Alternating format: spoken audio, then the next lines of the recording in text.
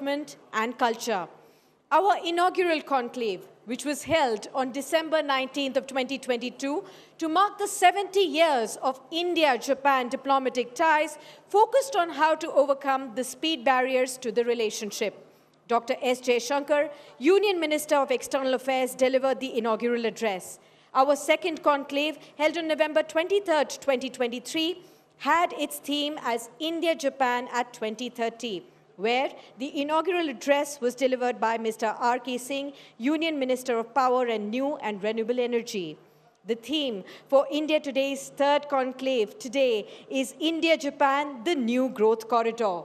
Top policy makers, experts, and stakeholders today will gather here to set the agenda for enhancing the strategic and global partnership between these two Asian giants.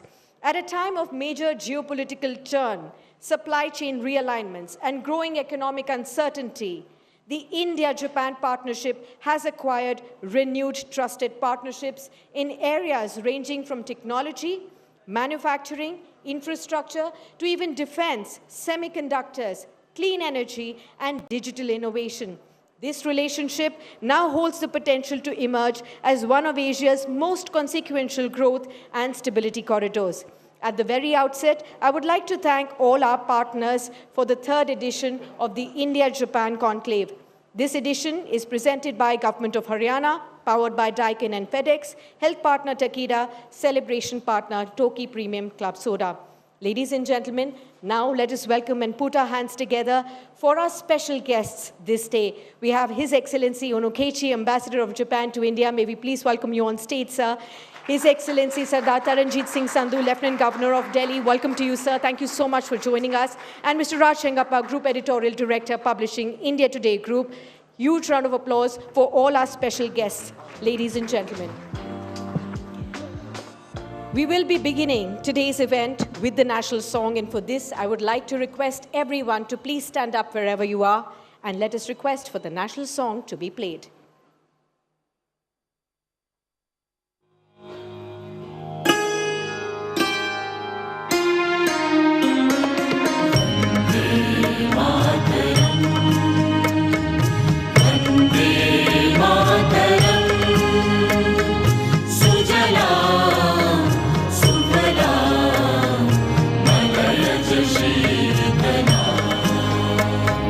Shasya Shyamala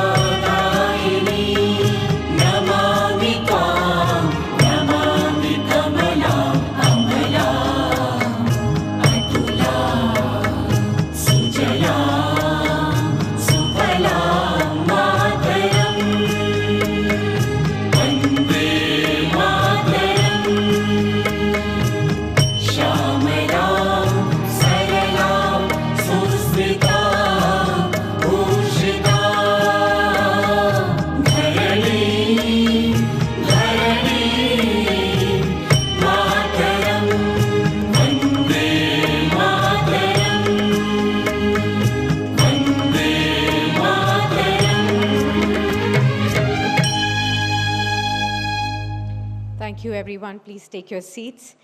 And I would now like to invite Mr. Raj Chengappa, Group Editorial Director, Publishing India Today Group, for the welcome address. Warm round of applause, ladies and gentlemen.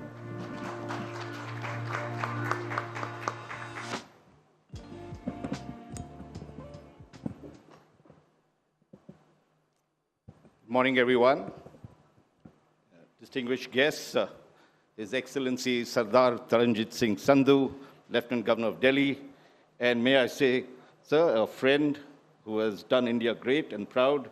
He had a wonderful stint in the US, where he built India-US relations during President Trump's first term. And in fact, I was there when he brought President Trump to Ahmedabad for that big meeting that was historic. We also have His Excellency Ono Keiichi, Ambassador of Japan to India, who, this is his first stint, but India has been his favorite place, and he was G20 Sherpa for Japan, where, along with Amitabh Kant and the other Indian delegates, they built a consensus and made the difference to our G20. We do have top business leaders, strategic thinkers, policy experts, and of course, a huge amount of special guests, ladies and gentlemen. So on behalf of India Today, I warmly welcome you all to our third India Today Indo-Japan Conclave. I would also like again to thank Sandhuji and Ono-san for taking time out to come and join us in this conversation. I thought I'll begin with a personal note, and I think I once told the ambassador this episode in my life. And I'm not getting batty, but this is my 9th birthday. And of course, this was the pre-digital, pre-TV age. And my father gifted me a Viewmaster. For our generation, we know what a Viewmaster is. It's a binocular-like device that allowed one to see photographs in magical 3D. That time was seen as really important. Now, among the many reels I viewed, one image stayed with me, and this was this very beautiful Japanese shrine. It had vermilion torii gate. Torii, I think is the word, the gate that you see, the arch on the sea, floating over the sea, and a traditional dancer dressed in a vivid Japanese finery, green, orange, all those beautiful colors that you'll wear. And I was fascinated, and I made a quiet promise to myself. Remember, I was 9 years old, that one day I would visit that place. Many years later, I had forgotten about it, but after writing my book on India's nuclear bomb history, I was invited to Tokyo to speak. I naturally traveled to Hiroshima to pay homage to the victims of the horrific and the world's first atomic bomb. And to my surprise, on the nearby island of Miyajima, I found myself standing before that very shrine from my childhood memory. How coincidental can that be? Something that I write, the nuclear bomb, when I was 9 years old, I remember that, land up there, not to see this Hiroshima I wanted to see, and there was this shrine. And there, when I went around, I discovered something remarkable about the shrine that was built around it. I learned of the deep civilizational and philosophical links between India and Japan, including traditions associated with Indian deities like Goddess Saraswati, Lord Ganesha, and Shiva. They all talked to me, and I bought actually little idols of that. And I also learned what the torii gate symbolized. And it is a crossing, they said, from the ordinary world into a sacred space. Since then, I've often felt that India and Japan are linked in many ways, but we are still discovering. Because among India's major international relationships, I've always believed that India-Japan ties among the most fascinating and perhaps almost the most puzzling. I think, Sandhuji, we were talking just before this, and you said you had this opportunity to study Japanese or Russian, and because your wife was there, you all decided you'd take Russian, but life is coming a full circle, sir. You're back here, and you're going to talk a bit about Japan and India and Delhi relations. I said GNU connect. He mentioned why. He said that it was because JNU he landed up studying Russia, but of course that's a different story. And I'm saying this is fascinating because few relationships have been built with this degree of trust and consistency. These are if you look back, there are no historical burdens, no major disputes between us, no dramatic swings. Over the decades, India and Japan have quietly built one of Asia's most stable and dependable partnerships, stretching from trade, as Sakshi mentioned, technology, defense, supply chains, talent, and the future of Indo-Pacific. Yet, as we stand here, one cannot escape a very difficult question, at times unpalatable.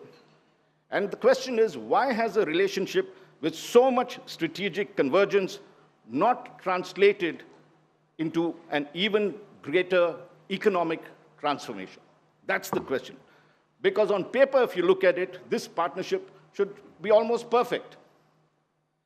Japan brings what India needs: capital, technology, advanced manufacturing, and strategic depth. India brings what Japan needs: scale, talent, growth, and of course, our tremendous demographic energy. Yet, and I say yet, while strategically we are deeply aligned, economically we are still, and may I use this word, as you said, domo, is that the word you say, excuse me?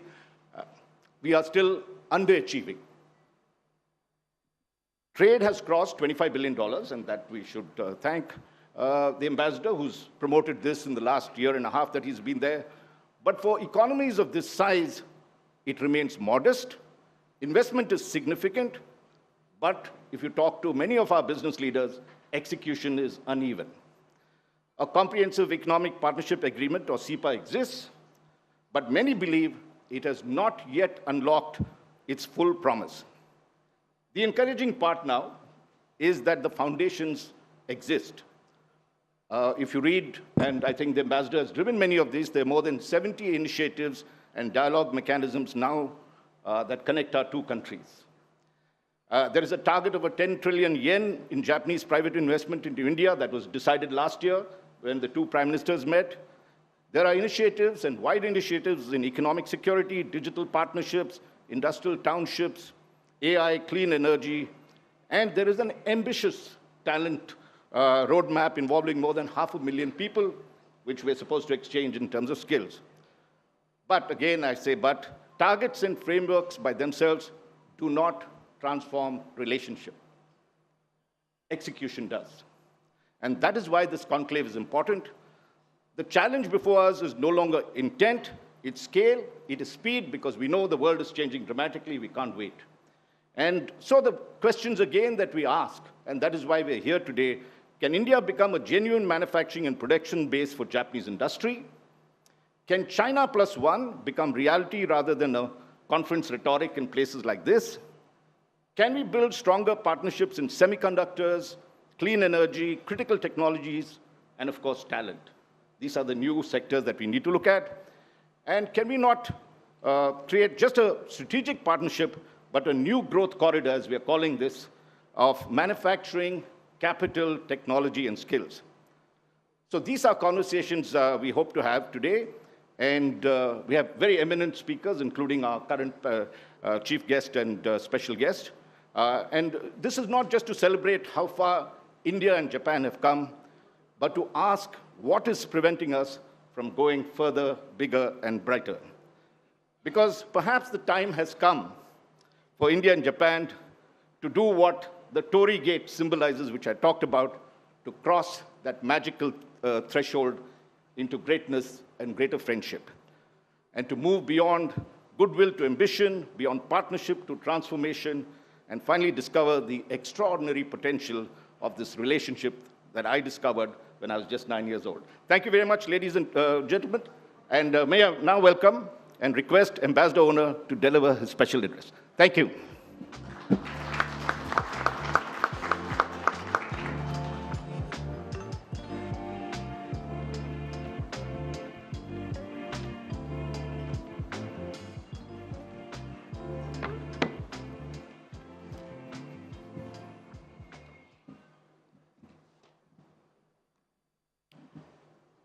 Thank you very much. His Excellency Sardar Taranjit Singh Sandhu, Lieutenant Governor of Delhi, Mr. Raj Chengappa, Group Editorial Director of India Today Group, distinguished guests, ladies and gentlemen. First of all, I would like to extend my heartfelt congratulations on the occasion of the third Indo-Japan Conclave. I would also like to express my sincere gratitude to the India Today Group for organizing this event and extending your kind invitation. Before diving into Japan-India relations, I would like to highlight the core policies of the administration of Prime Minister Takaichi Sanae and a vital pillar of Japan's foreign strategy, the updated Free and Open Indo-Pacific, FOIP, FOIP. This will clearly demonstrate how synergistic Prime Minister Takaichi's vision is with India's vision, and how indispensable India is for Japan, and Japan is for India. Under Prime Minister Takaichi, Japan is pursuing a responsible and proactive public finances aimed at rebuilding a strong economy, strengthening industrial competitiveness, and enhancing Japan's diplomatic and security capabilities. In her policy speech to the Diet, she emphasized the determination to turn people's unease and apprehension over their daily lives into hope, while making the Japan archipelago stronger and more prosperous. Economically, the Takaichi administration prioritizes overcoming inflationary pressures, raising productivity, and promoting strategic investment in future-oriented industries. Particular emphasis is artificial intelligence, semiconductors, quantum technology, biotech, advanced manufacturing, and economic security-related supply chains. Through strategic investments, Japan seeks to strengthen Japan's industrial base, not only to stimulate growth, but also to enhance resilience against potential crises. In the field of foreign and security policy, Japan will continue to strengthen the Japan-US alliance, deepen cooperation with like-minded partners such as India, Australia, Europe, and ASEAN countries, and actively contribute to a free and open Indo-Pacific. In response to an increasingly severe strategic environment in the Indo-Pacific region, Japan is also accelerating efforts to reinforce its defense capabilities and economic security framework. Alongside defense modernization, Japan seeks to play a greater role in maintaining international order based on the rule of law, free trade, secure supply chains, and technological cooperation. As part of these endeavors, earlier this month, in Vietnam, Prime Minister Takaichi announced a new vision, the updated FOIP, updated Free and Open Indo-Pacific. Since former Prime Minister Abe proposed the FOIP concept exactly 10 years ago, Japan has worked with like-minded countries, including India, to build an international order based on freedom, openness, diversity, inclusiveness, and the rule of law in the Indo-Pacific region, connecting the Pacific and the Indian Oceans and the continents of Asia and Africa. The significance of these core principles will remain unwavering. At the same time, to adapt to the new global realities, intensifying geopolitical competition, and accelerating technological innovation, it is essential for countries within the region to enhance resilience and capabilities to have freedom to decide for themselves. To achieve this, Japan, through the updated FOIP, will focus on the following three priority areas. First, building economic infrastructure for the age of AI and data, including by strengthening supply chain resilience for energy and critical minerals. Second, co-creating economic growth opportunities through public-private collaboration and rule sharing. And third, enhancing cooperation in the field of security to ensure regional peace and stability. Through these three pillars, Japan has proposed that countries enhance resilience and capabilities to have freedom to decide for themselves, making the entire Indo-Pacific region become more resilient and more prosperous together. Here is an example of these initiatives. In responding to the current situation in the Middle East, in April last month, Prime Minister Takaichi hosted a meeting among the leaders in Asia and announced the launch of the Partnership on Wide Energy and Resources Resilience Asia. It's called Power Asia. This framework aims to cooperate in emergency responses through financing to maintain supply chains of crude oil and petroleum products in Asia. It also promotes structural measures, including expanding the number of days of crude oil reserves and diversifying energy sources. The framework includes Japan's initiative to provide $10 billion in financial cooperation. We appreciate MA Minister Jayashankar's participation in the meeting. There is a strong synergy between Japan's FOIP and India's Indo-Pacific Ocean Initiative, IPOI, as well as Mahasagar. Building on this, Japan and India have been advancing concrete cooperation. To make the entire Indo-Pacific region more resilient and more prosperous, we would like to work together and further deepen our collaboration as we share fundamental values and strategic interests. Esteemed guests, moving on to our bilateral relations. During Prime Minister Modi's visit to Japan in August last year, the two leaders agreed on the Japan-India joint vision for the next decade, marking the opening of a new golden chapter in our special strategic and global partnership. This covers a wide range of areas, including the defense and security, investment and technology, economic security, and people-to-people exchanges. Strengthening economic ties with a dynamically growing India aligns with the growth policies of the Takaichi administration. During Prime Minister Modi's visit last August, both sides agreed on a new target of 10 trillion yen in new private investment from Japan to India, approximately $68 billion, doubling the previous achieved goal. According to a survey conducted by the Japan Bank for International Cooperation, JBIC, India has been the most popular destination for the Japanese companies for 4 consecutive years. Approximately half of the Japanese companies in India are in the manufacturing sector, contributing to the Make in India initiative.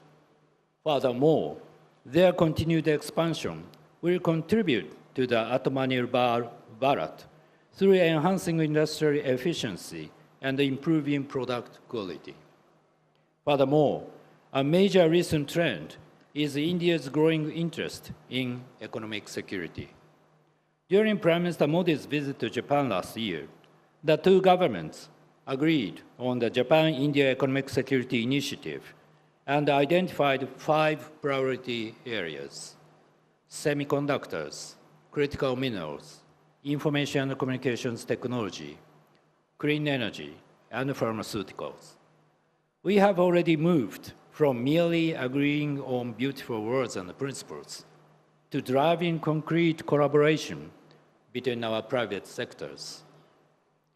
Earlier this month, Japanese Minister for Economic Security, Ms. Onoda, visited India and signed a letter of intent on quantum science and innovation with her counterpart, Dr. Jitendra Singh, Union Minister of State for Science and Technology. Minister Onoda also agreed to promote AI cooperation with Shri Vaishnaw, Union Minister in charge. Furthermore, at the recent Japan-India Economic Security Dialogue held at the Vice Minister Foreign Secretary level, both countries agreed to advance action-oriented cooperation in the coming months. In the semiconductor sector, Japanese companies are eager to get involved in Dorera, Gujarat, and Jagirod, Assam. Having visited these industrial parks alongside many Japanese companies, I have discussed infrastructure development and other challenges with chief ministers of those states and relevant union ministers to establish India's semicon ecosystem. To boost Japan's investment to India, MSMEs are key, but they still face challenges. By accelerating efforts, including India's tax and regulatory reforms, as well as strong support for matchmaking with partner companies, I would like to further deepen the economic relationship between our two countries. Ladies and gentlemen, in terms of politics and security as well, India is a strategic partner for Japan. In an evolving international environment, our mutual importance as natural partners is increasing more than ever.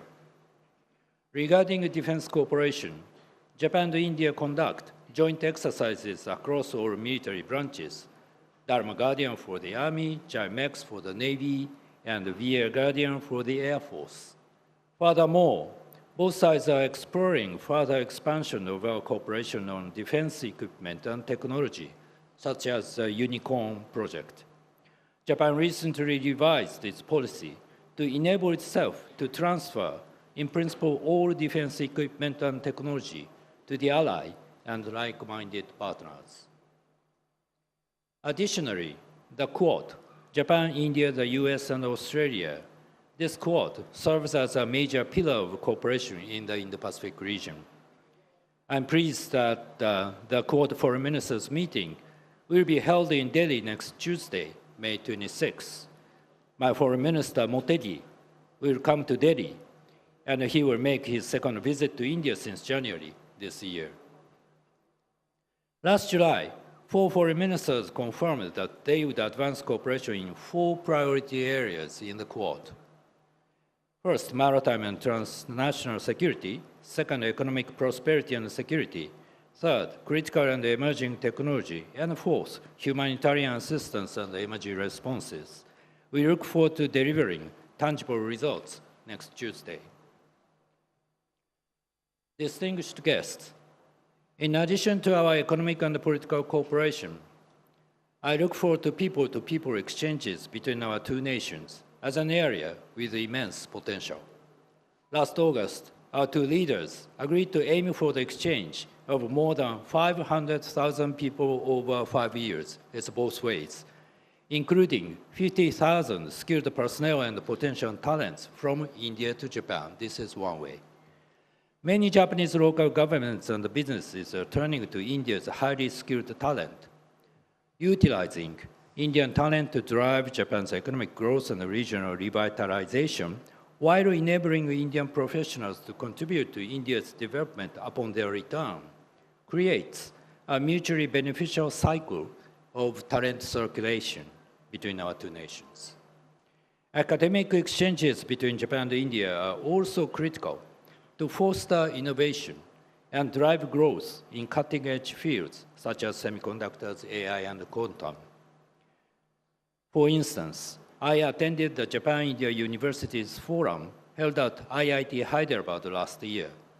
It brought together presidents and representatives from more than 30 top universities from each country for passionate discussions on further promoting the circulation of brains.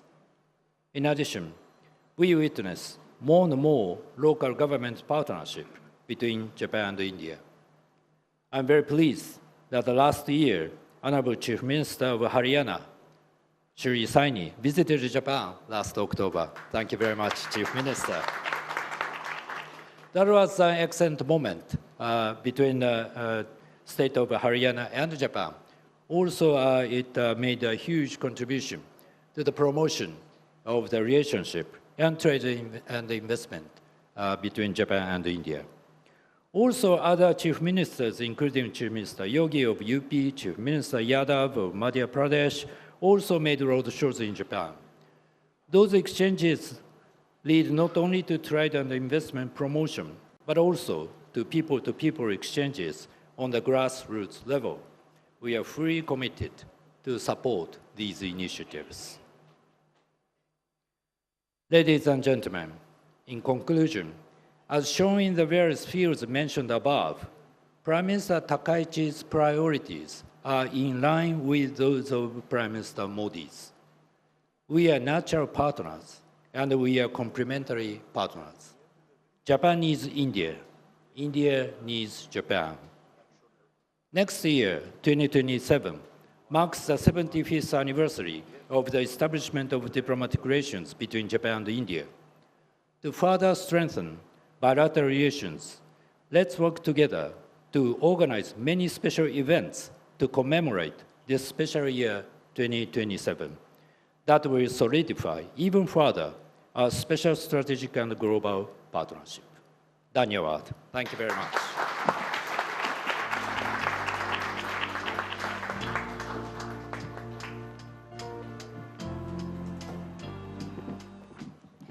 Warm round of applause, ladies and gentlemen. Thank you so much, Your Excellency, for your inspiring words. Our next session is a keynote address, From Metro to Metropolis, How Japan Can Help Redesign Delhi's Urban Future. May I please ask all of you to put your hands together for this session. His Excellency, Sardar Taranjit Singh Sandhu, Lieutenant Governor of Delhi, to please say a few words. Thank you so much, sir. And as he walks there, Ambassador Sandhu, let's welcome our chief guest also from Haryana, the Haryana Chief Minister, Mr. Naib Singh Saini. Let's give him a very warm round of applause. Thank you.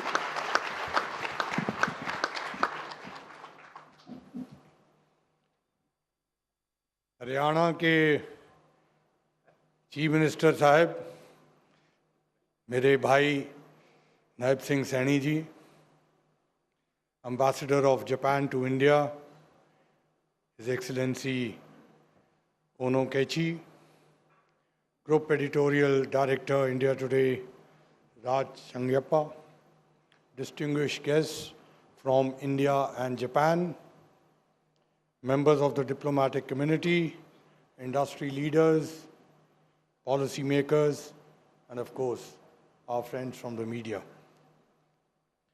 India and Japan share a relationship that has steadily grown in depth and maturity over the decades. It is a partnership built on trust, mutual respect, and a shared commitment to stability and progress in the region. From early economic cooperation to today's special strategic and global partnership, India and Japan have consistently stood by each other.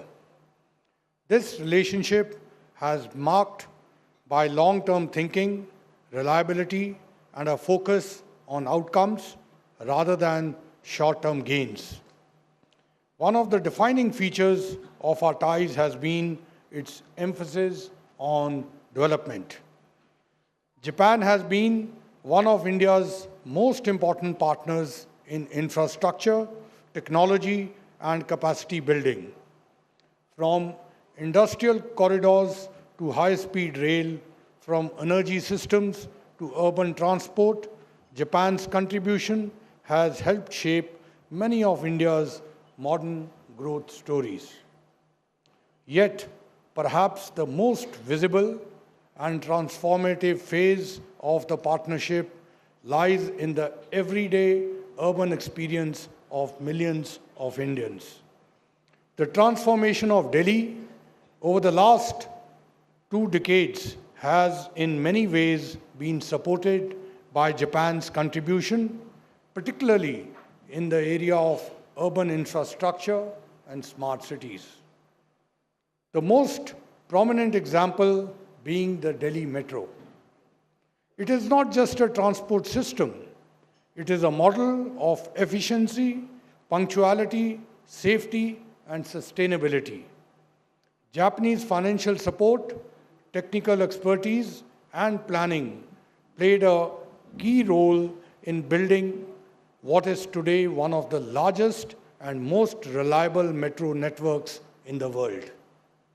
The impact has been far-reaching.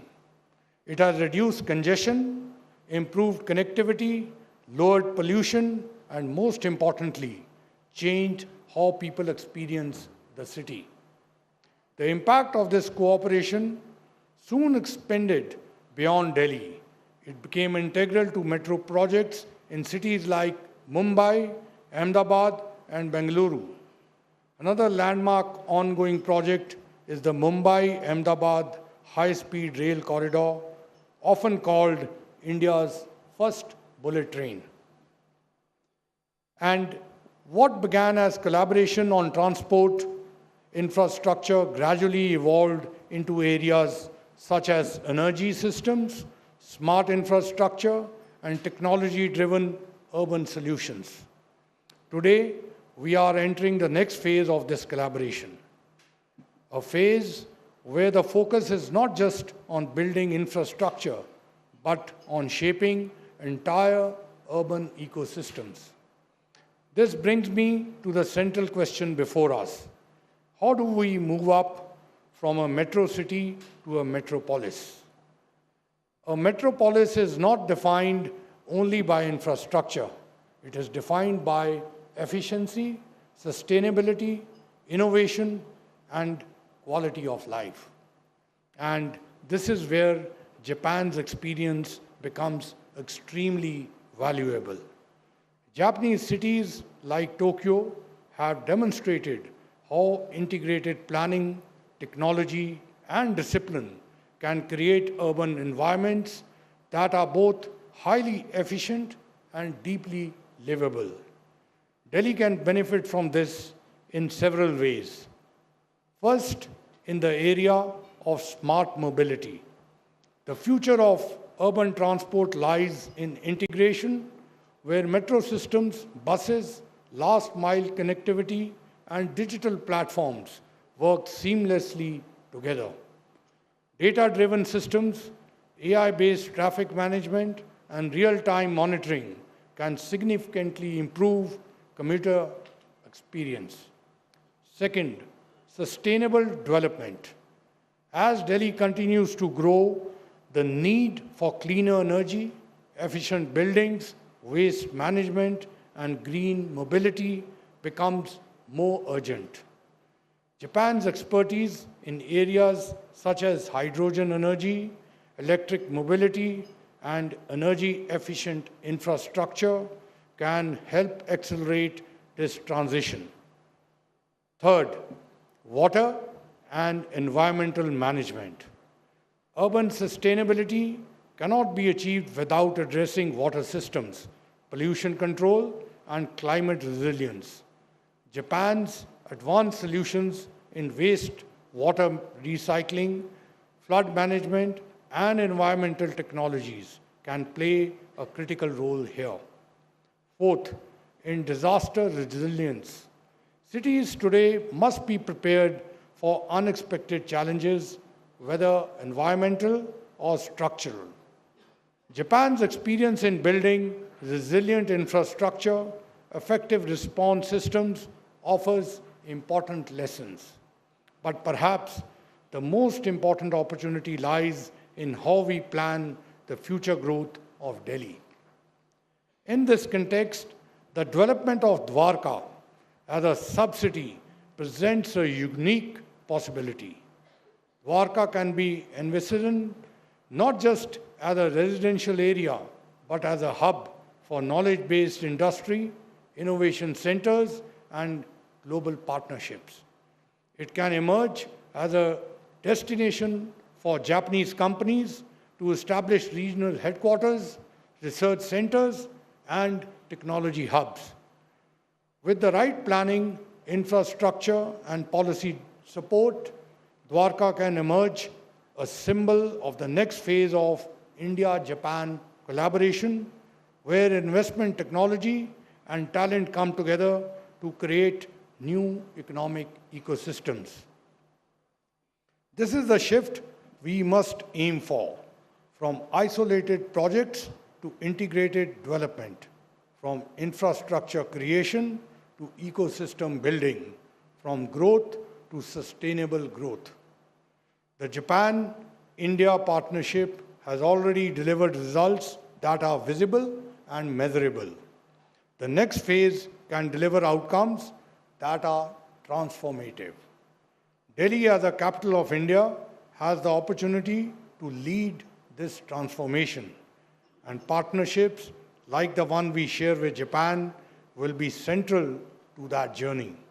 The strength of this partnership is not just in project and investment, but in enduring trust and shared vision that continue to bring our two nations closer. In the words of Prime Minister Narendra Modi ji, India and Japan are natural partners and trusted friends working together for global good. Let us continue to strengthen this enduring partnership with mutual respect, shared ambition, and collective purpose. Thank you. Jai Hind.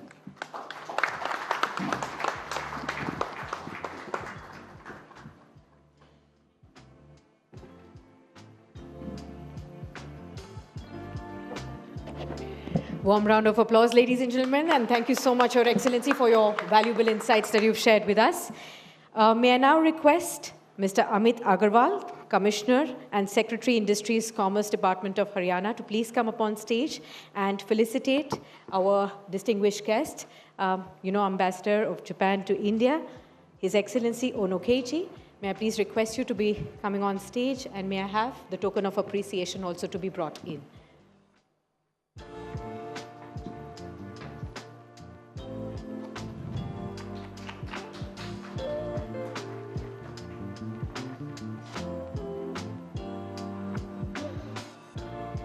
Let us pose for a photo op. Warm round of applause, ladies and gentlemen.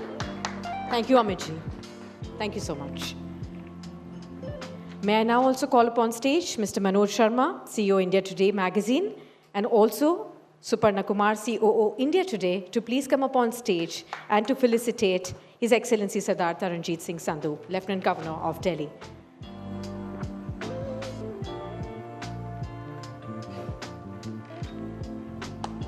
Warm round of applause, ladies and gentlemen, for our distinguished guests.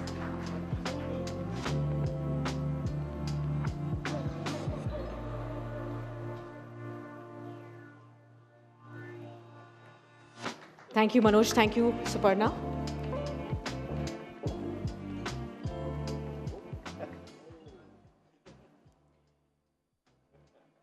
Warm round of applause, ladies and gentlemen. May I now request everybody to please stand for the national anthem.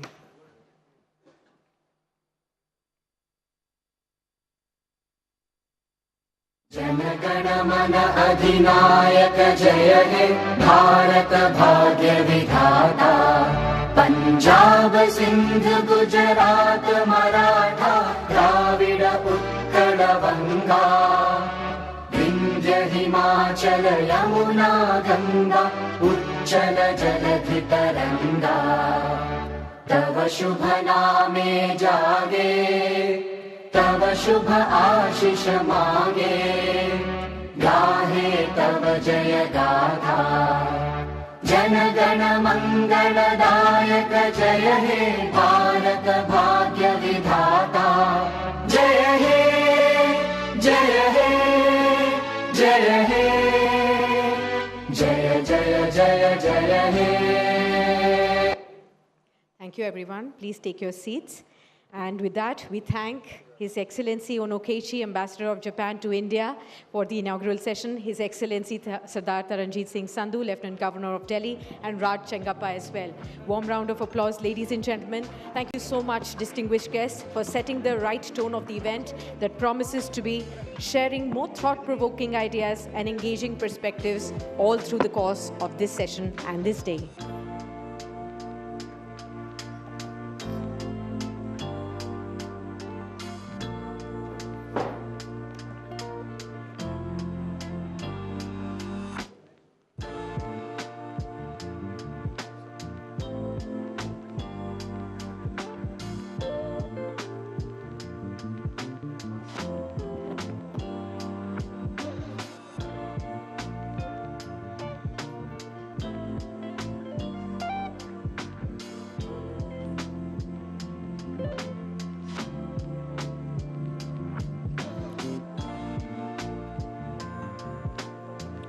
Let us all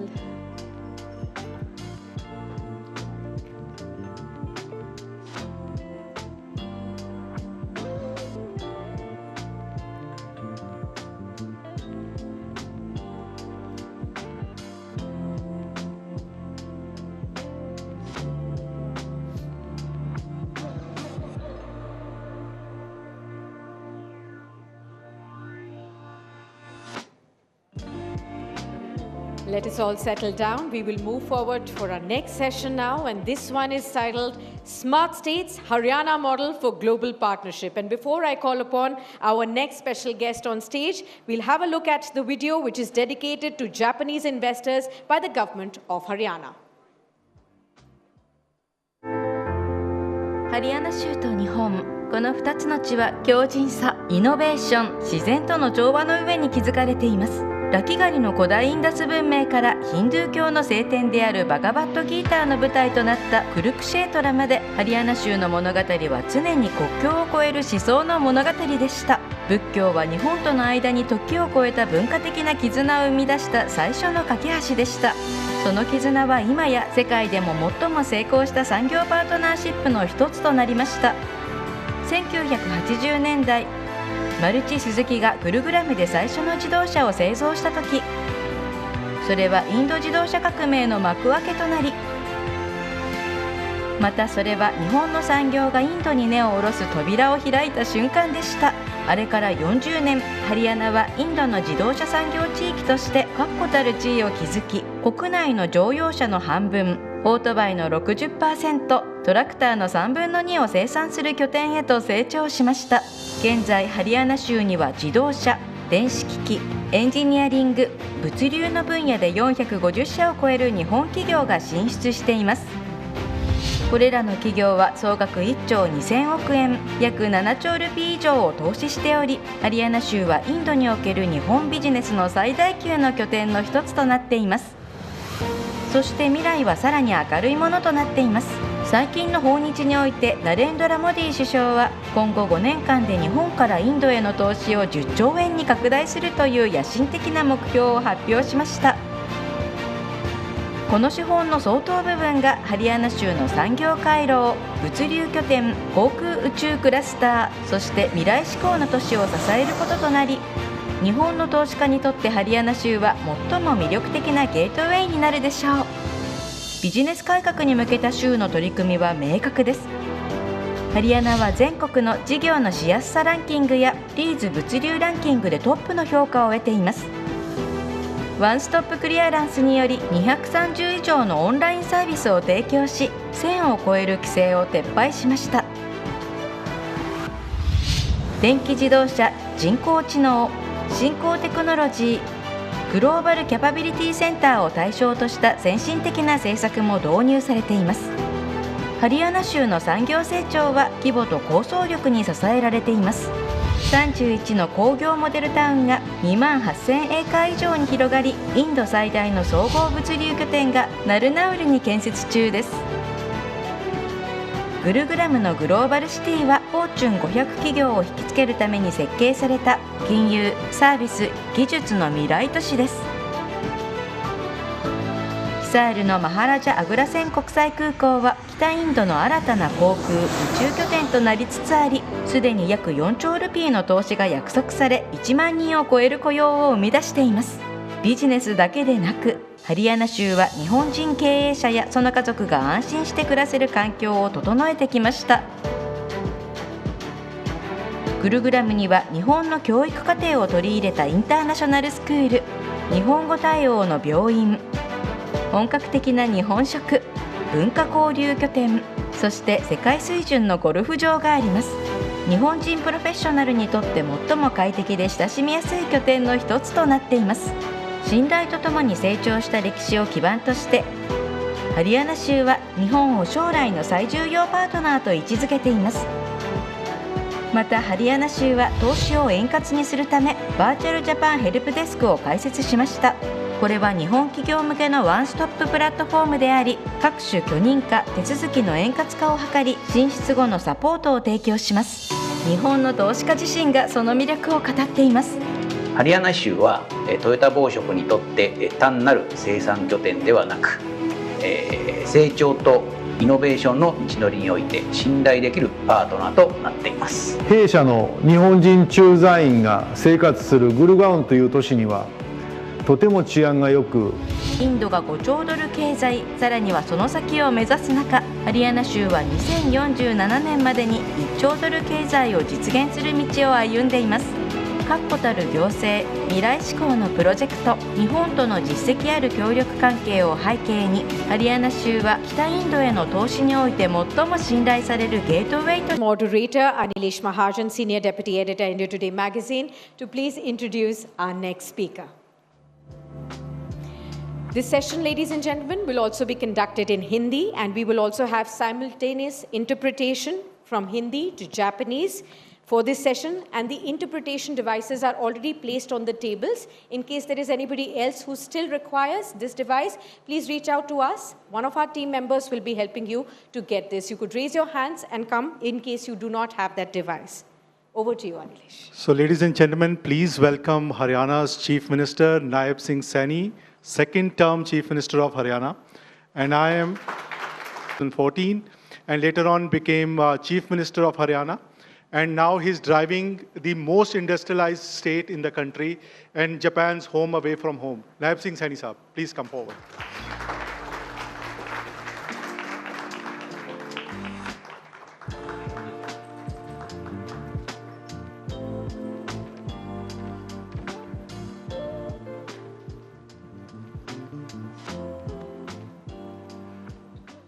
Saini Saab, there are a lot of Japanese investors here. बहुत सारे Japanese investor हैं यहाँ पे जो आपसे समझना चाहते हैं कि हरियाणा किस तरीके से रेडी है नेक्स्ट जनरेशन एंटरप्रेन्योर्स को बुलाने के लिए, और जो एग्जिस्टिंग एंटरप्रेन्योर्स हैं उनके लिए कैसे दरवाजे खोले हैं.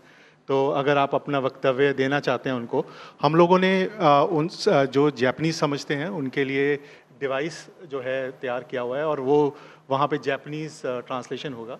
तो आप जिस भी लैंग्वेज में देना चाहते हैं वक्तव्य आप दे सकते हैं.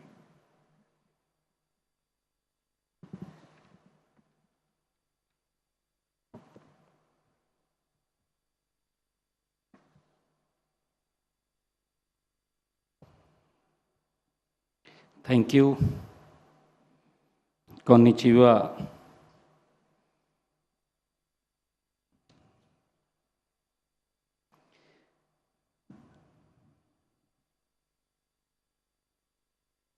आज मेरे लिए ये बहुत ही गौरव का दिन है कि आज सबसे पहले तो मैं designations guest, respected delegates and estimates respective from India and Japan, I welcome to you Haryana. मैं सभी माननीय अतिथिगण का जो जापान और भारत से पधारे हैं, आप सब विशिष्ट प्रतिनिधिगण का, आज इस उद्योग जगत के अग्रणी हमारे जो साथी डिप्लोमेटिक्स समुदाय के सदस्य और भारत जापान साझेदारी के सभी मित्रों का मैं हरियाणा की तरफ से आप सबको सादर नमस्कार करता हूं, आप सबको प्रणाम करता हूं. हमारे बीच में आज हमारे इंडस्ट्री मिनिस्टर राव नरवीर सिंह जी और उपस्थित सभी भारत जापान साझेदारी के हमारे सभी मित्रगण, आज इस भारत जापान कनक्लेव में जो इंडिया टुडे द्वारा आयोजित किया गया है, मैं आप सबका इस कनक्लेव में स्वागत करते हुए मुझे अत्यंत प्रसन्नता हो रही है. आज मैं यहाँ फ्रेंड्स केवल निवेश की बात करने नहीं आया हूँ, मैं यहाँ आज विश्वास की बात करने के लिए आया हूँ. एक ऐसा विश्वास साथियों जो पिछले 4 दशकों में हरियाणा और जापान के बीच बना है। हम सब ये जानते हैं, एक ऐसा विश्वास जिसने हरियाणा को जापान कंपनियों के लिए होम अवे फ्रॉम होम बना दिया है। फ्रेंड्स, आज वैश्विक अर्थव्यवस्था तेजी से बदल रही है।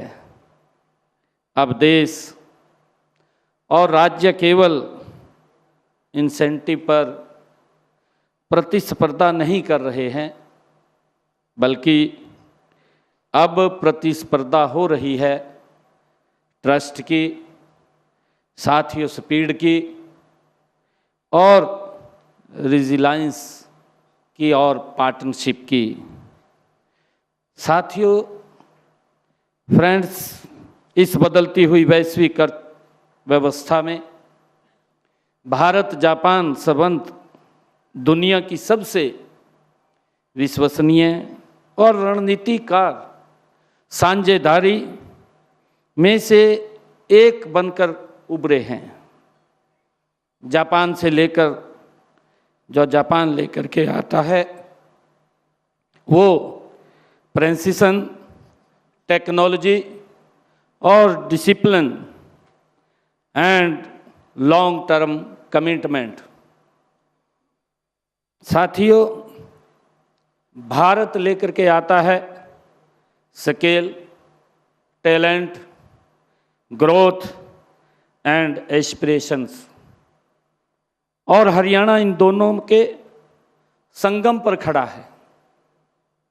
फ्रेंड्स, आज हरियाणा भारत में जापानी कंपनियों का सबसे बड़ा केंद्र बना है। लगभग 394 जापानीज इंडस्ट्री एंड 600 से अधिक जापानीज व्यावसायिक प्रतिष्ठान आज हरियाणा में कार्यरत हैं। फ्रेंड्स, आज के इस कॉन्क्लेव का जो विषय भी है वो विषय है smart states Haryana model for global partnership. मैं सबसे पहले यह बताना चाहूँगा कि हमारे लिए स्मार्ट स्टेट का अर्थ है, हमारे लिए स्मार्ट स्टेट केवल टेक्नोलॉजी या डिजिटल डैशबोर्ड नहीं है। फ्रेंड्स, हमारे लिए स्मार्ट स्टेट्स वह है जो भविष्य को पहले से समझे, जो निवेशकों की समस्या को आने से पहले उसे सुने, जो फ्रिक्शन को कम करे। फ्रेंड्स, जो आइसोलेशन प्रोजेक्ट्स नहीं बल्कि इकोसिस्टम बनाए। फ्रेंड्स, और सबसे जो इम्पोर्टेंट विषय है, जो केवल इंडस्ट्रियल रिलेशनशिप नहीं बल्कि ह्यूमन रिलेशनशिप बनाए। साथियों, यही है हरियाणा मॉडल। मुझे खुशी है कि एक ऐसा मॉडल जो आधारित है रिस्पॉन्सिव्स एंड रिफॉर्म्स, रिलेबिलिटीज एंड रिलेशनशिप्स पर ये आधारित है। फ्रेंड्स, आज हरियाणा भारत की अर्थव्यवस्था में अत्यंत महत्वपूर्ण योगदान दे रहा है, जबकि देश के कुल भौगोलिक क्षेत्रफल में हमारी हिस्सेदारी केवल 1.3% है। हमारी अर्थव्यवस्था लगातार राष्ट्रीय औसत के तेज गति से बढ़ रही है। साथियों, 250 से अधिक फॉर्च्यूनर 500 कंपनीज के ऑफिस हरियाणा में हैं। हम manufacturing, export, logistic, startups of ease of doing business जैसे अनेक क्षेत्रों में साथियों अग्रणी राज्यों में हरियाणा शामिल है। लेकिन एक महत्वपूर्ण प्रश्न है कि आखिर जापानीज कंपनीज ने हरियाणा को ही क्यों चुना है? फ्रेंड्स, यह केवल लोकेशन के कारण, क्या केवल इंसेंटिव के कारण? फ्रेंड्स, बल्कि इसलिए क्योंकि हरियाणा ने जापानीज उद्योग संस्कृति को समझा है। हमने समझा है कि जापानीज कंपनी जो महत्व देती हैं वो क्वालिटी को, ऑपरेशनल स्टेबिलिटी को और पार्टनरशिप को और डिसिप्लिन वर्कफोर्स को, साथियों रिलायबल सप्लाई चेन को और लॉन्ग टर्म पार्टनरशिप को। साथियों, इसलिए हरियाणा का इंडस्ट्रियल इकोसिस्टम जापानीज व्यावसायिक संस्कृति के अनुरूप विकसित हुआ है। फ्रेंड्स, आज जब आप गुरुग्राम, मानेसर, झज्जर, बावल और सोनीपत जाते हैं तो आपको केवल इंडस्ट्रियल क्लस्टर नहीं दिखते। फ्रेंड्स, आपको भारत जापानीज इंडस्ट्रियल एकीकरण दिखाई देता है। जापान आज विश्वसनीय ग्रोथ पार्टनर्स की तलाश में और हरियाणा पूरी तरह साथियों तैयार है। इंफ्रास्ट्रक्चर के साथ, पॉलिसी सपोर्ट्स के साथ और स्किल्ड टैलेंट के साथ, इंडस्ट्रियल इकोसिस्टम के साथ, सबसे महत्वपूर्ण एक कमिटमेंट के साथ। फ्रेंड्स, यदि हम हरियाणा की स्ट्रेंथ की बात करें तो सबसे पहले आती है कनेक्टिविटी। साथियों, हरियाणा का लगभग 2/3 हिस्सा नेशनल कैपिटल रीजन के अंतर्गत साथियों आता है। राज्य का प्रत्येक जिला एक्सप्रेसवे और हाईवेज के माध्यम से दिल्ली से मात्र 4 घंटे के भीतर जुड़ा हुआ है। साथियों, मुझे इस बात की भी खुशी है कि अगर दिल्ली से हम जापान के लिए जाते हैं तो 8 घंटे का समय लगता है, और अगर हरियाणा के किसी कोने से आप दिल्ली आते हैं तो 4 घंटे का समय आपको लगता है। ये हमारी साथियों कनेक्टिविटी, रोड्स की कनेक्टिविटी ये दर्शाती है। साथियों, मुझे खुशी है फ्रेंड्स की डेडिकेटेड फ्राइट कॉरिडोर की बात हो, चाहे Delhi Mumbai expressway, rapid rail, metro connectivity and international airport Haryana को विश्व स्तरीय ये कनेक्टिविटी प्रदान कर रहे हैं। साथियों, हमारी दूसरी बड़ी शक्ति इंडस्ट्रियल इंफ्रास्ट्रक्चर। आज हरियाणा में 64 इंडस्ट्रियल एस्टेट और सेक्टर स्पेसिफिक पार्क, साथियों इलेक्ट्रॉनिक क्लस्टर, ईवी इकोसिस्टम और logistic hubs, food parks and advance manufacturing zone विकसित किए जा रहे हैं। फ्रेंड्स, विशेष रूप से जापानीज कंपनियों के लिए METL झज्जर में विकसित हो रहा है। जापानीज इंडस्ट्रियल टाउनशिप एक महत्वपूर्ण इंडस्ट्रियल हब बन रहा है। इसके साथ साथ मेरा जब पिछले दिनों जापानीज की यात्रा थी, उस जापानीज यात्रा के अंदर मैंने जब वहाँ हमारे इंडस्ट्रियलिस्ट के साथ मैं बातचीत कर रहा था तो हमने नारायणगढ़ में भी, यहाँ हरियाणा में एक नया जापानीज क्लस्टर प्रस्तावित किया था, और मुझे खुशी है कि हम उसकी तरफ गति से आगे बढ़ रहे हैं। फ्रेंड्स, आज ईज ऑफ डूइंग बिजनेस से आगे बढ़ करके दुनिया स्पीड ऑफ डूइंग बिजनेस की ओर गति से बढ़ रही है, और हरियाणा ने इस परिवर्तन को साथियों समय रहते हुए ये समझा है। हमारा सिंगल रूफ क्लियरेंस सिस्टम आज 140 से अधिक सेवाएं डिजिटल माध्यम से साथियों उपलब्ध करा रहा है। फ्रेंड्स, अप्रूवल टाइमलाइन लगभग 24 दिनों से घटकर आज 12 दिनों तक आ चुकी है, लेकिन हमारी महत्वाकांक्षा इससे भी आगे है। हम ईज से स्पीड और स्पीड से प्रोडक्टिविटी के लिए और गति से साथियों आगे बढ़ रहे हैं, क्योंकि निवेशकों को केवल अप्रूवल नहीं चाहिए, उन्हें साथियों सर्टेनिटी चाहिए। फ्रेंड्स, भविष्य उन अर्थव्यवस्थाओं का होगा जो ऐसी सीलेट सप्लाई चेन बनाएंगी और भारत तथा जापान मिलकर के दुनिया की सबसे मजबूत मैन्युफैक्चरिंग पार्टनरशिप में से एक बना सकते हैं। फ्रेंड्स, विशेषकर ईवीज, बैटरीज और इलेक्ट्रॉनिक्स, सेमीकंडक्टर्स, एआई, रोबोटिक्स और health care technology and green manufacturing जैसे क्षेत्रों में हम साथियों मिलकर के आगे बढ़ सकते हैं। फ्रेंड्स, आज एमएसएमई भारत जापान साझेदारी का अलग बड़ा अध्याय हम बन सकते हैं।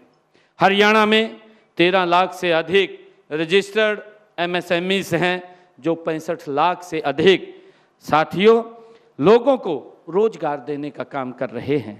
हमारे एमएसएमईज उन सेक्टरों में मजबूत है जहां जापान की वैश्विक मांग है। ऑटो कंपोनेंट्स, इंजीनियरिंग, गुड्स और electronics, textile, chemical and industrial manufacturing. इसलिए हरियाणा ज्वाइंट वेंचर और technology transfer, skill partnership and industrial facilitations and mechanism को आज प्रोत्साहन दे रहा है। फ्रेंड्स, एक स्मार्ट स्टेट्स केवल इंडस्ट्री नहीं बनाता है, वह क्वालिटी ऑफ लाइफ भी बनाता है। आज गुरुग्राम जापानीज प्रोफेशनल्स के लिए भारत के सर्वश्रेष्ठ सोशल इंफ्रास्ट्रक्चर इकोसिस्टम में से एक बन चुका है। Friends, international schools, Japanese restaurants, health care और golf course and integrated urban infrastructure इसे ट्रूली ग्लोबल सिटी बनाते हैं। और हमारा आगामी global city project live work and play के सिद्धांत पर आधारित भारत के सबसे बड़े इंटीग्रेटेड मिक्सड यूज टाउनशिप में से एक बनने जा रहा है। फ्रेंड्स, मैं पहले में एक महत्वपूर्ण मैं आप लोगों से बात भी ये साझा करना चाहता हूँ कि भारत जापान संबंध केवल ट्रांसजेक्शनल रिलेशनशिप नहीं है, यह एक ट्रस्ट बेस्ड पार्टनरशिप है। यह साझा मूल्यों पर आधारित है। विश्वास, अनुशासन और रिजिलाइंस, ट्रेडिशंस के प्रति सम्मान और एक्सलेंसिस के प्रति कमिटमेंट। और आज की दुनिया में ट्रस्ट बेस्ड पार्टनरशिप ही सबसे अधिक महत्वपूर्ण होगी। फ्रेंड्स, इसलिए हरियाणा ने साकुरा डेस्क की स्थापना भी की है, जो आपने अभी हमारे इस जो प्रेजेंटेशन थी उसके अंदर भी आपने देखा है। एक डेडिकेटेड जापानीज कंट्री डेस्क जो जापानीज निवेशकों को एंड टू एंड और फैसिलिटेशंस एंड हैंड होल्डिंग सपोर्ट्स प्रदान करेगा। प्री इन्वेस्टमेंट एडवाइजरी से लेकर के expansion supports and issue relations तक हरियाणा हर जापानीज निवेशक के साथ हर चरण पर खड़ा रहेगा। फ्रेंड्स, अंत में मैं आप सभी से एक बात भी ये पूछना चाहता हूँ कि किसी साझेदारी की वास्तविक सफलता क्या होती है। फ्रेंड्स, क्या केवल MOUs या क्या केवल इन्वेस्टमेंट अनाउंसमेंट?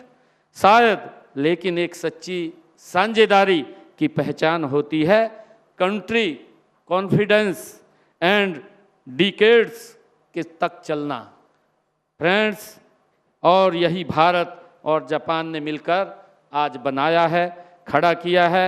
मैं जापान से आए सभी मित्रों से ये भी कहना चाहूँगा कि हरियाणा केवल इन्वेस्टमेंट नहीं मांग रहा, हरियाणा आपको पार्टनरशिप का निमंत्रण दे रहा है। Partnership for innovation, partnership for manufacturing, partnership for technology, partnership for sustainability, partnership for the future. आइए मिलकर के रेसिलिएंट सप्लाई चेन हम मिलकर के बनाएं और मिलकर के नेक्स्ट साथियों जनरेशंस इंडस्ट्रियल इकोसिस्टम बनाएं। मिलकर के एक स्मार्टर, ग्रीनर एंड पर्पोजर्स साथियों भविष्य का निर्माण करें। जापान के लिए भारत के लिए, आने वाली पीढ़ियों के लिए हम मिलकर के साथियों काम करें। मैं आज इस कॉन्क्लेव में जो इंडिया टुडे ने आज यहाँ आयोजित किया है, मैं इसके लिए इनका पुनः धन्यवाद करता हूँ और आप सबका भी मैं दिल से आभार व्यक्त करता हूँ कि आइए आप हरियाणा में आप लोगों को एक स्वच्छ ये वातावरण देने का काम हमारी सरकार निरंतर कर रही है। आगे भी आप लोगों को किसी प्रकार की कोई समस्या या दिक्कत सरकार की तरफ से नहीं आने देंगे। आप सबका बहुत बहुत धन्यवाद और आप सबको मैं दोनों हाथ जोड़ करके पुनः नमस्कार करता हूं। अरिजा गेतो गोजाई मास्ता, बहुत बहुत धन्यवाद। जय हिंद, जय भारत, नमस्कार।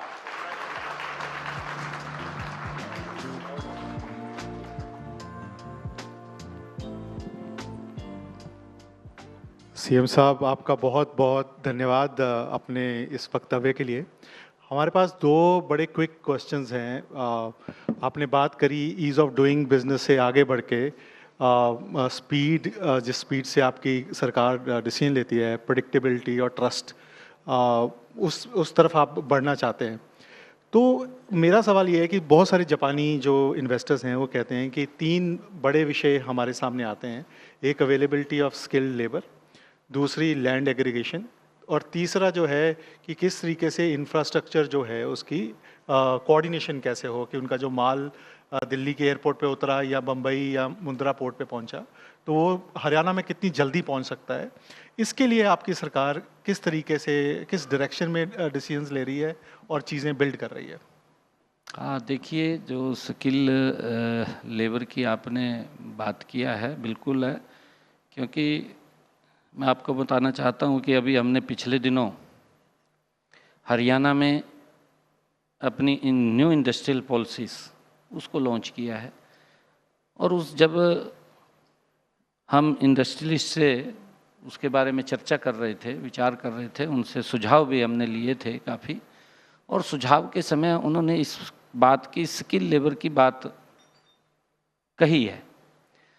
तो जिस भी हमारे इंडस्ट्रियलिस्ट ने स्किल लेबर की बात कही है, हमने उनको किस प्रकार का स्किल युवा चाहिए, उसके लिए हमारे हरियाणा के अंदर जो ITIs हैं, हमने उनको देने की बात कही है कि आप यहाँ पर युवाओं को स्किल करके इसमें इंडस्ट्री के अंदर आप उनको प्लेस कर सकते हैं। और उसके साथ साथ हमने हरियाणा के अंदर हमारा पलवल दुलौला के अंदर भगवान विश्वकर्मा स्किल यूनिवर्सिटी वो बनी हुई है, और उसके अंदर भी हमने ये कहा है कि जो हमारा इंडस्ट्रियलिस्ट है उनको किस प्रकार का यहाँ स्किल मैन पावर की आवश्यकता है, आप उसको आप देखिए और देख करके उस प्रकार के यहाँ पर कोर्सेस आप बच्चों को उसमें स्किल करने का काम करिए, जिससे कि हमारे इंडस्ट्रियलिस्ट को यहाँ पर मैन पावर की, स्किल मैन पावर की कोई समस्या न रहे। उसको लेकर के हम लगातार इसके अंदर काम कर रहे हैं।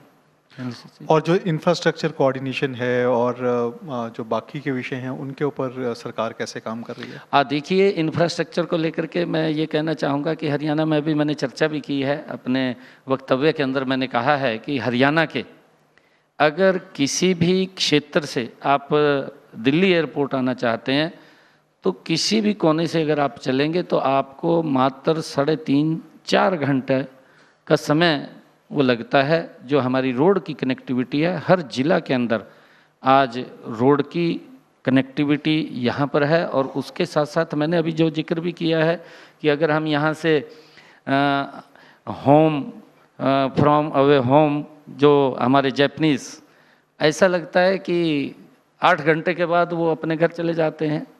यहाँ से इतनी फ्लाइट है, उनको 8 घंटा जाने में जापान का लगता है। हरियाणा के किसी कोने से आते हैं तो 3-3.5 घंटे के अंदर वो पहुँच जाते हैं।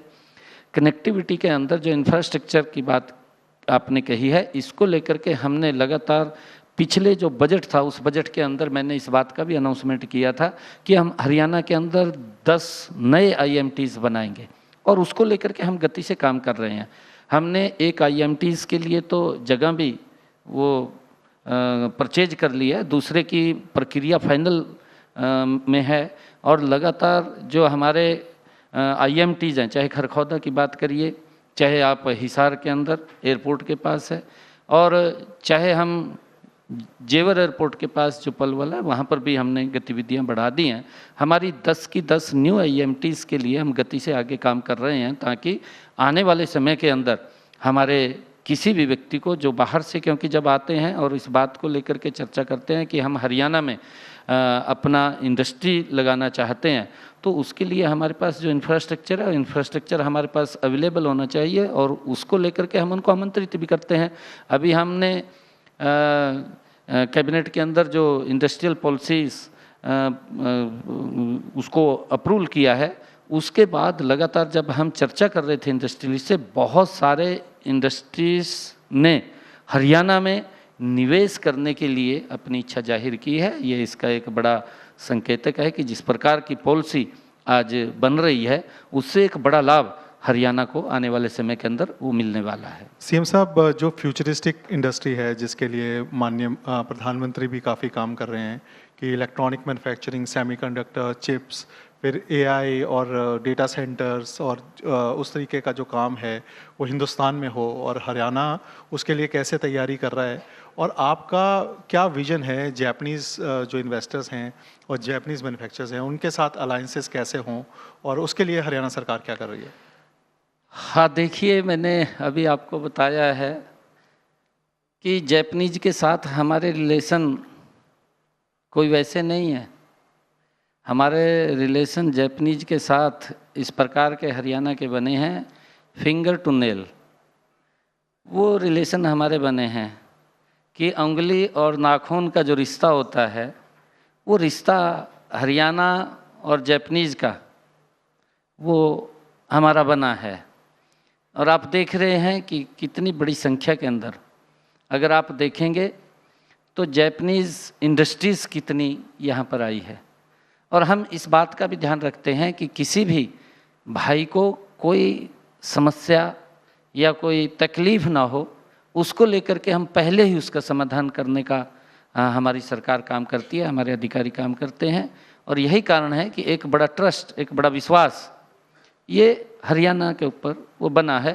मैं स्वागत करता हूँ, और आपने जो और भी यहाँ इसके लिए कहा है कि आप कैसे इसको आगे करेंगे, तो हम लगातार, क्योंकि हमने अभी जब कैबिनेट के अंदर अपनी पॉलिसीज़ पास की है, उसके बाद हम पूरे इंडस्ट्रीज़ को बुला करके उसको हम ओपन भी करने वाले हैं, ताकि बहुत सारे लोग यहाँ हरियाणा में जो इच्छुक हैं काम करने के, वो काम कर सकें। मुख्यमंत्री जी, आपका बहुत बहुत धन्यवाद। लास्ट में एक क्वेश्चन मैं पूछना चाहता हूँ कि हरियाणा में जैपनीज़ रेस्टोरेंट्स बहुत बढ़िया हैं और देश के सबसे बेस्ट हैं। आपने खुद ने कभी जैपनीज़ फूड खाया है? मैं अभी जब जापान गया था तो मैंने वहाँ जैपनीज, तो आपको सबसे अच्छा क्या लगा? फूड खाया है। मैंने वहाँ जैपनीज फूड खाया है, बहुत अच्छा फूड, क्योंकि हमारे कल्चर, हमारा जो सांस्कृतिक रिश्ता है वो भी जापान के साथ हमारा मेल खाता है। अगर आप देखेंगे कि अभी हरियाणा जापानीज के साथ, जापान के साथ अंतर्राष्ट्रीय गीता जयंती महोत्सव, वो पार्टनरशिप के अंदर अभी वहाँ पर एक बड़ा कार्यक्रम होने वाला है और उसकी तैयारी भी चल रही है जापान के अंदर। और हम जिस प्रकार से हरियाणा के अंदर अंतर्राष्ट्रीय गीता जयंती होती है, अलग अलग कंट्रीज़ को भी उसके अंदर आमंत्रित करते हैं। उसमें जापान को भी हमने पार्टनर के रूप में उसमें बुलाया। चाहे हमारा सूरजकुंड के अंदर मेला हो, उस मेले के अंदर भी हम पार्टनर के रूप में जापान को वहाँ आमंत्रित करते हैं, और इनसे हमारे रिलेशन और डेवलप होते हैं और नज़दीकियाँ उसके अंदर आती हैं। और मुख्यमंत्री जी, कोई जैपनीज़ आपको कोई सेंटेंस आपने सीख लिया हो? मुझे याद है जो आपसे पहले मुख्यमंत्री थे हरियाणा में और आपके गुरु हैं, उन्होंने तो जैपनीज़ लैंग्वेज सीखी थी। आपने चेष्टा करी इसको सीखने की?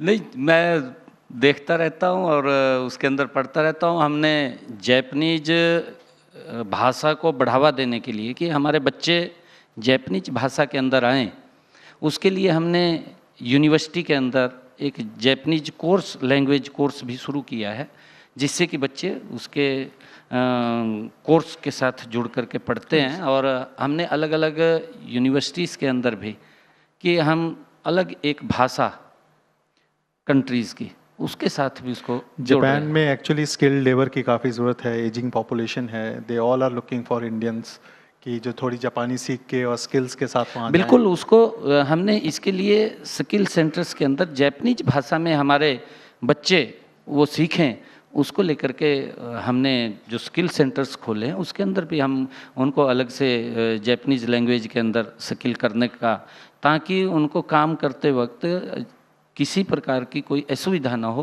और हम जब वो एक एक्सपर्ट स्किल बनता है तो उसके साथ साथ उसके पास लैंग्वेज स्किल भी हो तो अच्छे से वो काम कर सकता है, उसके लिए सरकार निरंतर काम कर रही है।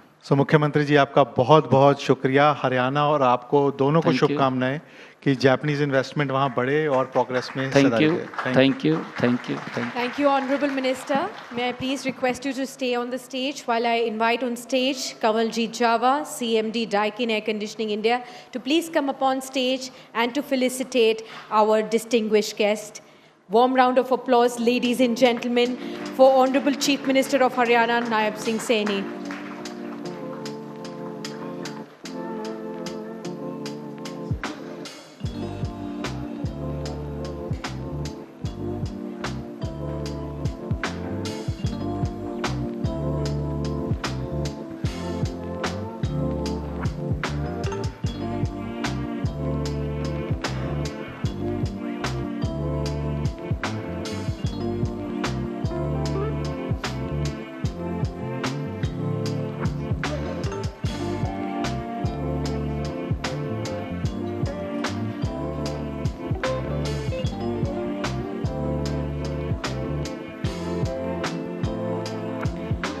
While we are on the stage, we will also invite on stage Rao Narbir Singh Ji, Minister of Industries, Haryana, to please come upon stage. And we will also have Mr. Kamaljeet Java Ji to felicitate our distinguished guest. Let us have the token of appreciation.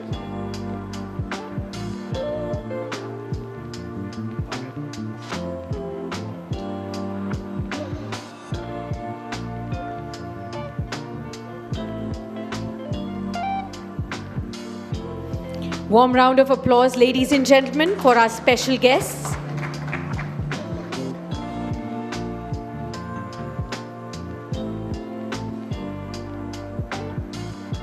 Thank you very much, Honorable Minister, and thank you so much, Rao Narbir Singh Ji, for being with us on this special occasion. Kamaljeet Jawar Ji, thank you so much for being with us, and thank you so much, Alish, for conducting this wonderful session.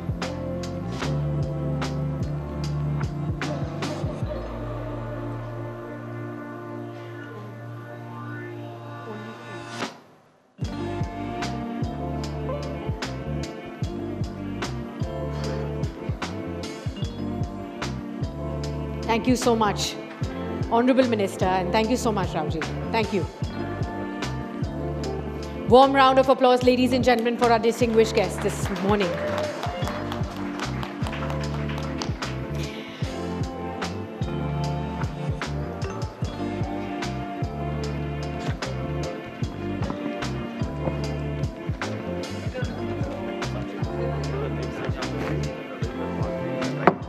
I'll take.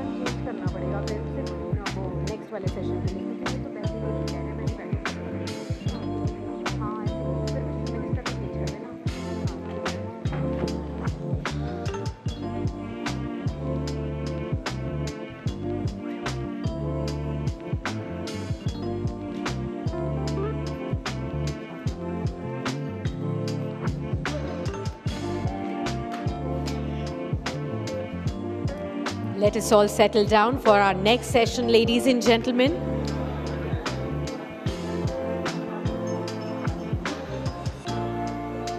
Our next session, ladies and gentlemen, is the keynote address on trade and commerce, SEPA, the new focus sectors of growth.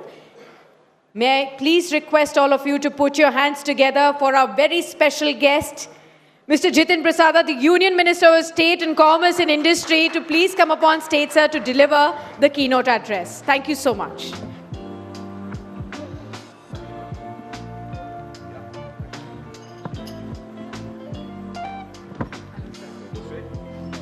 Yes. May I now request Mr. Jitin Prasada, Union Minister of State for Commerce and Industry, a dynamic representative of the government, and has done a lot to push India-Japan relations apart from the rest of the world that's there. Mr. Prasada, please. Thank you.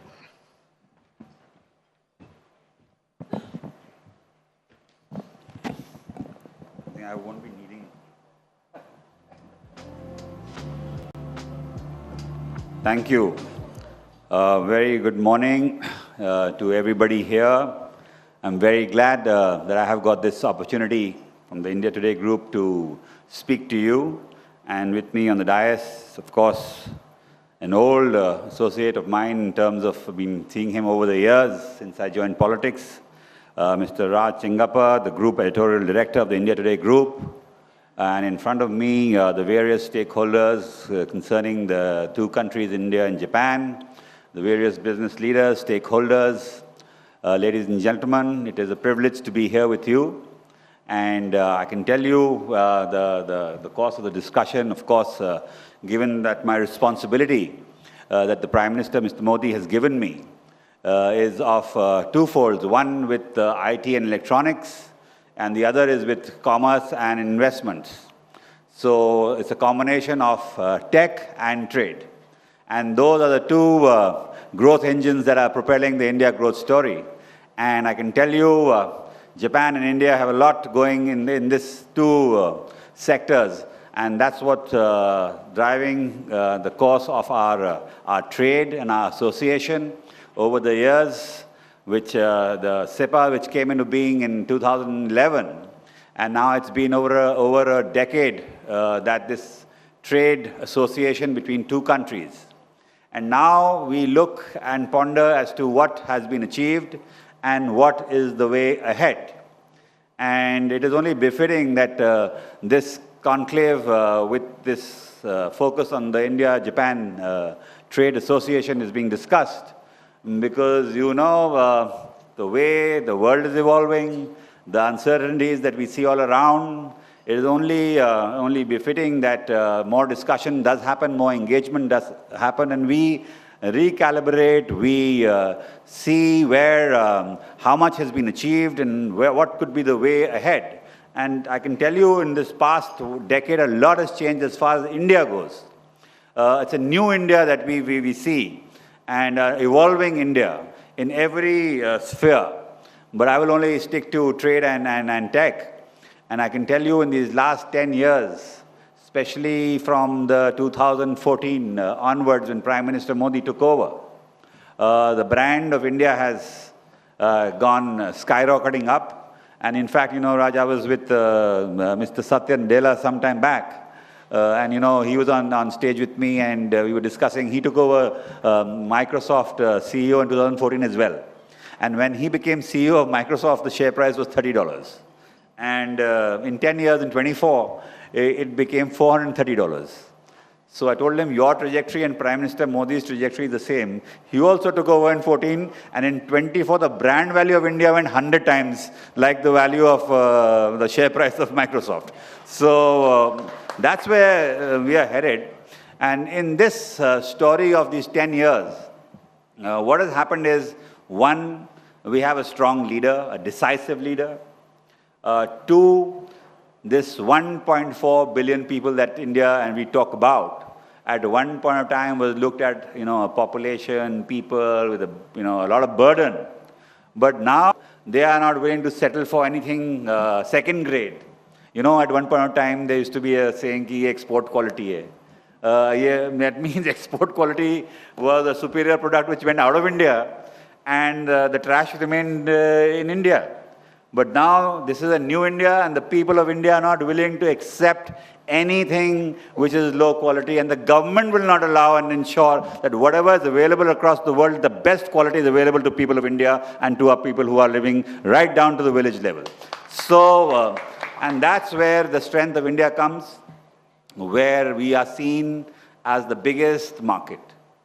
Biggest market in terms of, you can say, where they were, it's so hot these days, wherever there was a cooler, they need an air conditioner. Every household needs a washing machine, a fridge. Women, you know, they want to wash their clothes with the washing machine, not with their hands anymore. So this is a new, and every household wants it, in, you know, be it in the city or in the villages. And that's the scale and size of the market that we offer. And that's where the whole world is looking at India today. And that's why you see the free trade agreements concluding. The latest one was, of course, with New Zealand. And before that, we did one with the European Union.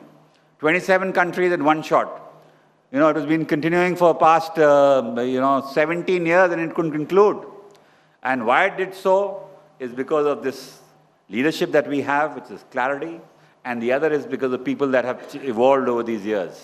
That's the reason why the developed world is looking at India today.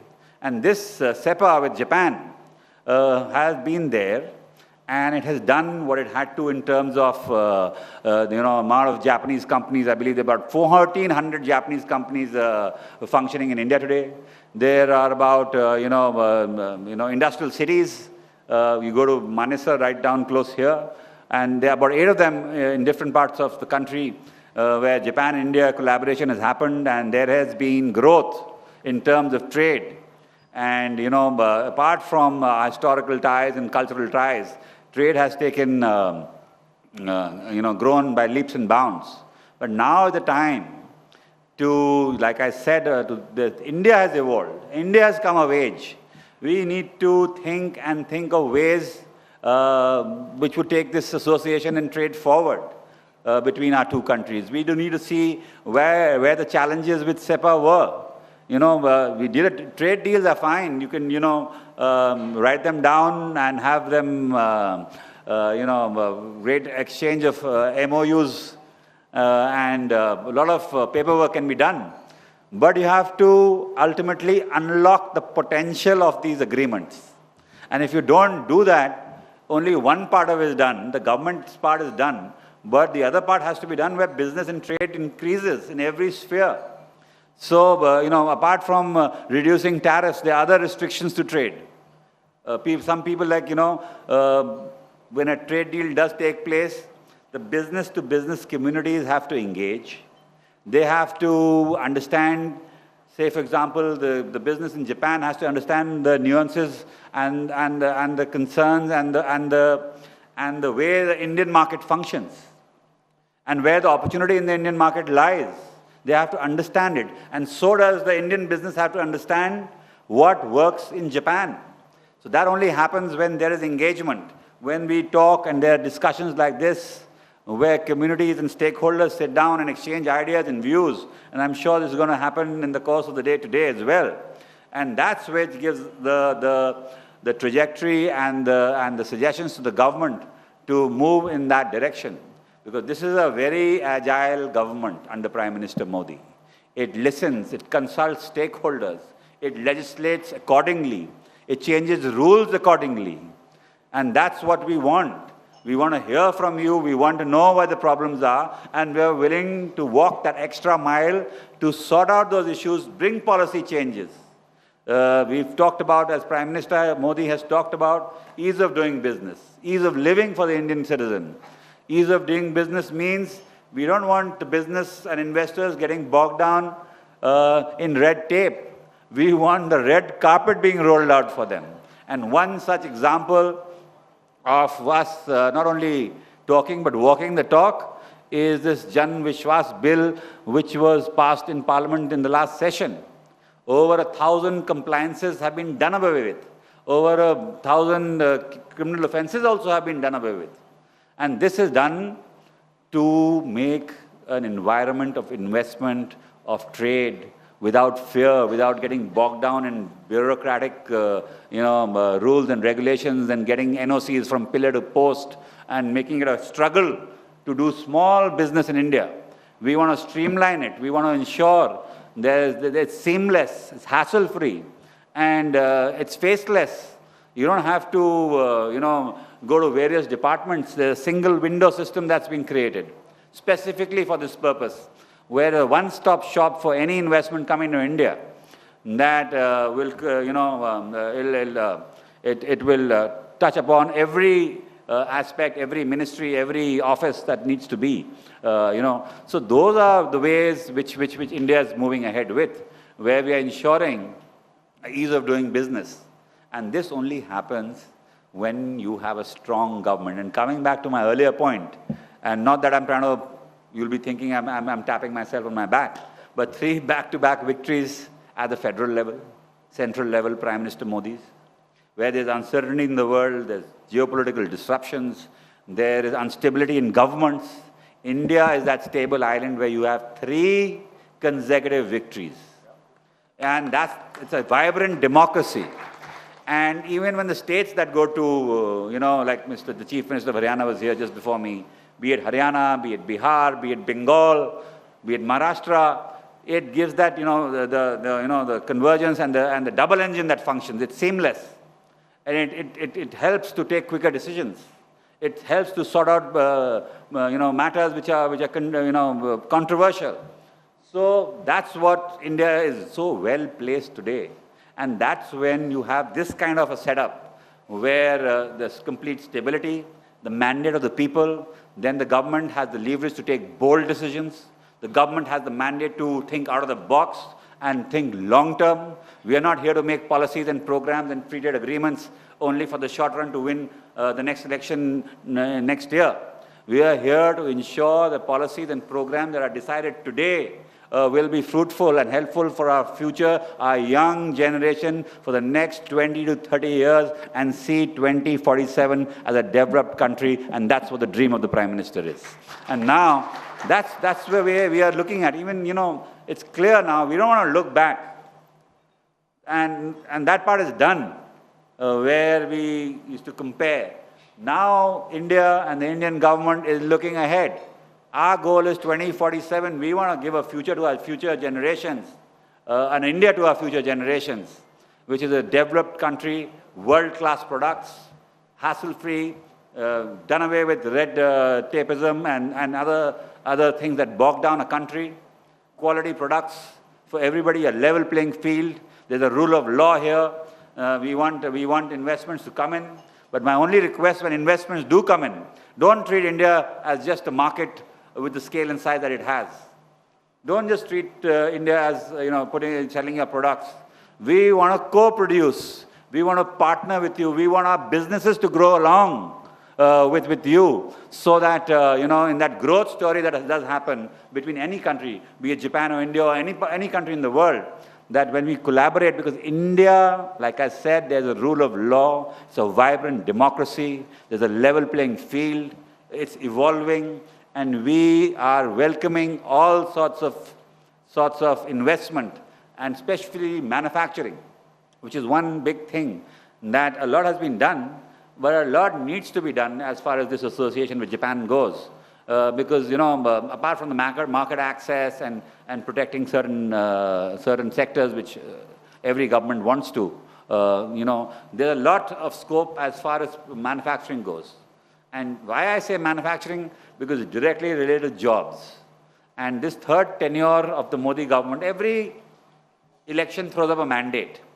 Maybe the first one could be about infrastructure, the second one could be about transparency or whatever. The third one, I can tell you, when we went to the people of India, they want jobs, and that's where the government is focused on manufacturing and ensuring job creation as a top priority of this government. And that's where we look to partner with anyone in any country. And Japan is that solid partner which has seen over the years the trusted relationship between India. Governments have come and gone, but the association has remained, and that's the way the trajectory is headed. We should look at what the challenges were where people didn't have, knowledge about market access, about the agreements. There were certain, as far as Japan goes, they're pretty strict on a lot of restrictions where India has great agricultural produce, rice and other, even textile for that matter, but our vegetables, our shrimps, a lot of it gets bogged down because of the so many compliances that Japan does bring. That's fine. We welcome the compliances. We in India are ready to match any country, in any terms, be it quality or any other compliance that is there. We are putting up world-class labs within our own country. And we are welcoming any country to come and inspect our labs and see if they fulfill their requirements. And we are ready to ensure that world-class, top-class, all requirements fulfilled products, be it agriculture or commercial products, whichever they are, will be of that quality. And we are ready to have them tested within India, in any other country, but we don't want any non-tariff barriers blocking our products. And the other aspect is about MSMEs. That's where the real growth story of these free trade agreement lies. Because, the big players have the wherewithal and the reach to make forays in international markets. But with these free trade agreements, not only with Japan, which has already been there, but the ones that we've just concluded, with the developed world, the MSMEs in India have their opportunities which are limitless. There's infinite opportunity if they have that quality product. However small they are, their market is available to them across the world, which the Indian government has ensured. And now we will see this, and the push is also for our MSMEs to go explore boundaries beyond the Indian territory and make a mark worldwide, because we know they have the capability, we know they have the quality, and now we've given them their market access. So as far as Japan-India goes, a lot of issues, they are, I accept, as far as the, our industrial corridor and the rail corridor between, they have taken time. But in India, like a vibrant democracy, we have to go by the rule of law, various clearances, with, especially with environment and land acquisition. Those are slight constraints which we do have, because we want everybody on board. We just don't want to bulldoze our way through. But those are in the process of getting streamlined. And I assure you the delays will be overcome sooner than later, and we will see from now on ahead more industrial association and these kind of projects taking shape in India with the collaboration of these two countries. And I think I've spoken a lot. Oh, I have 7 minutes. When I joined politics, I couldn't, I spoke way less. But, the years are increasing in politics, my speech is also increasing. That's how it is. So anyway, this is the way the India story is going. And I can tell you, we are on a stable footing. There are concerns which might not be within our hands, but we are a really resilient society. The government is aware of its concerns, and one such area where we can look at further collaboration with Japan is that we don't, because we don't compete on most of things. Japan has a certain set of expertise with technical, especially with IT, their robotics, their precision, their tech edge, and India has the scale in the market. So that's an area of partnership where the precision and technology and expertise of Japan could collaborate with the scale and size of India has in the market that India offers. And that's a win-win situation. So now, at one point in time when the SEPA was probably finalized, we didn't talk about semiconductors, we didn't talk about, quantum computing, we didn't talk about artificial intelligence. But now India calls it a skill capital of the world. We, at this moment, I can tell you proudly that we have the maximum skilled workforce as far as future skills on tech is concerned. And we have a problem of plenty. And we are happy to help. And Japan, on the other side, given its demographics, which is aging, and India being a very young country, That is a great synergy between two countries. And that's where we are looking at an opportunity with working with Japan, with our workforce going to Japan and contributing in the tech front in whichever fashion it can. And it solves the purpose of both countries. So this is one area, I think, which is very close to my heart as well, given the assignment that the Prime Minister has given me to serve in the IT Ministry.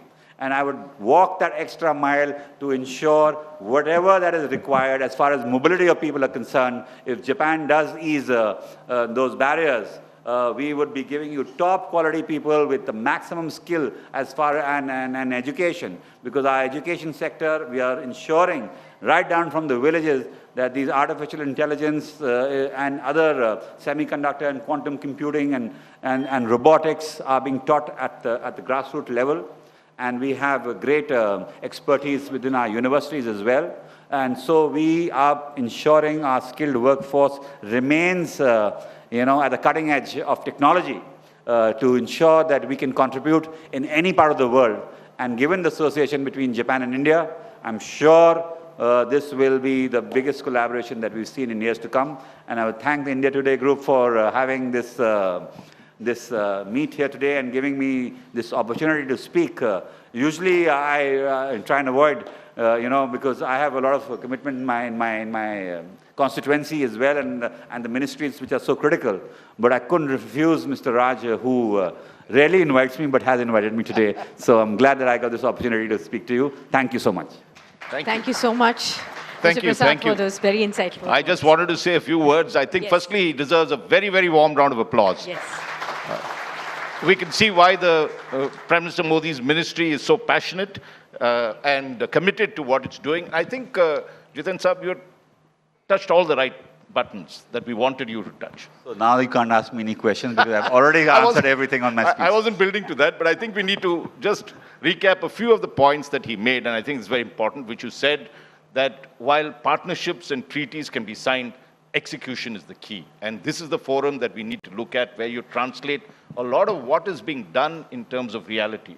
The other thing I think that you, and I was taking notes while you were saying, because I think you made really very, very important points, and you, I think, were frank enough to admit that there were issues in the past, and we now need to move into and get things done in this place. I think you also touched upon all the key new areas, what we call the growth corridors that are there, particularly in some of the ministries that you have, in terms of AI, quantum computing, and the entire thing.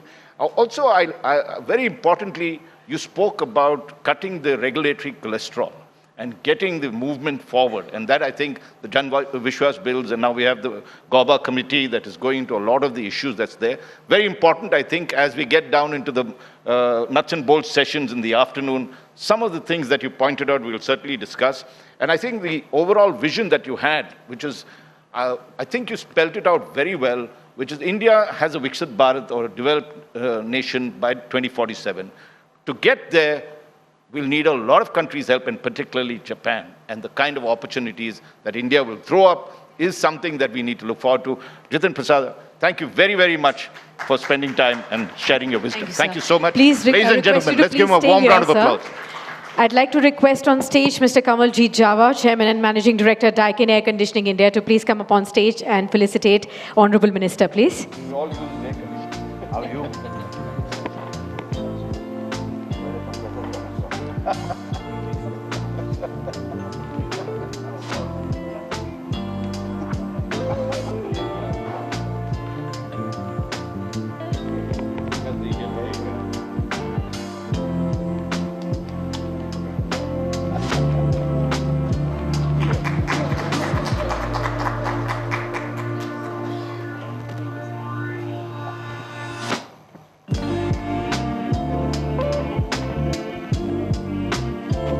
Warm round of applause, ladies and gentlemen, for Honorable Minister and for the encouraging insights that he shared with all of us today.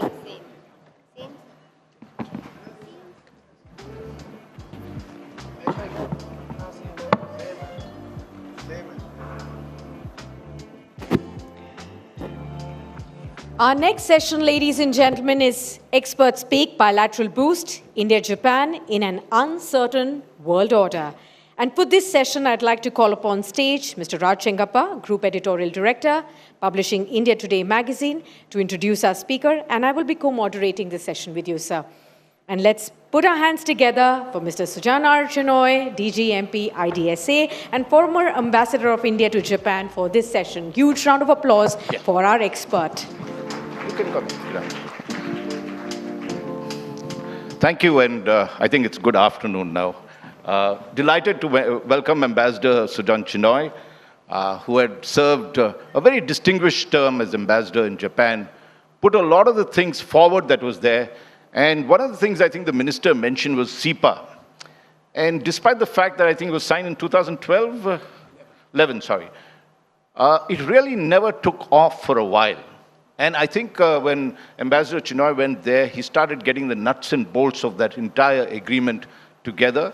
He welcomed, I think, Prime Minister Modi at that time, twice when he was there, and set the ball rolling in terms of what you can finally achieve in terms of that very significant SEPA that we did, which we're still struggling, of course, to try and make the difference. So the idea of getting, and of course, since then he's worn an even bigger hat as the Director General of the IDSA, Institute for Defense Studies and Analysis. I must mention Manohar Parrikar, so the whole thing is there. And therefore, he straddles this very interesting thing of not only knowing a hell of a lot about foreign policy and what needs to be done on each of these fronts, but also this very important security relationship that India and Japan enjoy and should continue to promote on that front. I think in the morning, Ambassador Ono talked of that, and that very important third pillar of the relationship, which was looking at security. So, Ambassador Chenoy, we request you to make your keynote address, and we're hoping we'd get a couple of questions in for you to talk about. So, make it about 10-15 minutes, and then we'll do it. Ambassador Chenoy, ladies and gentlemen, let's give them a very, very warm round of applause.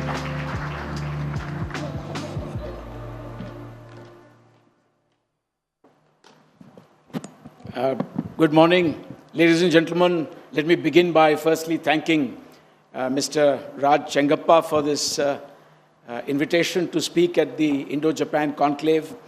I stand tall before you, but not out of choice. I believe I'm standing tall because there is a stool here. So no offense meant if I'm looking down at the audience. Look, let me begin by saying that this is an extremely timely and opportune moment to review Indo-Japan ties, especially in an era of great uncertainty and flux, when countries like India and Japan need to do much more together to point the rest of the world beyond binary choices to a values-based future for mankind. Let me tell you that I personally have been associated with Japan since 1978, when, as a starry-eyed 20-year-old from Gujarat, I applied for a scholarship to go to the Otemon Gakuin University in Osaka as an exchange student. And my essay was declared the best, and I was given that chance to visit Japan. And it was an incredible experience for me as a 20-year-old to see a Japan then at the zenith of its growth and economic development, where virtually every college student arrived on the campus in a very smart car. That was Japan in the 1970s. It left an indelible imprint on my young mind. And it also reminded me of what Swami Vivekananda had said way back in the 19th century when he was on his way to Chicago and had stopped over in Japan en route. And he had said that he would like every young person from India to come and visit Japan once, to see for themselves, to see for oneself what Japan was capable of. And that, I think, remains even true, perhaps truer today. So we have this great civilizational link between India and Japan, in which we celebrate our links through Buddhism, through the 7 lucky gods. There is no other country in the world where you have Ganesh and Shiva and Saraswati, Lakshmi, all very much celebrated and part of the pantheon in Japanese history as well. You have the Bijakshar of Kobutaishi, which also link India and Japan together. We have the history, well-known history of Bodhisena's presence at the eye consecration ceremony in Nara 1200 years ago, when he, as an Indian monk, was celebrated and much welcomed by the local authorities there. So we have this historical frame of reference, but then we've also been through other times, I would say in the 20th century, beyond the visit of Rabindranath Tagore and his forecasting Japan's military rise and perhaps also forecasting some of the suffering that Japan experienced later. Beyond all that, for the most part, in the initial decades after our independence, I would say that Japan looked at India through the eyes of its own alliances, its own partnerships with the West. And that, I think, did put certain limits to the kind of engagement that we could have otherwise achieved because of our historical relations. So the question today is, what has really changed since then to propel our bilateral relations and to take it to new heights, and especially over the last decade or so? If I were to draw a parallel in terms of celebration, I would say that there is this great tradition in Japan of having a Daruma doll, a Daruma representing Bodhidharma, who went from Mamallapuram and who took this philosophy of Dhyan meditation to China. Bodhidharma never went to Japan, but his followers did. And Bodhidharma, therefore, as a figure, is known as Daruma in Japan. And when you buy a Daruma doll, the first thing you do is to paint in one of the eyes. And then you make a wish. And then when you fulfill that wish, you realize that that wish you paint in the other eye. In my case, 37 years after I was an exchange student there, I was appointed as ambassador of India to Japan. And in my first public speech there, remarks in Japanese, I did say that I had just painted in the other eye. But one can also stretch that analogy to India-Japan relations, that after all these decades now, particularly the prolific decade of the Modi-Abe friendship, we can say that if we had a Daruma doll representing Indo-Japan ties, by now we would be painting in the second eye as well.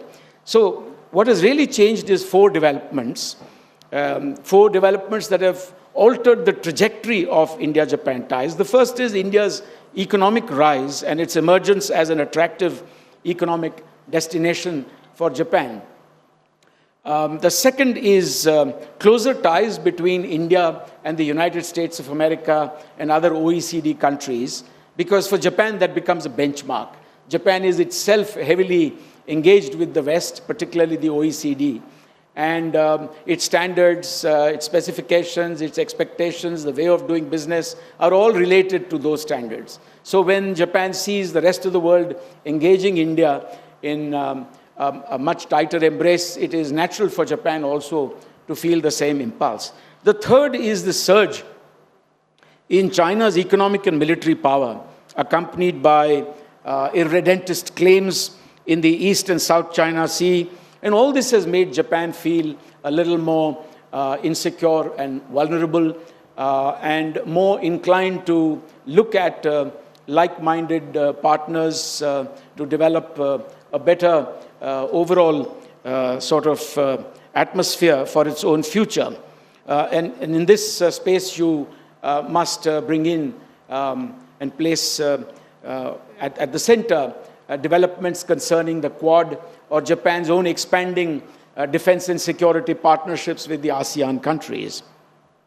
The fourth is the broad realization in Tokyo and in New Delhi of the importance of building a regional consensus against unilateralism, monopolistic manipulation of critical supply chains, as well as preventing and avoiding eschewing economic coercion, which comes from extreme dependence on any single geography for economic engagement. So to this list, I must add the all-important factor, which I mentioned earlier, the personal relationship of Prime Minister Narendra Modi and Prime Minister Shinzo Abe, and the personal commitment of these two leaders to the future of our ties. Geopolitical changes also, no doubt, have given impulse to our bilateral ties. And we must remember that there are no contentious issues between India and Japan. So that makes for a relationship in which we actually trust one another. Japan is a celebrated brand in India. It is a welcome partner in every part of this country, one that stands for quality, trust, and reliability. Now, even so, we must remember that Japan's own external relations are multifaceted and complex. Japan's relationship with the US is the most important of all its external engagements. Tokyo's dependence on the US for security is well known, but today, under a new Prime Minister, under Prime Minister Sanae Takaichi, Japan is endeavoring to chart a more autonomous course, even if the ultimate goal of reviewing Article 9 of the Peace Constitution still remains very much a work in progress. Now, US imposition of trade tariffs, unilateral trade tariffs, and statements against alliance partners seem to have strengthened Tokyo's resolve to maximize the potential of other options as well, such as building closer ties with India, Australia, and Southeast Asia. Some recent examples of our deepening partnership are the joint exercises between the three services, the 2+2 ministerial level dialogue, and the joint declaration on security cooperation concluded in 2025. All these become the cornerstone for our cooperation, at the heart of which is also high-tech cooperation, cooperation with regard to critical minerals, supply chains, and industrial collaboration. Equally significant is the fact that the two sides have now concluded the acquisition and cross-servicing agreement, AXA, that was concluded in 2020, and it enables India and Japan to provide reciprocally supplies and services at the level of the armed forces. This also facilitates joint exercises and logistical support. At this stage, a word or two about Japan's relationship with China would be in order.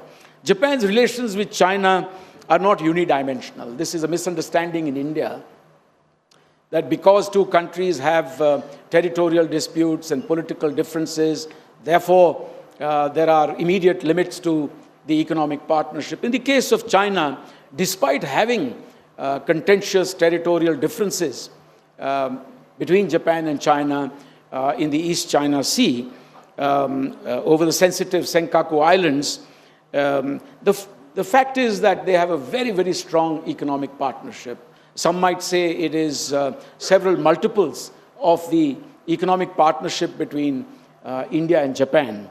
And they continue to be in close economic embrace. Japan relies on its own economic growth and prosperity to a great degree on economic growth and prosperity in China. For almost all of its major supply chains, its manufacturing activities, its marketing, hub and spokes kind of design for the rest of the world comes out of China. But there is also a growing realization that dependence on a single geography is not conducive to its own future. And therefore, Tokyo has often been speaking of a China +1 policy. And the +1 is not really limited to one country. India can aspire to be that one major partner for Japan, but Japan has multiple choices. There is a lot of geographical stretch between India and Japan, where there are multiple players like Vietnam, like Thailand, even Taiwan, that vie with India, that compete with India for the same investments that are otherwise inclined to move out of China and move to alternative geographies. So it's not simply a matter of declaring that we have a deep partnership with Japan and expecting that because we have no bilateral issues, because we have a great political relationship, therefore we are the natural choice. We have to work hard to ensure that the Japanese have a better choice in India. And India is capable of offering that better choice. For none of the others offer a full spectrum sort of economy. If Vietnam excels in electronics and Thailand in the automobile sector, it is India that offers all of that.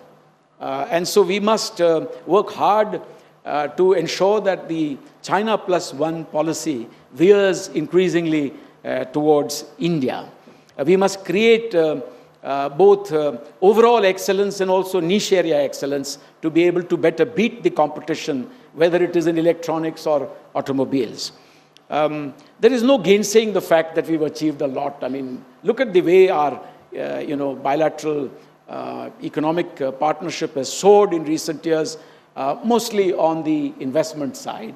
Japan today is one of India's biggest investors in terms of cumulative investments.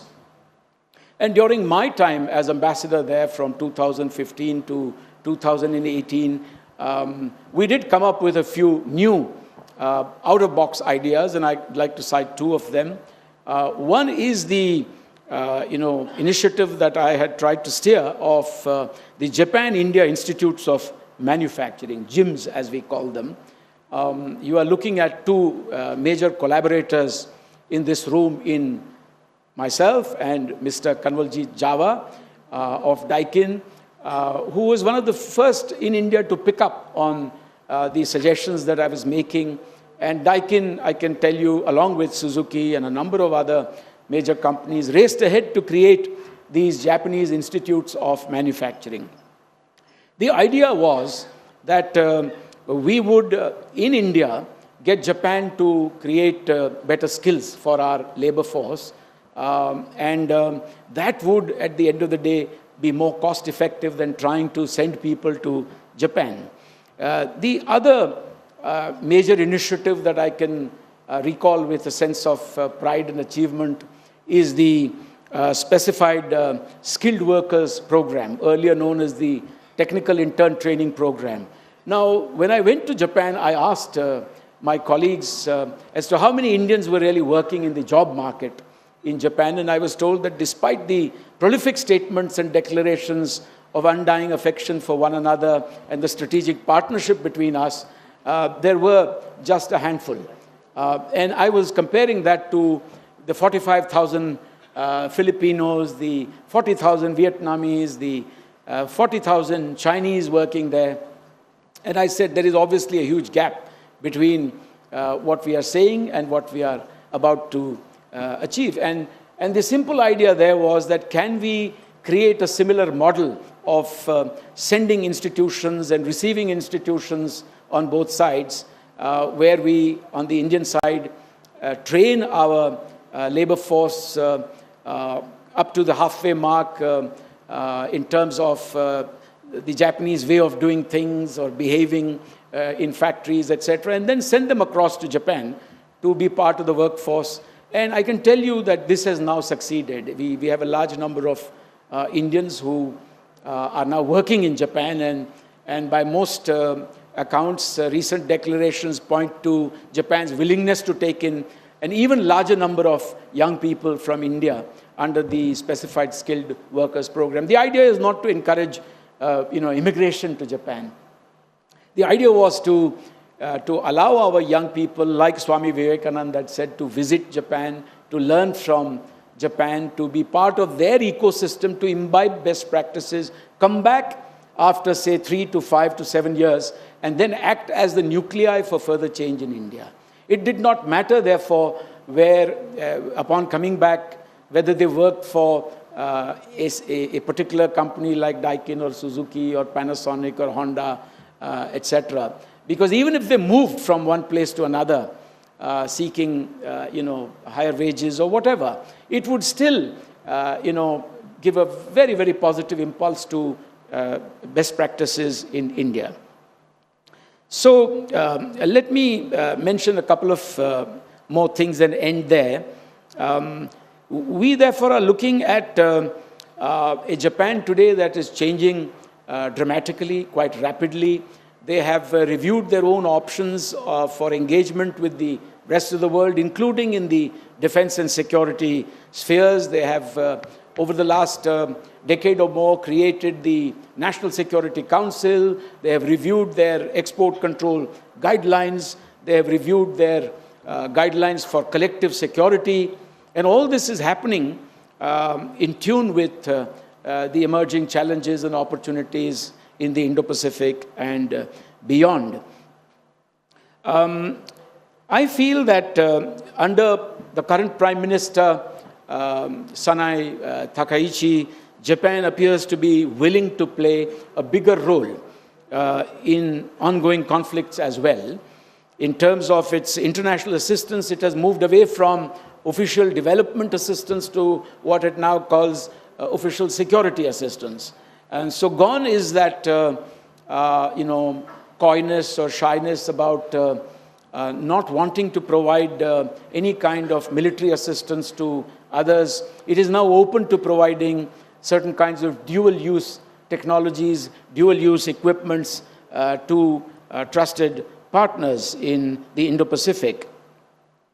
I feel that in this, India is obviously a big partner for them.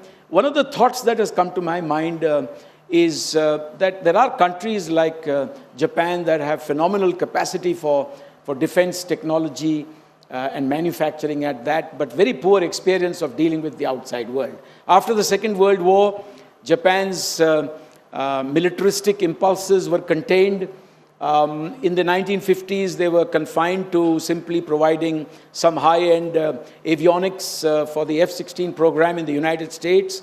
And therefore, over time, despite having phenomenal defense manufacturing capacities, only 4 to 5% of defense output is exported. The large part, 95%, is for their own domestic national needs. Japan has absolutely no experience in terms of the rough and tumble of global tendering in defense contracts, etc. And they prefer the G2G route. And so it is under these circumstances that we have to encourage Japan to come out and do more with India. Smaller countries, whether it's Israel or it's Japan, that have limited resources, probably a limited geography to boot, but phenomenal capacities, they need to engage in risk mitigation. They simply cannot afford to have all eggs in one basket. In other words, an extraordinarily highly evolved defense manufacturing complex located in one geography is tantamount to inviting potential future trouble if it's involved in some kind of a conflict. So that's where a country like India comes in. We can actually provide a broad manufacturing hinterland for a trusted partner like Japan. If only Japan were to come in a more open and outgoing manner, and we invite their defense manufacturers to come and make more in India as part of our own emphasis on Make in India in the defense sector. Let me say that Japan is a do-gooder. We have great faith in this great country. My own, trust in Japan comes from a lifetime of association. I must tell you that after leaving Japan as ambassador in 2018, I have since continued as Director General of India's leading defense and security think tank to closely associate with this relationship. And I might also add that I'm the patron of the India-Japan Friendship Association of Gujarat, which is a prolific organization that has regular contacts with Japan, that does big events like this one. And if you ever happen to go to Ahmedabad, you must visit. I can arrange it for you. Otherwise, you simply purchase a ticket for 25 rupees, and you must visit this very, very beautiful Japanese Zen garden that we have created outside the Ahmedabad Management Association.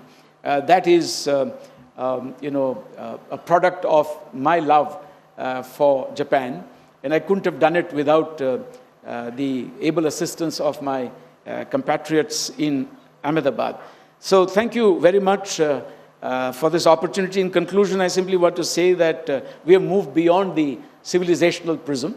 We are not limited to our trade and economic partnership. We are now looking at a much more sort of broader strategic partnership with Japan. And together, as two bookends of the Indo-Pacific, I'm quite confident that we will point the way to a better future for all. Thank you very much.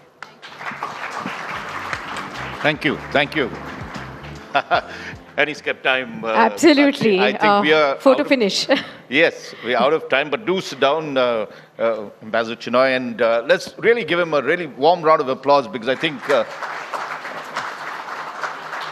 he came with a lot of pragmatism. And while you spoke of our civilizational ties and the fact that we had to move away from that prism and actually go on to newer areas, not just trade and now security. Just one question, Sakshi, if you would permit me, and then we'll wind this thing, because I know the next next session must begin. You had talked of security, Ambassador Chinoy, and we are having a Quad meeting coming up, where the Japanese foreign minister is going to be there on Monday, the US and Australia as well. One of the impressions that's happened post this Trump-Xi meeting is that America has reordered its strategic approach. If they earlier saw us as a counterbalance to China, they're now doing direct relations and don't seem to be looking at us very closely.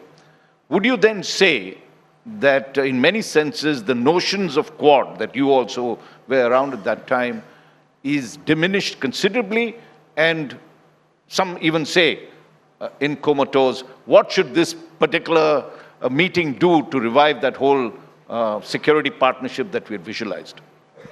Look, if this were a bodybuilding competition, I would be declared Mr. Indo-Pacific or Mr. Quad, more specifically Mr. Quad, because I've served in Australia, I've served in Japan.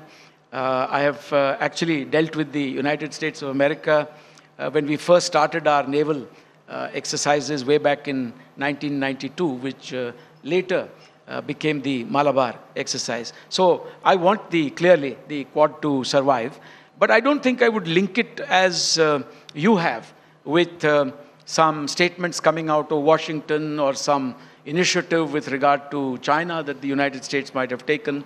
The key point here is that the Quad brings together like-minded countries with shared values that are looking to ensure, an Indo-Pacific that is, in a sense, multipolar or broadly inured to the leverages that can be created by monopolistic control over supply chains, particularly by any single geography.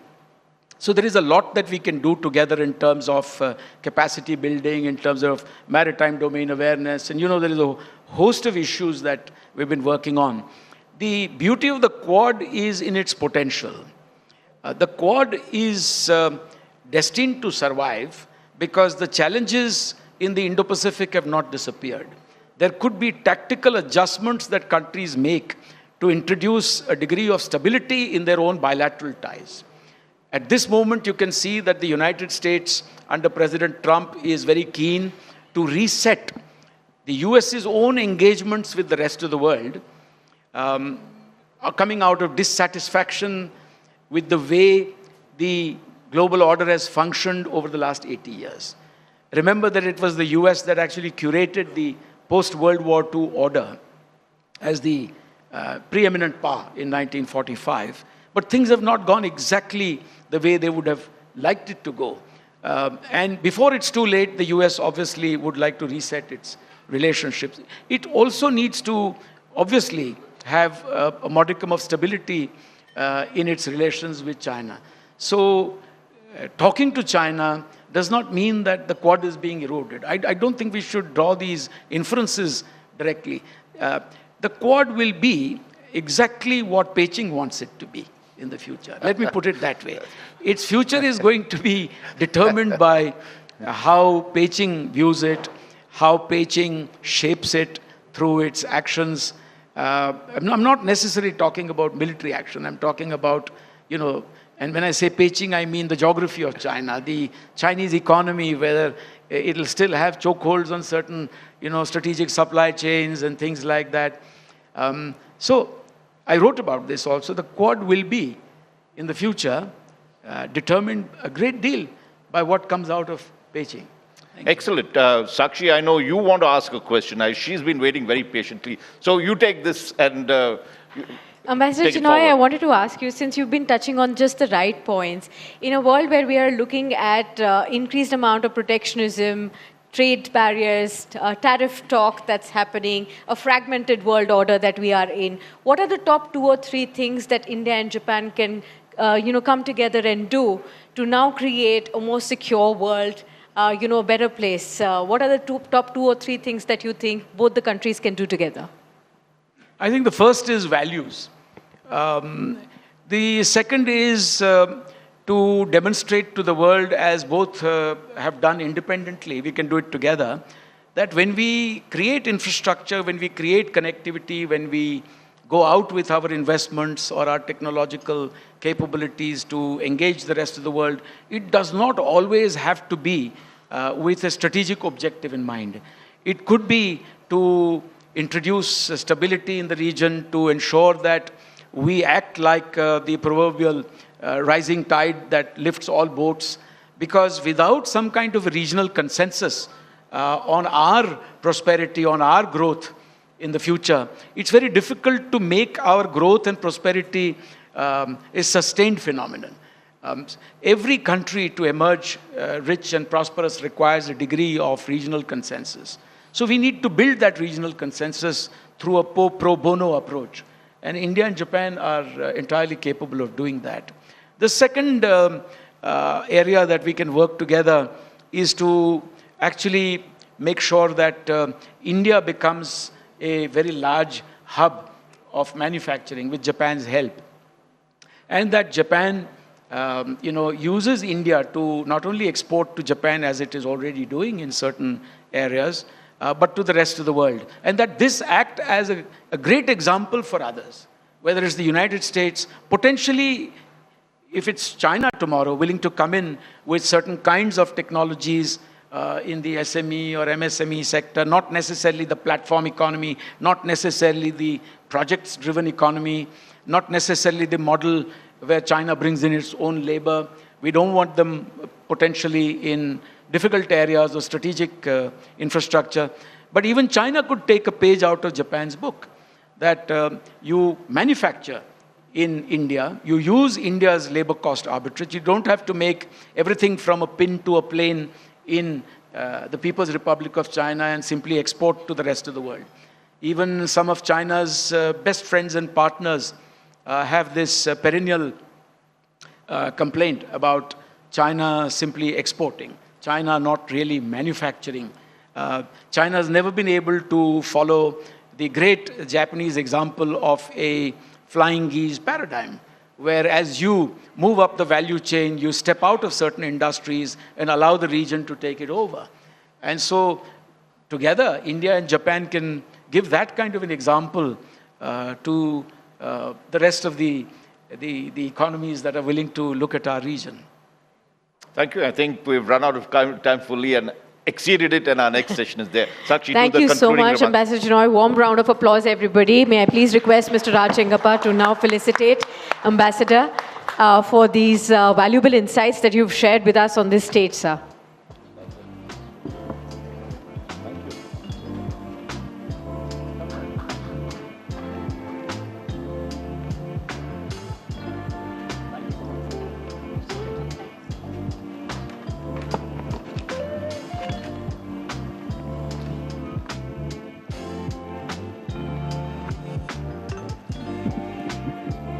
Requesting everybody to give a warm round of applause here.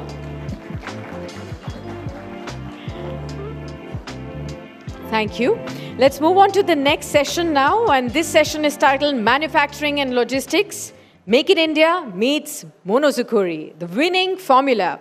And I'd like to invite on stage for this session M.G. Arun, Managing Editor, India Today magazine. And may I request you to please introduce our next set of speakers for this special edition.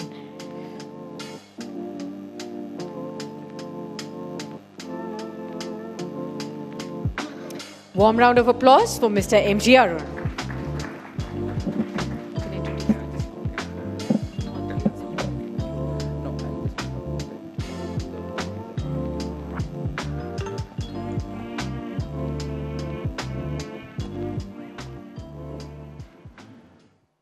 Good afternoon, everyone. May I invite on stage Mr. Takeshi Seo, Chairman, Japan Chamber of Commerce and Industry. Please, sir, please come on stage to deliver the keynote address.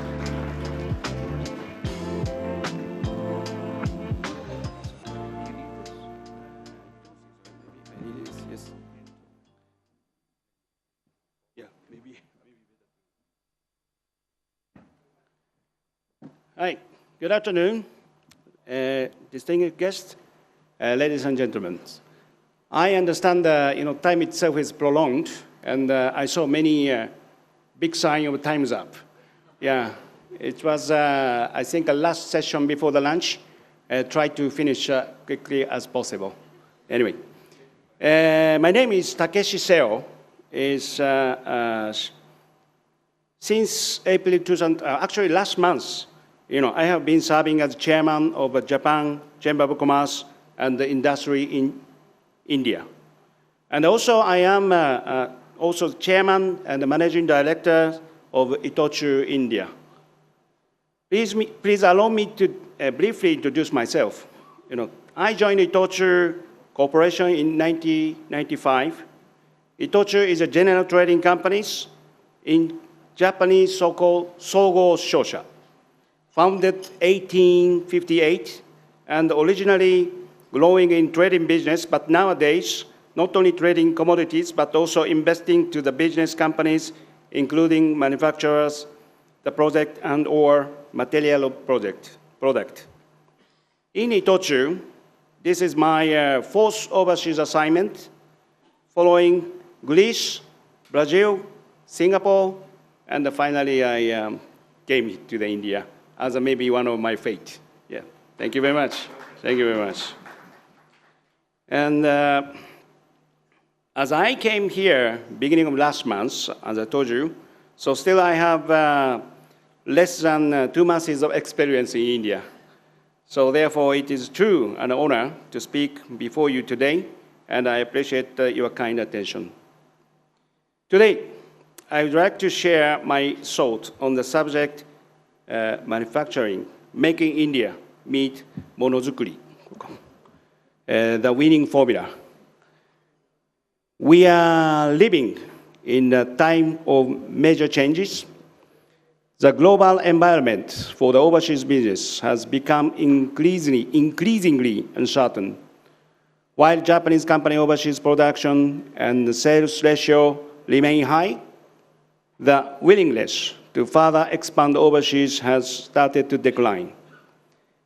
The reasons include the slower global demand, the slowdown of the Chinese economy, rising geopolitical risk like tension in the Middle East, and intensified competition within the India market.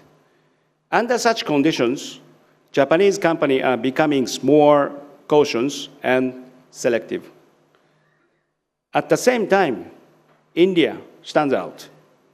In the latest survey in Japan, India has been selected as the most promising investment destinations for the last 3 consecutive years.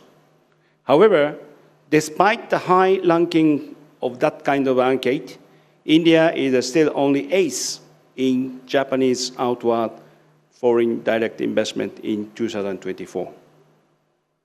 including, I can say, significant growth potential ahead. Under such situations, let me introduce one of the activities of JCCI briefly. The growing interest among Japanese companies against India is also reflected in the increase in JCCI membership. The number of member companies has grown significantly from 450 in 2020, now approximately 680 today. Especially last year, total 120 member companies were joining Japanese Chamber of Commerce. Last year, we have changed the criteria to become member, which is not only for the companies already operating in India, but also, from the last year, we started accepted the companies who are considering entry to the Indian market.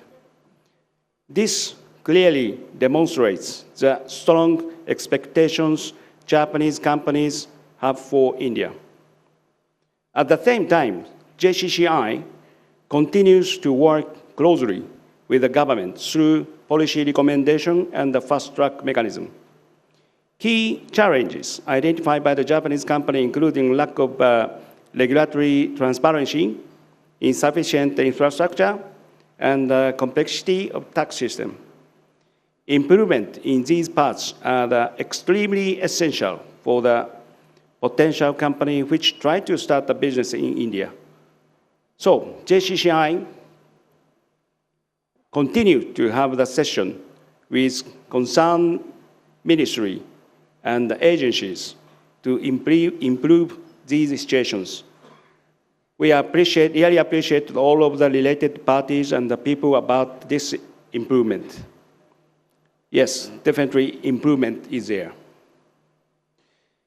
Making India, as you all know, is a national policy to promote manufacturing. Its key challenge characteristics include strong government support, speed of executions, and the foundation of India's large populations, the largest in the world, I'm sure, yes. On the other hand, monozukuri represents Japan's one of the strengths. Defined technology and the quality and the precision that comes from it. Also, more than that, this monozukuri is a spirit and the mind to pursue the improvement for better something. We never stop. Today, however, this monozukuri can no longer be achieved by one nation alone. When we think Japan-India relationships based on combining Making India and the monozukuri, Japan and India appear like puzzle pieces that complement each other. India's youth, growth potential, and digital capabilities, while Japan's quality management, operational excellence, and decades of manufacturing expertise. The fusion of these strengths will create a new global value for the next generations. Monozukuri is not simply about making products. It is about developing people, supporting society, and sharing the future. Then what is needed to realize this mutually complementary relationship? Today, I would like to highlight three key ideas. First, co-creation. Japanese and Indian companies should move beyond the simple giver and taker relationship, such as one-side technology transfer or something like that. Title, the true value lies in working together as partners toward our shared goal by combining strengths and jointly creating value, not only in products, but also in services and the business models. we can unlock new possibilities that neither side could achieve alone. Second, localizations. These efforts must be implemented in India. As you all know, India has one of the largest domestic markets in the world. In addition, India has strong potential as an export hub to regions further west, including Middle East and Africa. In this context, by combining Japan's technology and spirit with India's workforce and cost competitiveness, it is possible to create a product with exceptionally high value and cannot easily be matched by the other countries. These products can serve both the domestic Indian market and global market, I'm sure. Third, long-term commitment and talent development. These initiatives should not end as short-term or one-time transactions. Continuous value creation over the long term is essential. At the same time, investing in human resources development is critical. By nurturing talent and building capability within India, we can move closer to the future that India aims to achieve through making India a sustainable and self-reliant industrial foundations.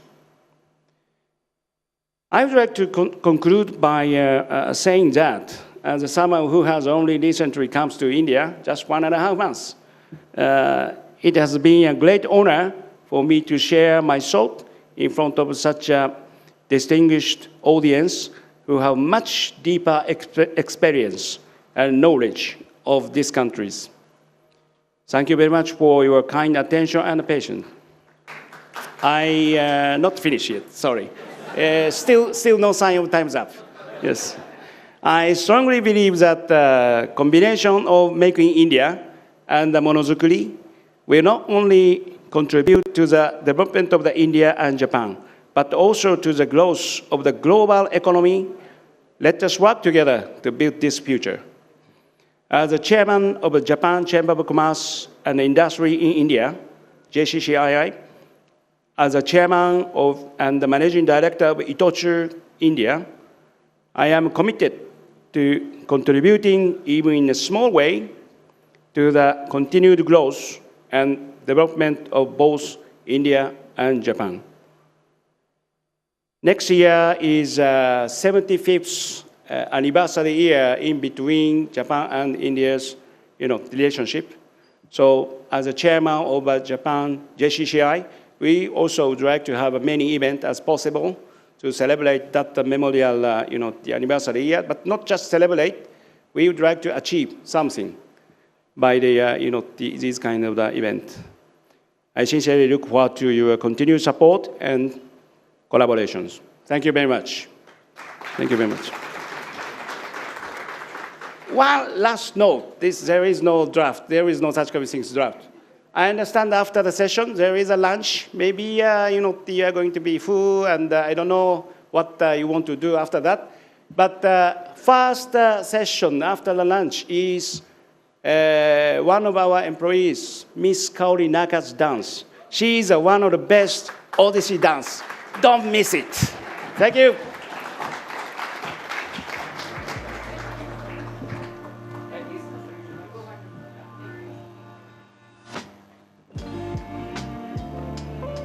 Warm round of applause for Mr. Takeshi CEO. Ladies and gentlemen, let's call upon stage now Mr. Himanshu Srivastav, National Head Business Advisory Services, Baker Tilly ASA. Also joining him will be Hemant Pimplikar, the Managing Director for Worldwide Sales, FedEx India. May I also call upon the stage the moderator, MG Arun, Managing Editor, India Today Magazine, to take the session forward on manufacturing and logistics. Make in India meets Monozukuri, the winning formula.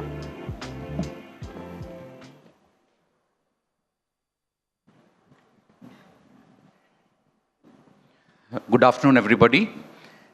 In fact, Mr. Takeshi CEO has given a very good opening note for this entire session. where he talked about the strengths and capabilities that exist between the two countries.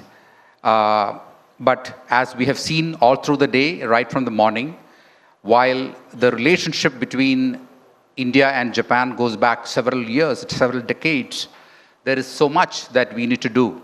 And the two experts that I have on this panel, I think they will be able to delve deeper into some of the critical issues where both countries can cooperate and some of the challenges that can be addressed. So let me begin with Mr. Hemant Pimplika, who is the Managing Director and Managing Director of FedEx for almost 2 decades. So I would focus on this whole concept of Make in India, which has been a big thrust as far as the Indian government is concerned, which requires trusted connectivity and greater certainty in supply chains, because that is one aspect that a lot of people talk about. I mean, we can have the best companies in the world, but if the infrastructure doesn't match up to it, then you have a whole lot of problems. So maybe we could start there. How do you think the two countries can build up their cooperation when it comes to augmenting this concept of Make in India? And what are some of the global expertise that a company such as yours can bring? Yeah, thanks, Arun. First of all, excited to be part of this conclave, the third Indo-Japan Conclave done by India today. So very relevant question in terms of Make in India. And what we see is India is increasingly emerging as one of the world's most promising manufacturing locations. And when we look at the overall momentum, the key sectors, what we are looking at is basically electronics, automotive, semiconductors, healthcare, and advanced manufacturing. So these are the 4 or 5 sectors where we see a lot of momentum. This is also greatly supported by the policy changes, which is, the PLI schemes, the Make in India approach, the kind of investments that is happening in India. And if you look at Japan has also played a very, very pivotal role in this entire growth story in terms of their engineering expertise, in terms of technology partnerships, in terms of their industrial investments. What we basically look at is in terms of FedEx is investing in this growth story, okay? And we continue to strengthen our value proposition in India when it talks about our expanded market coverage, our infrastructure investments, our network enhancements, and our improved connectivity, within India and in India to outside the world, okay? So that's what we are doing in terms of, and we also leverage the airport ecosystems. I mean, right now we are based in Delhi. Delhi is one of our largest, hub centers here, where we have our flights coming in, which basically connects the northern part and the eastern part of India to the globe. Similarly, we have our hub centers in Mumbai and Bangalore. So these are 3 hub centers in India, which have our FedEx flights coming in. And that's the kind of investments we have done in terms of connecting our India businesses to the entire globe across 220 countries and territories. So in conclusion, I would say that the manufacturing hubs that will lead in the future are the ones where policy, infrastructure, talent, and connectivity will reinforce each another. Yeah. Okay. Let me come to Mr. Himanshu. Maybe you have done a lot of work around Japan and, the kind of cooperation that both the countries can look at. The title itself for today's conversation is Make in India meets Monozukuri. So if you could just help, especially for the Indian audience, to understand this concept of Monozukuri and, how some of these good things, good principles from Japan can be adopted to improve our manufacturing. Thank you, MG, and thank you to India Today Group for giving us this forum. And of course, thank you very much to all the distinguished, and some of you are my role models. So thank you very much for this opportunity to be speaking. And of course, minasan, sumimasen, I'm speaking about Monozukuri, but nobody at least can explain best this concept unlike Japanese. So, but for the benefit of Indian audience, well, Monozukuri is a very special concept. Seo-san just touched upon it. Mono means things, and zukuri means creation. And I could have used the word make. But when it comes to monozukuri, it is creation. You are creating something. When it comes to manufacturing, if I would ask you to just quickly run through the definition of manufacturing in your head, you will assume that you have raw materials and you're creating a finished good. Well, in case of monozukuri, monozukuri means perfecting the art of production, of creation. So it means that you are respecting the opportunity to create something. You are respecting the tools and the machine that you operate. More importantly, you are creating this to serve the customer. So this philosophy, where you are participating in the production, the manufacturing process, for not just completing the process, but to try to ensure that the outcome is going to serve the customer, it's going to be perfect in all the senses. And this process is not an outcome. I mean, it's not an outcome, it's a continuous process which goes through the life cycle, the production chains of all Japanese companies, because you will see that they constantly strive to create the perfect product, the most relevant and the most sustainable product which will come out of the factories. And that's what I would say gives the whole concept a very special meaning. Do you have some examples? There are so many Japanese companies in India over the last several years, okay. You know, where you have seen this applied in a big way. Okay, so yes, there are many, and I'm not as good as Ambassador Shenoy, but let me just try and pick a few things from my experience, because we've been working on the Japan corridor for the last 35 years, and I've personally been serving my clients for last more than 25 years. So, but over these more than 2 decades, what I have worked on, or sometimes I have 3 examples. For example, we all know, my or your parents, the first car was Maruti Suzuki, without any doubt. Or maybe some of you like me, for example, touching 50, my first salary went to Maruti Suzuki. So that's how, you know, Maruti Suzuki is imprinted, and they did not just created the car, they created a whole production vision for India. Well, in case of Maruti Suzuki, there's a very famous story that when they started looking at India in 1983, the top executive, and of course very respected late Mr. Osamu Suzuki, when he arrived in India, they did not stay in fancy or, you know, very expensive air-conditioned hotels. They stayed where the normal mechanic or engineer was staying. Of course, the Indian engineers whom I spoke to, and of course, first generation, they said that they thought that Japanese are crazy. They could have stayed in a air-conditioned, or that time, whatever plush hotels were there, they could have stayed. But it did not end there. They stayed there. 6 months later, they understood that they were trying to create the relationship. Factories will happen later. Car will come later on. But all they were trying to understand is that how to match the rhythm of somebody whom I'm going to work with. And that's how the example 1 goes. The other example, I would say, again, very, very personal, close to my heart, is Mr. Takashi Masuda, the executive of Mitsui. He flew down to India carrying a docket of paper, tender document, and he ran through all the crowded corridors of the government offices just to submit a simple tender.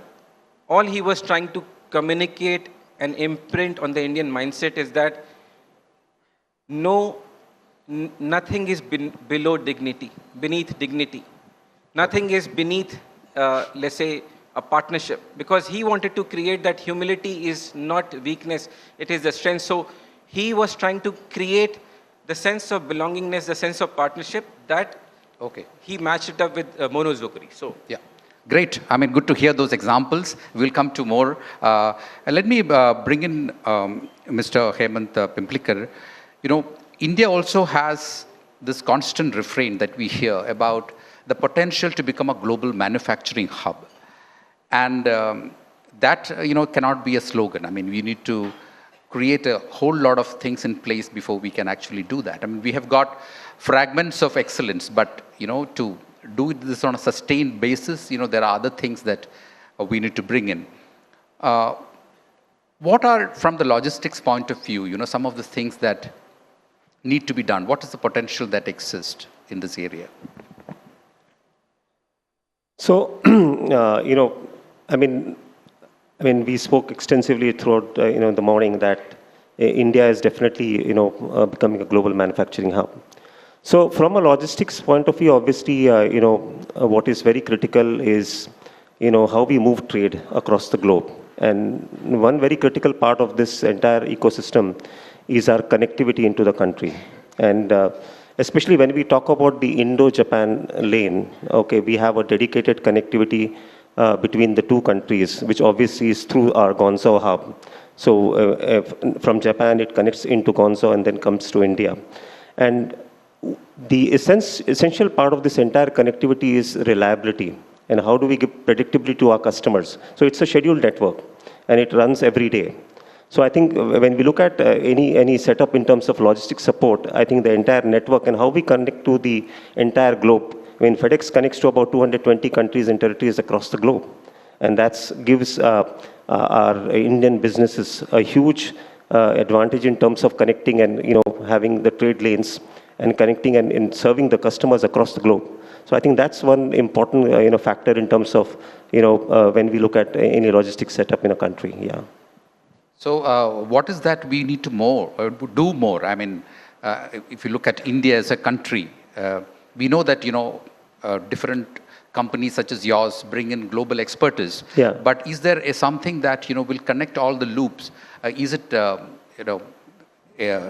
deploying more technology? Yeah. Or, funding better infrastructure? What is it exactly that is needed to be done? Yeah, I think all areas are important. So when we talk about more infrastructure, I mean, very recently, about 2 months back in February, we did an investment in terms of, setting up a, air cargo hub in NMI. So that's going to be, for the future. I mean, how we connect, globally, it's going to be a 300,000 square feet facility, which will be set up, in terms of connectivity. And technology, again, is very important. How do you make, ease of business for our customers? How do you enable them in terms of technology? So, I mean, I have to just talk about a few things. I mean, very recently, we had our FedEx import tool, which was launched. And this was created in India, and which is now being used across 37 countries across the world. Now, this tool basically enables us to, ease the overall experience of a shipment coming into India in terms of its entire clearance experience. So, I mean, technology is going to be an enabler, and so those are the areas which we'll continuously focus on, and that's what Monozukuri is all about. How do you kind of keep refining the process, continuous improvement, so that you ease, and work towards customer experience? Mr. Himanshu, when we listen to Mr. Takeshi CEO talk about the fact that the potential is there, and he was talking to me offline where he said the second rung of companies, the second tier of companies, want to really expand beyond Japan, and they're looking for new opportunities, and India, of course, can be one of them. How do you take this concept of Monozukuri beyond what it is today, maybe even beyond manufacturing into other? So linking it with what I had explained, what I believe is that in order to, of course, India is a hungry tiger and Japan is very experienced tiger. So what we need to do is to walk together. What I feel is that, and I've seen it, we know so many examples, Toyota, Honda, Maruti, technology transfer without trust is always fails. Without trust, it will always fail. You need to match and walk in hand in hand with each other. This opportunity, this window where we see that after the COVID, after the global geopolitical situation, this window will not be there forever. And this is where I think we need to come out of, and of course, Ambassador Shinoy also mentioned, and previous speakers also mentioned that this is not the time to, we have tested each other. We believe each other. This is no longer, just receive a relationship. It's give and take. Mutual partnerships have succeeded. Some of the companies that I work with are well represented.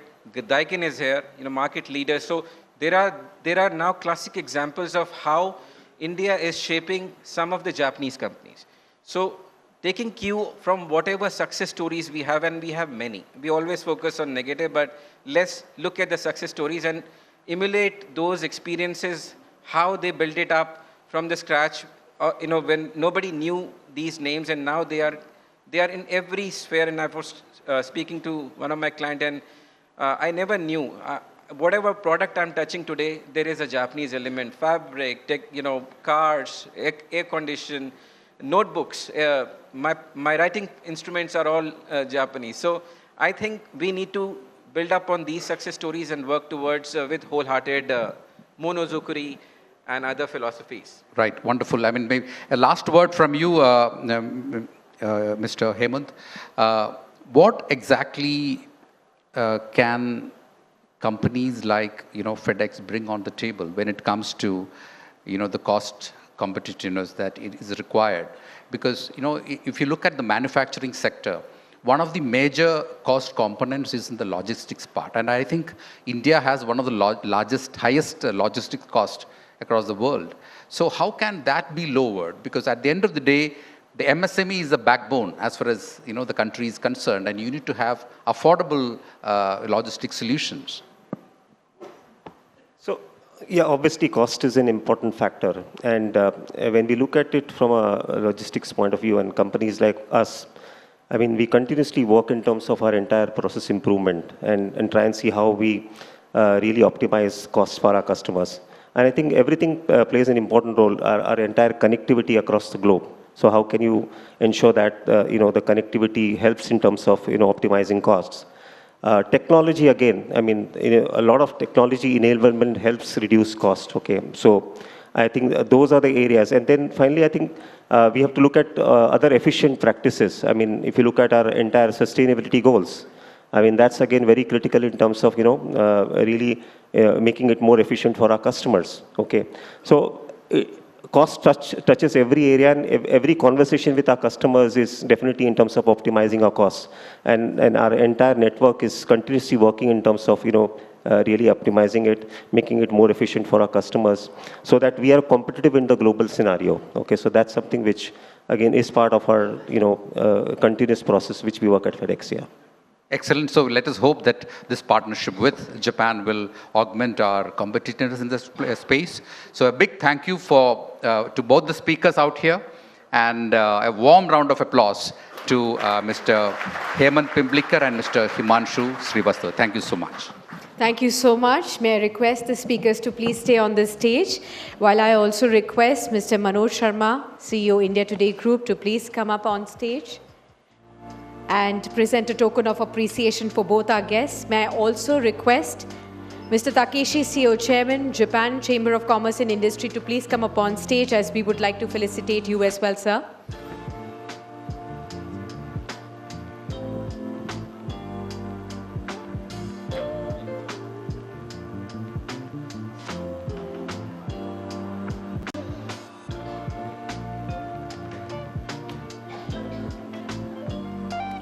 Let us pose for a photo op, please.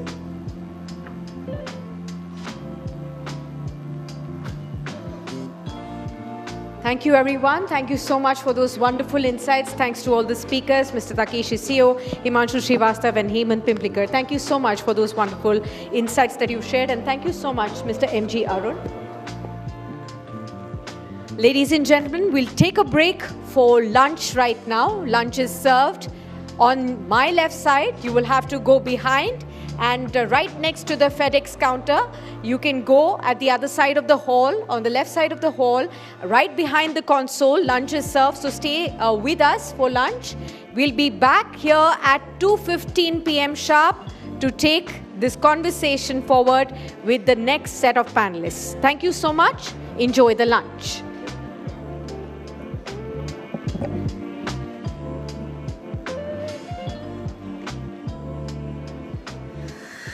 The world is changing faster than ever. Industries transforming. Economies evolving.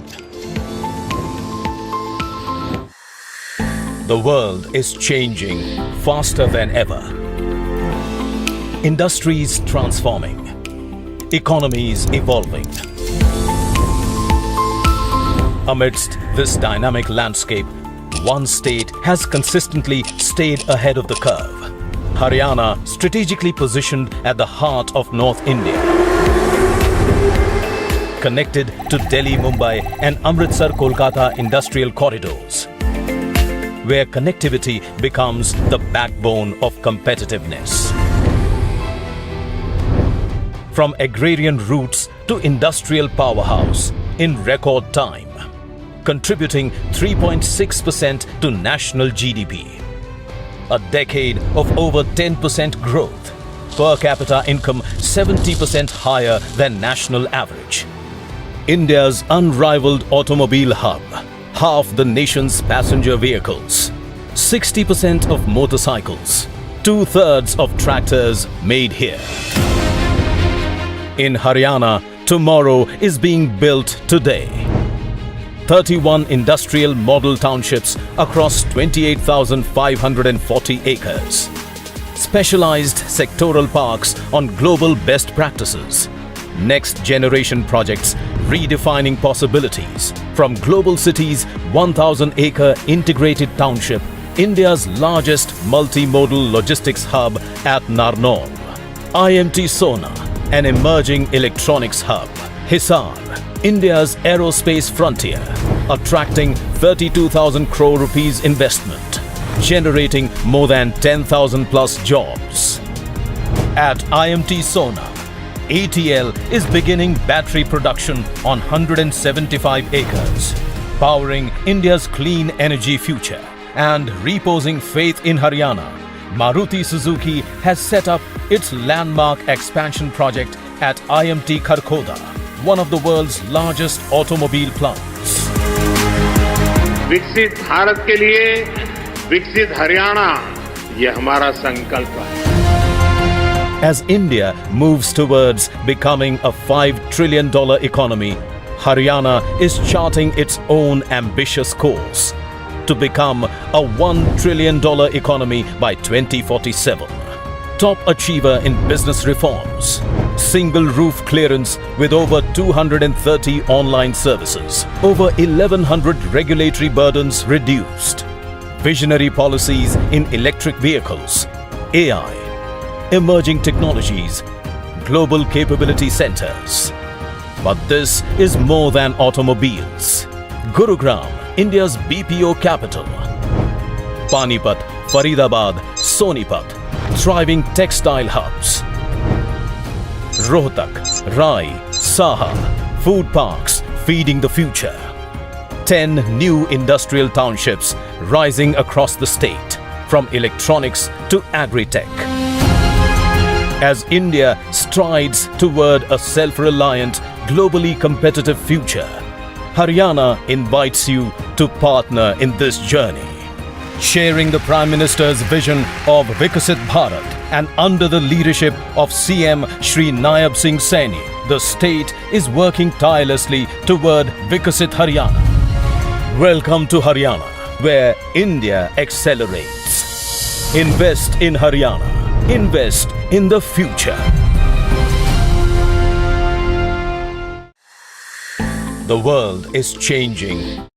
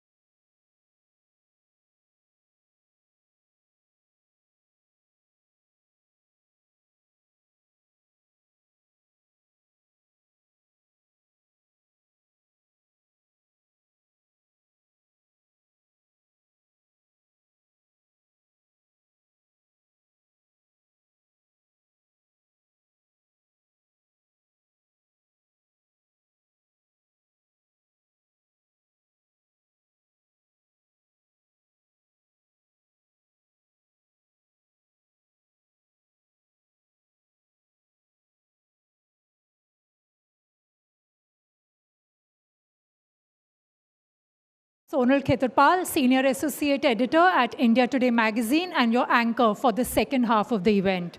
I hope you had a good lunch. Before we begin, let me once again thank our partners and our sponsors, presented by Government of Haryana, powered by Daikin and FedEx. Health partner is Takeda and celebration partner is Toki Premium Club Soda. And now, without further delay, let us begin the post-lunch sessions on a cultural note. We had good food for the stomach, and now there is good food for the soul. May I now invite acclaimed Odissi dancer, Ms. Kayori Naka, on stage. And I would also like to invite Suhani Singh, Deputy Editor, India Today, to moderate the session. Suhani, over to you.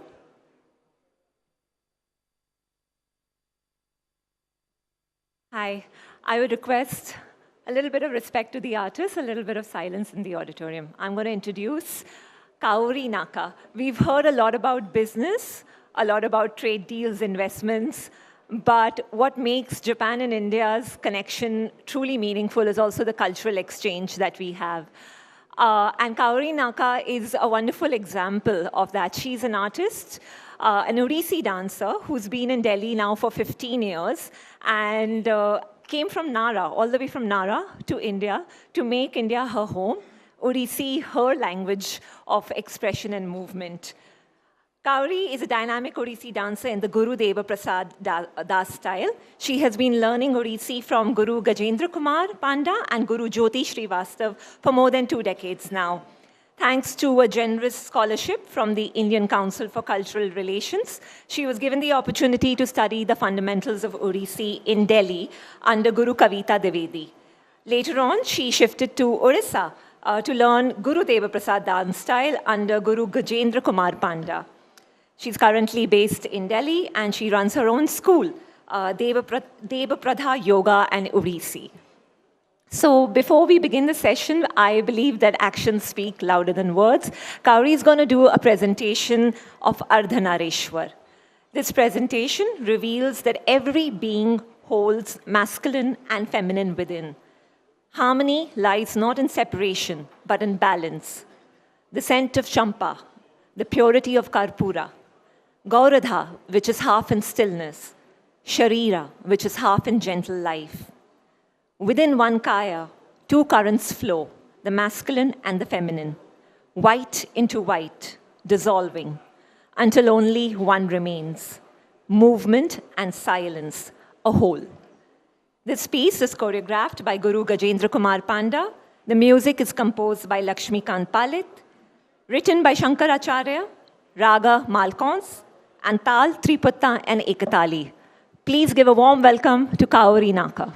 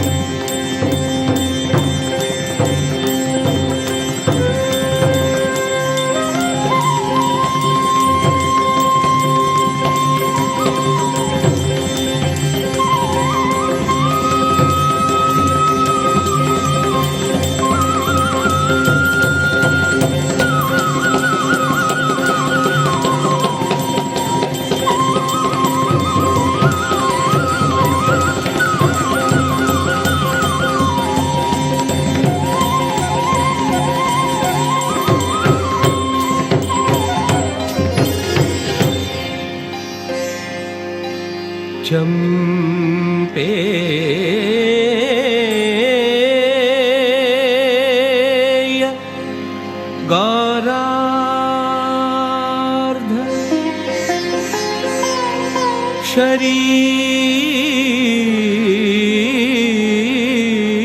शरीर कायै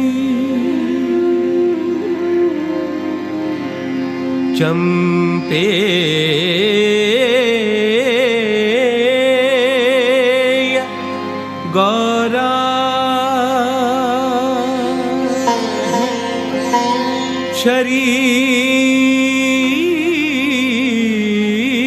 शरीर कायै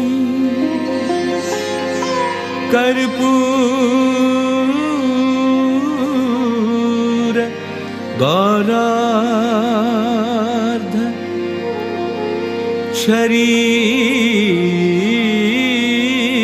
शरीर काय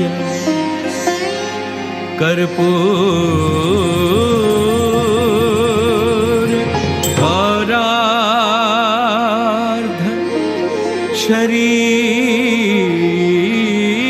शरीर काय धमिल वतैज जटा धरा धमिल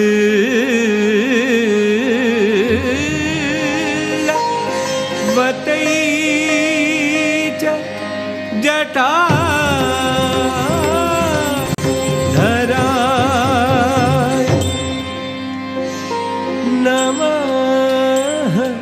शिवाय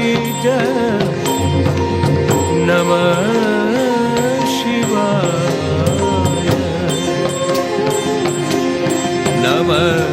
शिवाय नमः शिवाय नमः शिवाय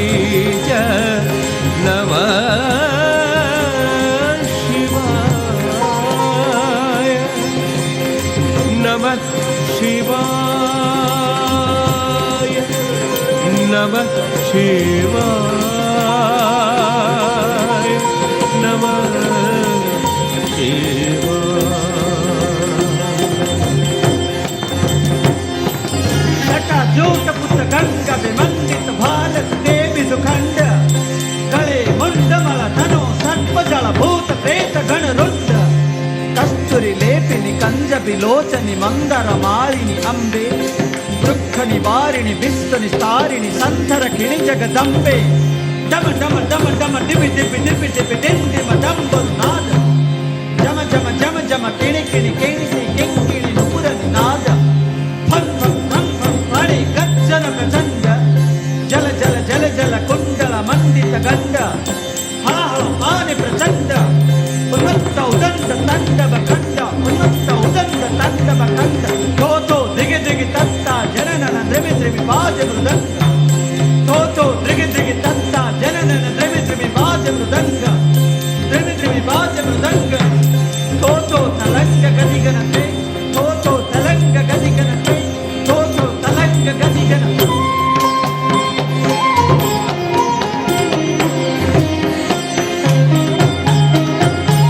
कस्तूरी का कुंकुम लेपना श्मशान भस्मांग विलेपनाय कस्तूरी का कुंकुम लेपनाय श्मशान भस्मांग विलेपनाय सत्कुंडलाय फणिकुंडलाय सत्कुंडलाय फणिकुंडलाय नमः शिवाय नमः शिवाय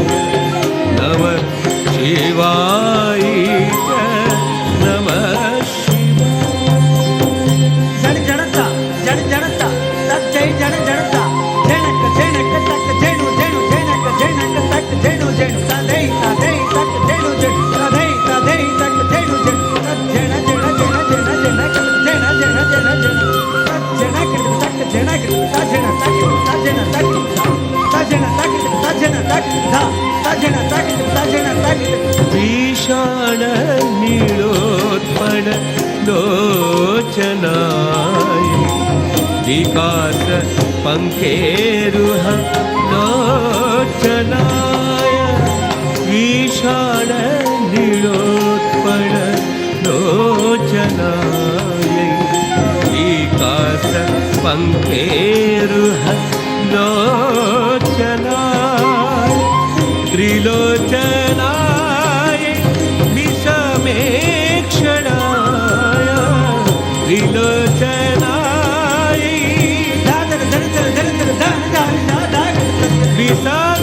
विषमेक्षणाय विषमेक्षणाय विषमेक्षणाय नमः शिवाय च नमः शिवाय नमः शिवाय च नमः शिवाय सदा शिवाना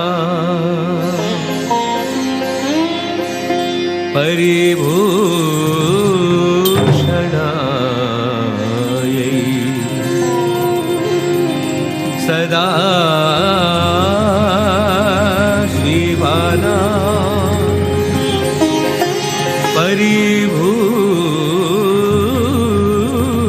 परिभूषणाय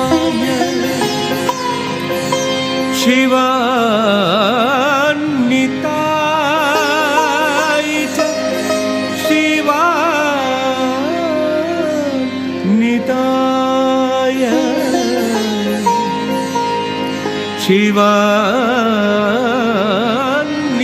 शिवान्विताय च शिवान्विताय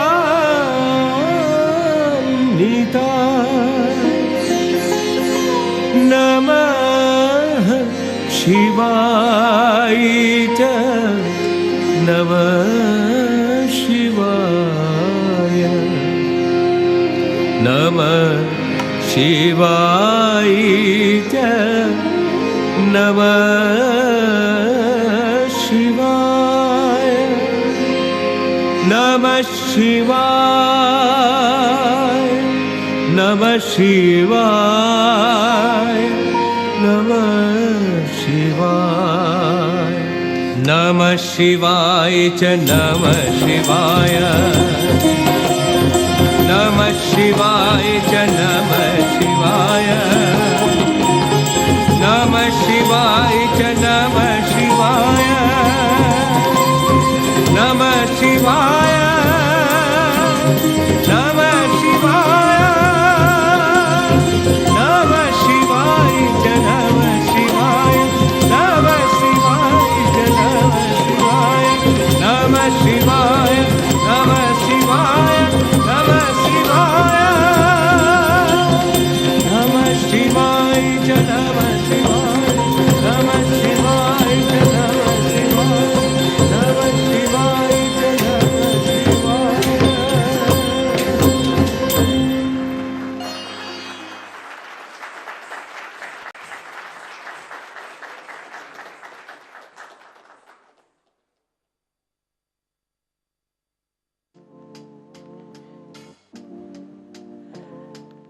Have to give another huge round of applause to Kaori. It's not easy. I don't know how many of us can do kabuki or buto for a Japanese person to come and learn this art form, dedicate herself to it. It's incredible. Kaori, can we please have you on stage?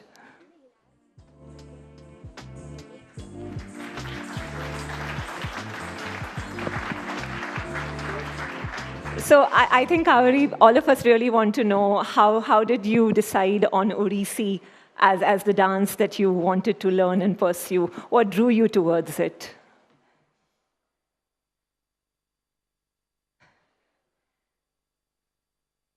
First of all, thank you so much tonight. I first traveled to India in 1998. From that trip onward, I fell in love with this country. And during the second trip, I watched all forms of Indian classical dance. Then I think it was Ragrajpur in Orissa, where I watched this dance. Then I was so moved, and right after coming back from India, I started learning this dance. In Kyoto, there was only one teacher that time, and I think still now there's only one teacher there. Wow. And rather than deciding pursuing it as my career, I think just my passion simply continue for over years. So that is why I kept going. Okay. You come from a lovely, lovely place in Japan called Nara. If any of you have not visited it, if you're going to Kyoto, please make a pit stop to Nara. You made the decision to move from Nara and make India your home. What was the reaction like of people when you told them that you want to come and live here and learn dance here? Actually, it was a big decision, but actually I didn't discuss it with anyone. After all, this is my life, so.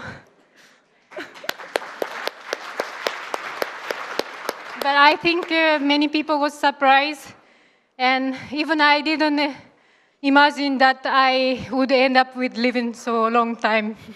I'm so surprised now. No, I think you've settled and adapted really well. But I wanted to know, when you first came initially, and you went to Orissa, to Bhubaneswar to learn, what was it like adapting there, especially with language, food, the culture? It's very different, or was it easy for you to settle in? It was very, very difficult.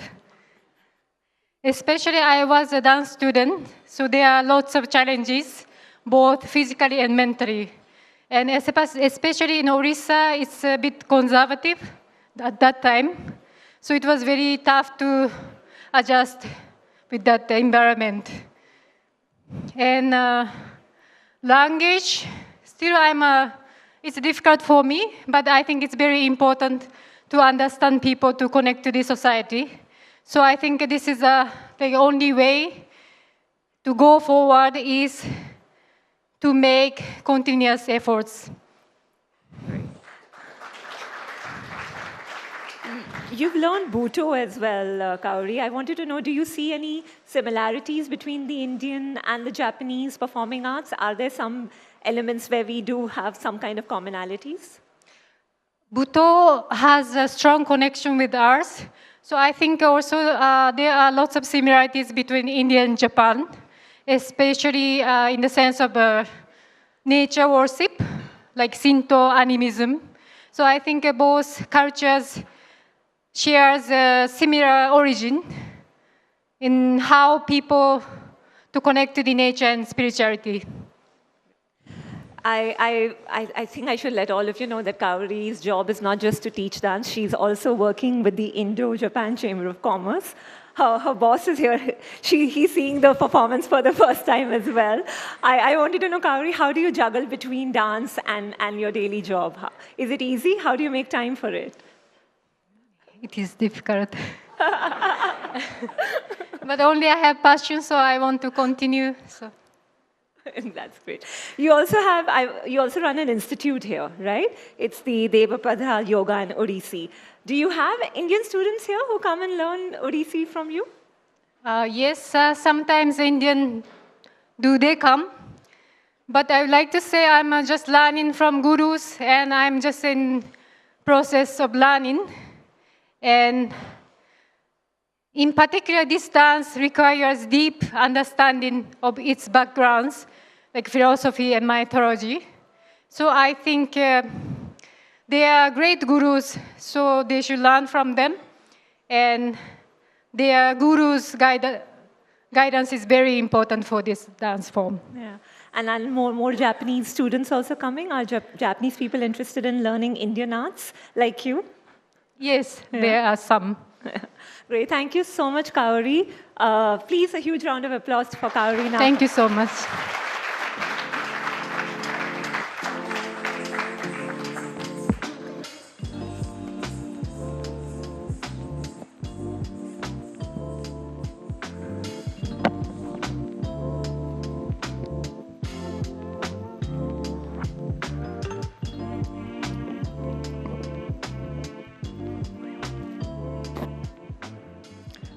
Thank you so much, Kaori-san. That was such a wonderful and a deeply moving session. I would now like to invite Suparna Kumar, CEO, India Today, to please come on stage. And Kaori-san, may I also request you to please come back on the stage once again, please? May I also have the people to present token of appreciation to our esteemed guest.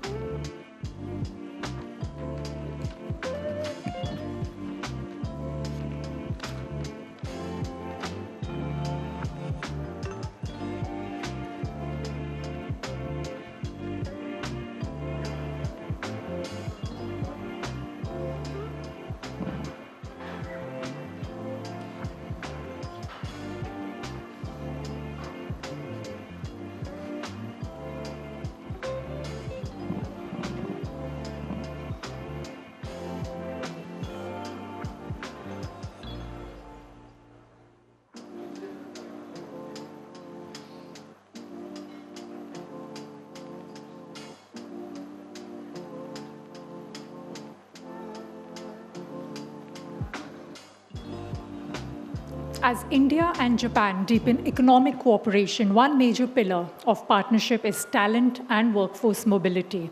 India has one of the world's youngest populations, while Japan faces a rapidly aging society and growing workforce shortages.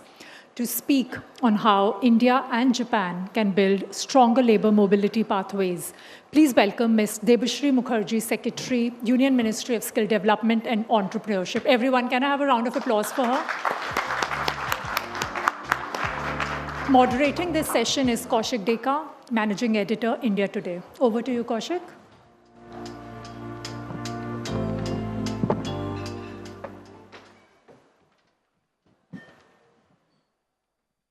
Good afternoon, everyone. Before we engage into a conversation, I believe Madam Mukherjee would like to share her vision about her ministry with this august audience. So I'd request Madam to speak.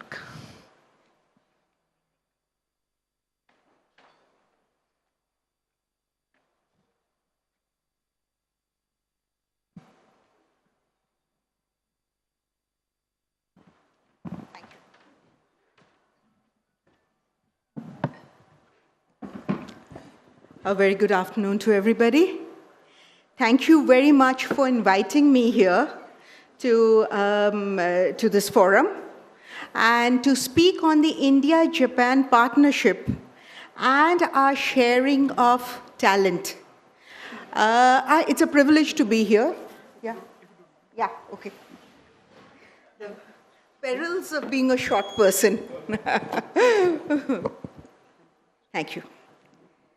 So it's a privilege to be here because we see Japan as one of our most valuable partners in the area of human resource development, in the area of trade, in the area of international mobility, in terms of also a long-term shared ethos and values.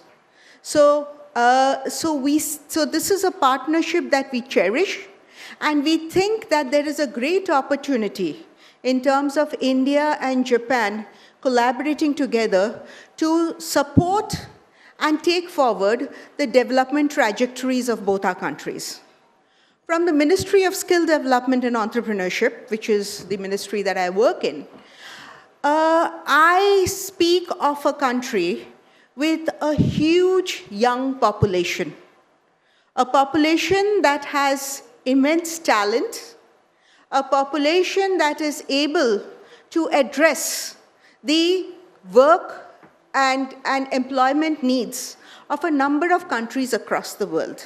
And we have been in conversation with Japan in terms of finding the right fit, in terms of how we look at talent mobility across various areas, in terms of the highly skilled personnel, in terms of caregivers, in terms of people who work at the level of providing services. So there are a whole range of areas on which we are working. Many of you I've had individual conversations with, but I would just like to talk about 3 or 4 major areas of focus of the Ministry of Skill Development. Now, when we talk about the issue of how do we create a workforce that addresses India's needs and addresses the needs of the world, one of the most important things is our ITI ecosystem, our TVET ecosystem. And our TVET ecosystem today, we are running a program where we are inviting industries to come and adopt a cluster of ITIs. This adoption is not just the earlier process of adoption, come and create labs and look at how people work. Here we are saying that a cluster of ITIs will form an SPV. This SPV, the bulk of the infrastructure requirement will be addressed by resources from Government of India and the state governments, but the ownership of the SPV will be that of the partner industry. And the partner industry will have the capacity to upgrade the ITI, to run it based on their requirements, and also to be able to design and run courses that you think are necessary to be able to fulfill the industry needs. We had a conversation with Daikin yesterday, and we presented this program to them, and we are happy to individually engage with companies from Japan to look at the areas where you're located. You will have personal needs over there, and in order to be able to ensure that you have local people who fit your needs, we would be very, very happy to work in collaboration with you. The second area that we're working on is, and across the country, is creating Skill India International Centers. The Skill India International Centers are really centers which are focusing on creating the kind of people that you need to be able to, again, address the needs of international mobility. In those Skill India International Centers, we are looking at domain training. We are also looking at language training. And our areas of focus, particularly in certain geographies, are Japanese and German at this moment. It's a country where we have a population that is ready to move, ready to provide services, and the Skill India International Centers will work with the Ministry of External Affairs, with our partners across the world, to be able to ensure that our people move with dignity. We also are looking at, in terms of our collaboration, in the month of July, we are planning a major forum with Japanese industry, and we are also looking at how we can leverage our apprenticeship program to ensure that we have a skilled workforce that can work both in Japan as well as in India. So the apprenticeship program is a good segue from the educational institution into the workforce. And Toyota, for instance, is a good example. We had, the first year, they had 10 people who who were apprentices at the Toyota plant in Bangalore, and thereafter they went to, they spent a certain time in Japan on an internship program. And when they come back to India, they bring back values and skills that are extremely important for India as well. So we see this as a win-win, both for Japan as well as India.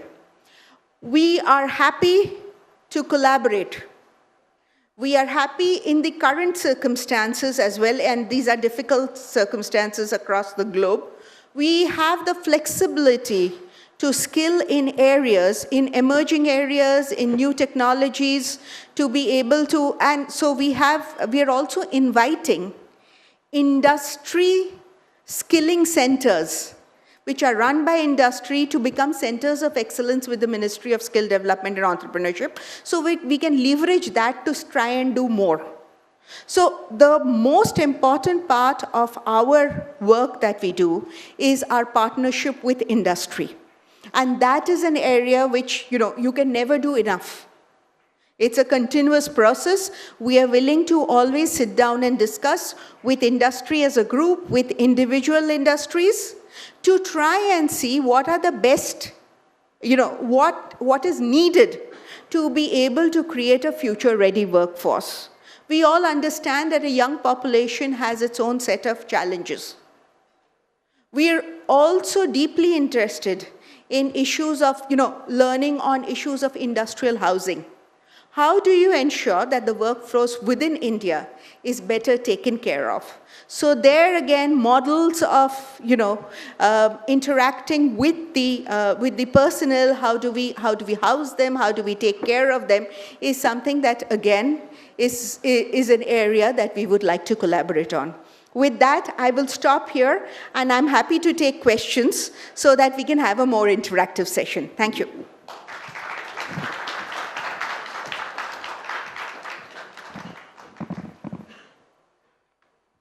Thank you, ma'am. You have already outlined the vision. I'll come to one number. Correct me if I'm wrong. I believe last year there was a roadmap that there will be an exchange of around 50,000 skilled and semi-skilled workforce. Now, what's the update on that? You have said what all you were trying to do, but of that 50,000, how many we have progressed? And semi-skilled and skilled means it's a vast universe. So what's the update on that? So as far as the government to government, so there are two routes that people go on. There are government to government exchanges, and there are also business to business exchanges. Now, the government to government figure is somewhere around 6,500, but we have a problem there. For the non-ECR countries, we don't yet have a database on the B2B exchanges. So actually the figure is much more, but as far as the government to government figure, which I can say with a degree of reliability, it's about 6,500. And where does Japan fit in this? This is India and Japan. Yeah.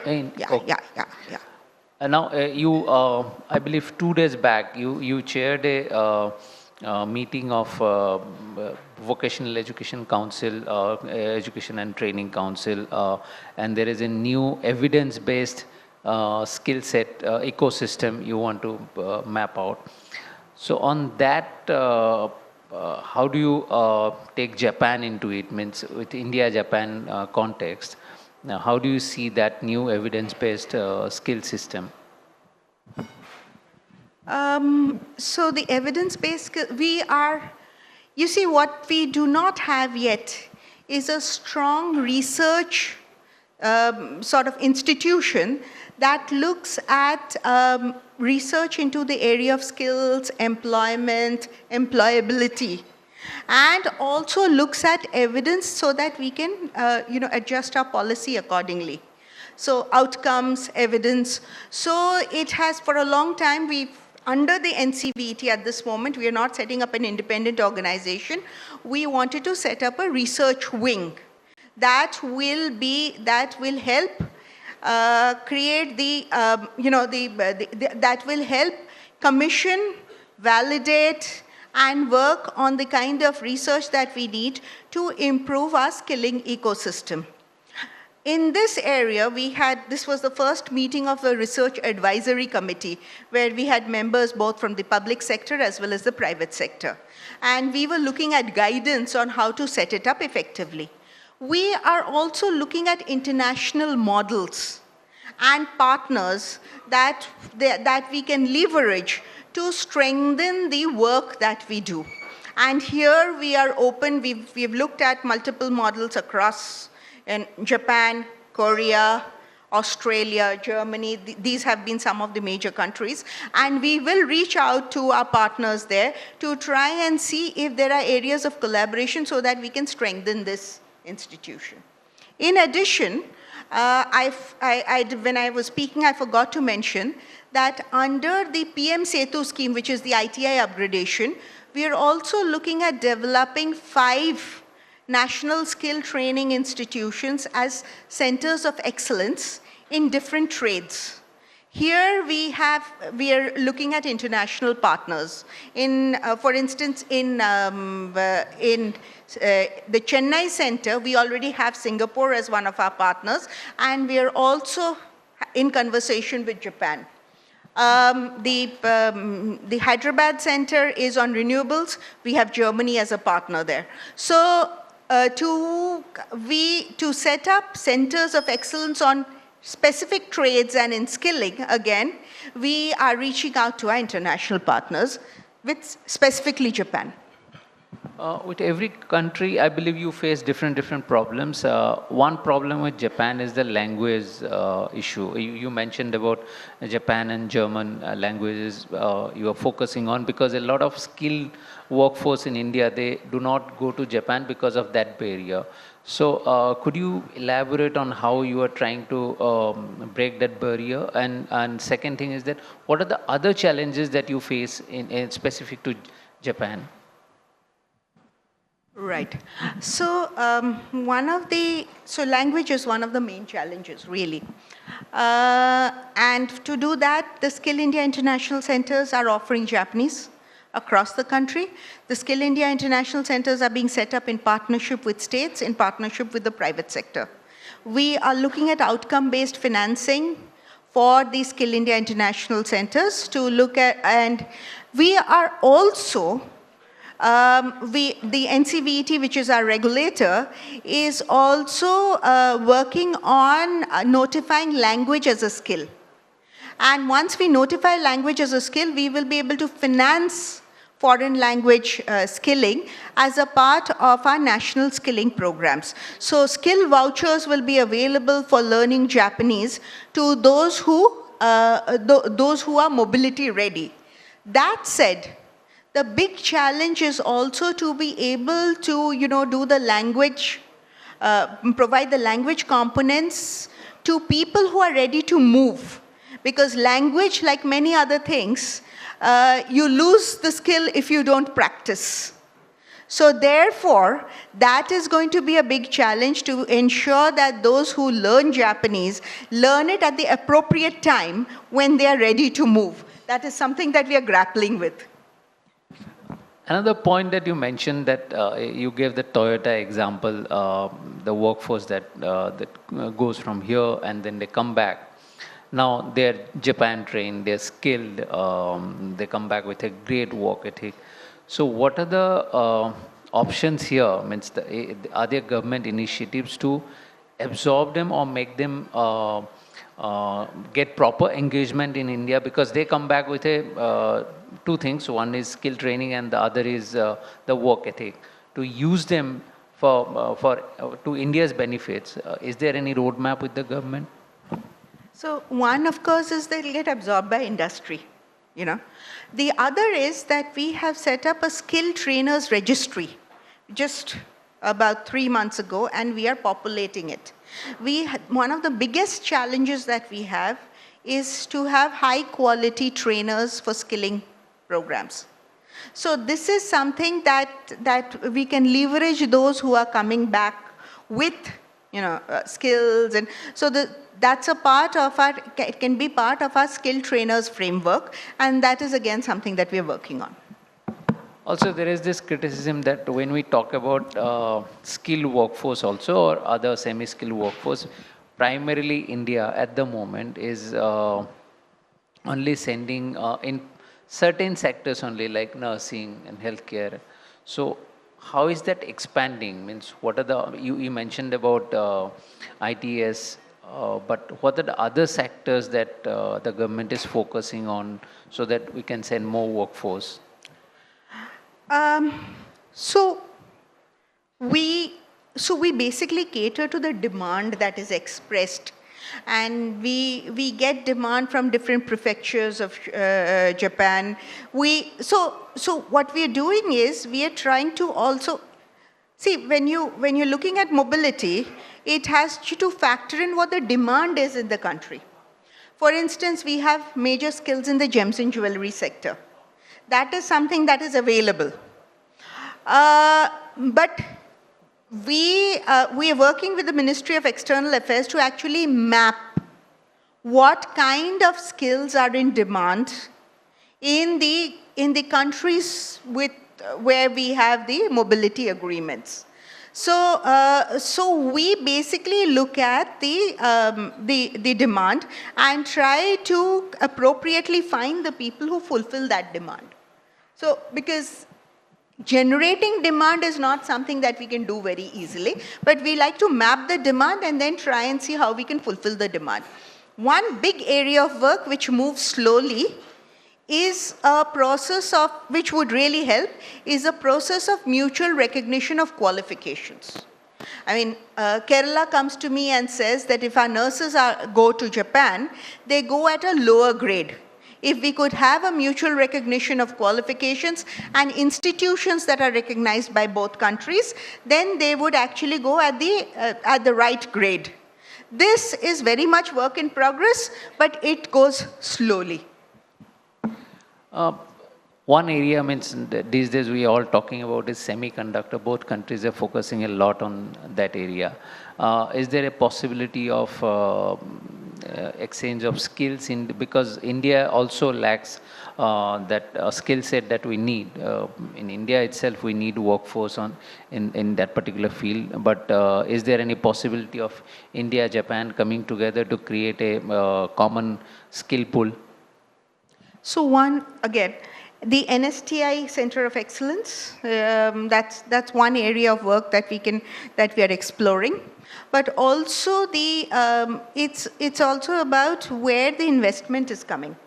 For instance, in Assam, in Morrigaon, there is a semiconductor investment coming in. We are looking at the cluster of ITIs around that, around Morrigaon, and seeing whether we can get an industry partner who takes up that cluster so that that becomes a cluster that is dedicated to skilling in terms of so this needs to be a seamless ecosystem. You have IIT Guwahati, which will do the higher order skilling. And for the lower order skilling, we are looking at the cluster of ITIs, and they need to all work together in terms of an ecosystem. We're working with METI on this, on looking at where their clusters are, where the investments are coming in, so that we can also develop an ecosystem in that area. Coming from Assam, I find that answer very encouraging. On that note, our time is up, so we'd like to conclude this session, but it was really stimulating and encouraging. Thank you so much, ma'am, for joining us here at India Today.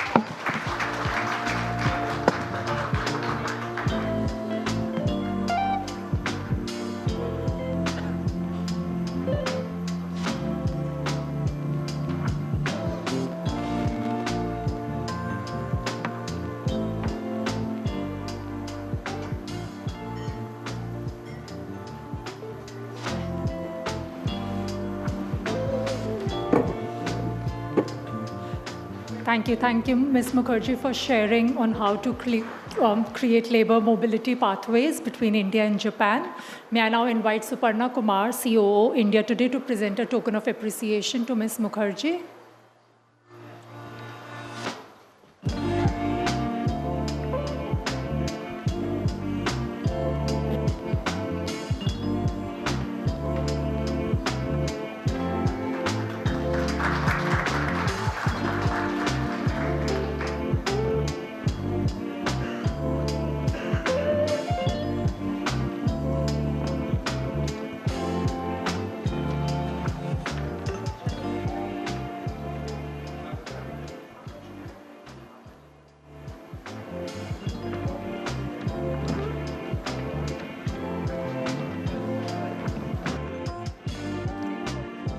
Ladies and gentlemen, we have a big panel coming up next. Please give us a few minutes as we set the stage.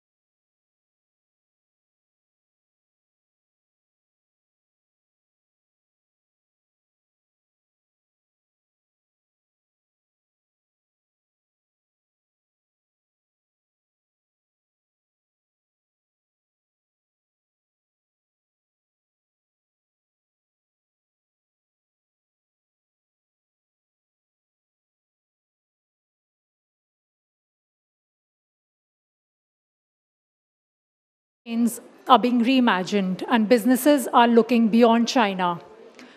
India and Japan have an opportunity for long-term growth together. To take this conversation forward, I would like to invite our distinguished panelists onto the stage. Ms. Deepa Wadhwa, former Indian ambassador to Japan. Welcome, Ms. Wadhwa. Everyone, can we have a round of applause for Ms. Wadhwa?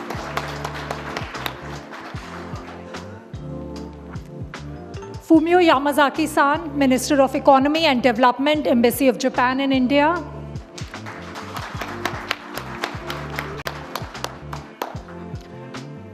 Toru Endo-san, Chief Representative, Representative Office in New Delhi, JBIC Bank. So JBIC is Japan Bank for International Cooperation. Then we have Koichi Wakabayashi, Chairman, Mitsui and Company India. And Mr. Sundeep Sikka, Managing Director and CEO, Nippon Asset Management. Yours truly will also be moderating this session. So welcome, everyone.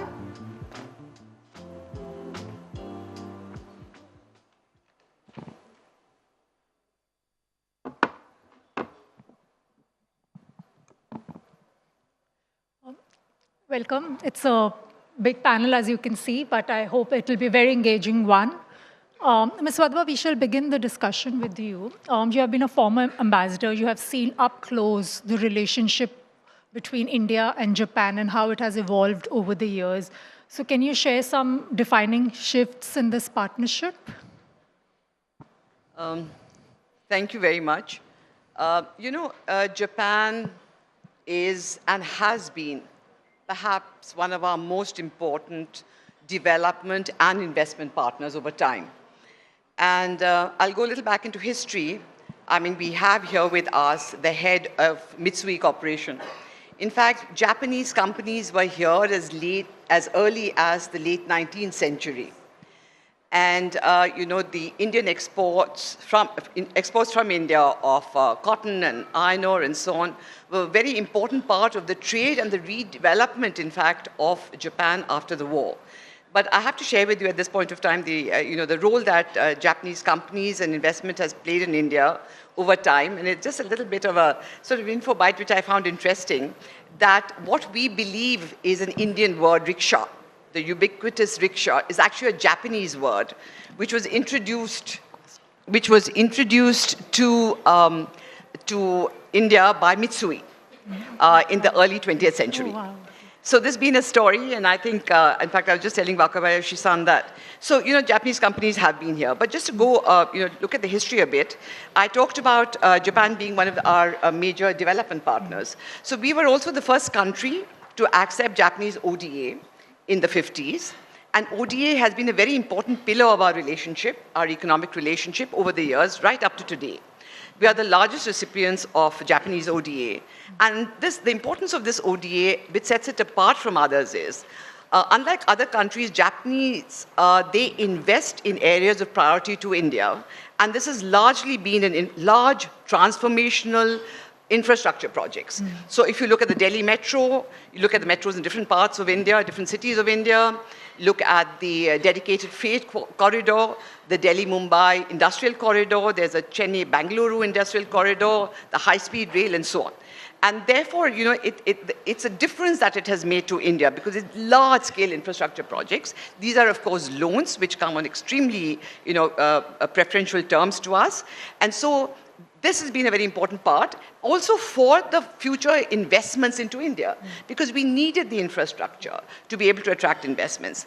And then everybody knows the story, of course, of Suzuki. This is also part of the Indian story, of the story of India's development, because the change that it brought to India's industry and its ecosystem, the economic, today when you talk of ourselves as a major player in the automotive industry, it has been because of Suzuki.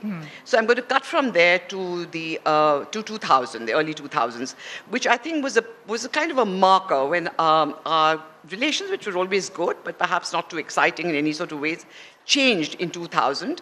The reason that it changed was, of course, because of geopolitics, large reason being geopolitics. The other thing also was, I think, that we understood that India's economic heft was growing. Japan was looking at countries beyond China, heavily invested into China, looking beyond China. And there were these very self-evident complementarities between our economies. So I think that has driven the relationship in the last 2.5 decades. I mean, there's lots to be said, but I just say that we signed a SEPA quite early in 2011. But insofar as investments have been concerned, and we're talking about investments on this panel, I think in the last maybe 2.5 decades, probably there has been about we have attracted 45 billion worth of investments from Japan. Looks very good. They're the 5th largest investor. But I still believe that that is an underperformance given the size of the Indian economy and, the potential. So we keep talking about the potential of the economic relationship and what more can be done. So, and what has happened since then is I think the governments who have a strategic relationship, and I think an economic relationship is very much part of a strategic relationship, they decided at some point of time that they also have to come into this game. And, starting 2014 during Prime Minister Modi's first visit to Japan, I happened to be there as ambassador. It was of no consequence, but it was the first time that Japan came forward and made a commitment of investment into India. And at that point of time, it was 3 trillion yen. And this has been now in 2025, at the last visit by Prime Minister Modi, there has been a commitment of 10 trillion yen, which is about $68 billion of private investments over the next 10 years. So what the government has a role as, not as a catalyst, but somehow to be able to activate this relationship. Because, of course, Japanese companies are there in large numbers in Southeast Asia. I mean, in India, there are about 1,400 and something companies compared to 30,000 in China and so on. How do we get more companies to come in? And so the government does have a role to play. I'll just stop with it now at this point. We have an economic security dialogue. We have the sectors identified. We're looking at high-tech sectors. You know, there is this commitment to work together. But how does this really come about? And I think that is important. I'm sure my other panels will talk about it. Thank you. Thank you. So you have raised a lot of points that are actually questions for a lot of other fellow co-panelists to answer. Yamazaki-san, like as Ms. Wadhwa said, like how the potential for Japanese investments in India and the collaboration between the two countries is huge. And it's actually what we are seeing is an underestimate right now, if I can use that word. So how do you view, it is also said that a lot of Japanese investments were a lot in traditional sectors, but what we are also seeing now is a lot of investments are also happening in new age sectors. So can you please talk a bit about that as well? Sure. I think there is two key words. One is that the make manufacturing industry successful here in India. And another one is the economic security, where given today's world situation, the strengthening of the supply chain is primordial.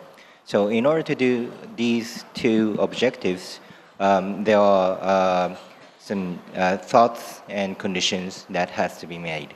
And starting with the first manufacturing capabilities, there are 1,400 Japanese companies are here in India, and more than half of them are manufacturing companies.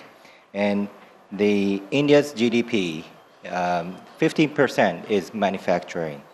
And the strength of manufacturing is that they create jobs, and the automobile industry, for example, creates 30 million employees. And the industries worldwide, when they make decisions, they make decisions within the context of global supply chain. And what matters most on their decision in global supply chain is the quality of products. And if the quality of products made in India is high, people in the world will prefer to buy them. And in order to have better quality, it is about transferring the technology and know-how from Japanese companies to Indian people. And just like Maruti Suzuki, the capacity building of Indian suppliers are increasing enormously. And also, when it comes to steel, the technology transfer from JFE to JSW is significant. And in order to be successful on this manufacturing capabilities, creating a conducive business environment in India is a key, like tax or regulatory administrative procedures or incentives. And as for the second pillar on strengthening the supply chain, last August, both leaders, when Prime Minister Modi visited Japan, they prioritized 5 areas. That is 1, semiconductor, 2, critical minerals, 3, ICT, and 4, clean energy, and 5, farmers. And we see a very rapid development on semiconductor, like we see one in Gujarat state, Dorera, and also in Assam state, Jagirod. And so in order to further develop these industries will become the next hoping industry next to automobile. Thank you. Thank you.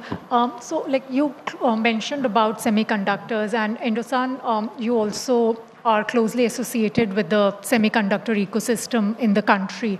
So can you please throw some light on how do current Japanese companies currently view India's semiconductor ambitions?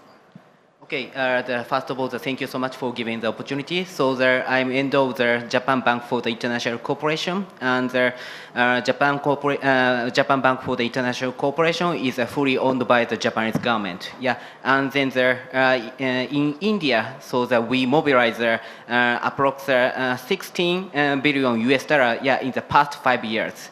And the sector is, for example, the loan for the acquisition of the SR steel by the Nippon Steel, and we provided several the green facility to the Indian the governmental organization. Yeah, and yeah, sometimes we need to provide the data center business, Yeah. And the reason why, so that now, I can anyways explain about the semiconductor is that anyways I'm double hatting the Secretary General of the Semiconductor Committee of the Japan Chamber of Commerce in India. Yeah, and then at this moment now the semiconductor committee is expanding more and more. So now the number of the semiconductor committee is more than 160 Japanese company. Yeah. And at this moment now that we gather the issues so which Japanese company face, yeah, so that when they invest in India from the viewpoint of semiconductor, yeah, and then we've already submitted this issue to the Indian government, yeah. And then regarding the issues, yeah, I can find out one theme. One theme is a global standard. Yeah. So for example, I can point out that now regarding the Dorera Industrial Park, so that which will become the ecosystem of the Indian semiconductor sector. Yeah. And then the Dorera Industrial Park requires turn to be the SEZ, Special Economic Zone. Yeah, because SEZ is strongly required to set up the semiconductor the business all over the world. For example, in Japan, in US, in Korea, in Malaysia, in Singapore, so that there is the SEZ. Yeah. However, at this moment, the SEZization of the Dorera is on the way. Yeah. And then I also point out the BIS standard. Yeah. So at this moment, India has the unique system of the BIS standard. Yeah, however, regarding the semiconductor business, they have their own global standard. Yeah, so from that viewpoint, yeah, so at this moment, to India set up the ecosystem of the semiconductor. Of course, now at this moment, the Indian government and then the state government try to set up the critical infrastructure of the semiconductor in Dorera and any other. The region. Yeah. However, at the same time, yeah, from the regulatory perspective, the global standardization. Yeah. For example, the SEZization or the alignment with the global standard of the quality. Yeah, needs to be achieved. Yeah. Thank you so much. Thank you, Endo-san. Waka-san, I would now like to ask you a question around, so Mitsui has been present in India since 1950s, I mean, as a long history, 1955 to be precise. Over the years, the way Mitsui has engaged with the country has also changed from like to a much deeper investment and partnership story from just an investment story. So can you talk a bit about that? Thank you very much. And firstly, I'd like to thank Madam to talk about our beautiful stories. And as she said, Mitsui had a long history over the 70 years here. And we have a so diversified business portfolio, including the investments.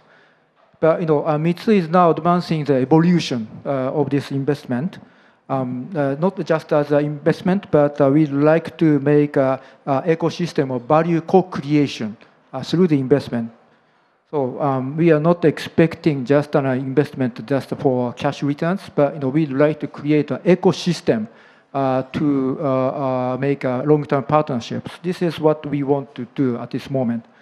And traditionally, our investment in India was focused on the supporting Japanese companies for manufacturing and distributions I'll tell you a couple of examples. One is, we have a joint venture with Yamaha, motorcycle manufacturing business, Toto, the sanitary product business, and we also have a transportation logistics business for Japanese car OEMs, and we also have a distribution business to supply the Japanese brand agrochemicals. This is just an example, but this is a kind of traditional investment style of Mitsui. But in the past couple of years, we have increasingly shifted towards partnering with Indian local partners, companies, as a co-creator of value within India. For example, in mobility, we invested to EV truck and bus manufacturing company. In sustainability, we invested to recycling solution business company.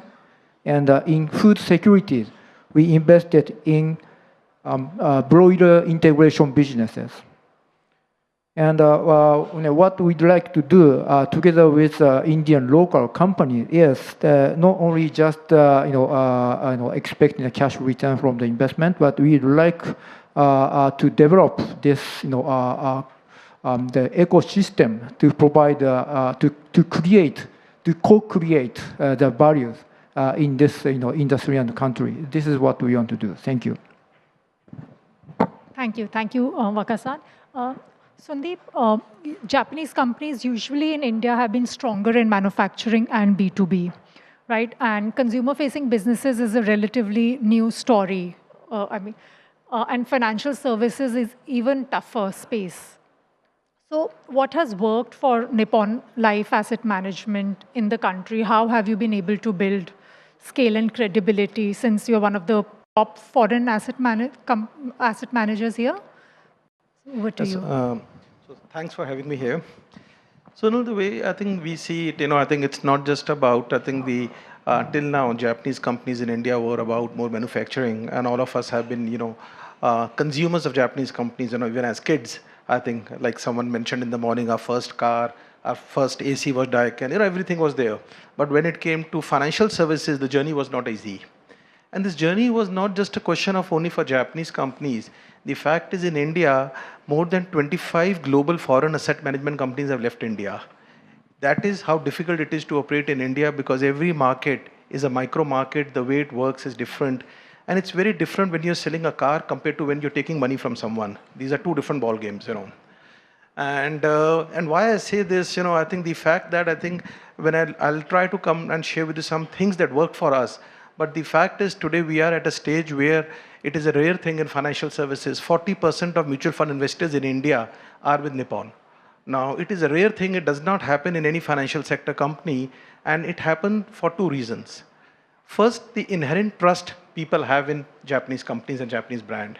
I think I would like to give a lot of, the execution plays a very big role, but the fact is execution is available with a lot of other Indian companies also. But when you're 40% of the investor, there has to be something more what the Indian companies don't have, but it was the trust. But I'd like to give you two examples which, which will give the audience to understand how many times what works. I still remember when Nippon Life was, becoming the majority shareholder, when we were talking about what are the future plans for the company, how will the profit and everything be. One thing at that time, Suthisan, the chairman, said, I think we should continue investing because this is a business which is giving financial security to the people of India. And let us not see purely from a profit point of view, let us not see from asset management point of view, but that's the purpose with which you run the business, and today it is the most successful business. The second part, I'll again like to touch upon how Japanese companies see businesses. Way back in 2017, we acquired Goldman Sachs operations in India. And those were the ETF operations. And I still again remember talking to Tokyo team, and I think the discussion was, should we buy? And ETFs were not popular in India. ETFs were not popular in Japan also at that time. And I think there was one thing that still remains in my mind. And I replied to that question, which was asked, while we can buy this company, but why do you think you want to buy it? I said, world over, I think investors are going to ETFs, and it is good for investors, but the profits are very low in this. But it is good for the investors. And without thinking, if it is good for the customers, we should go for it.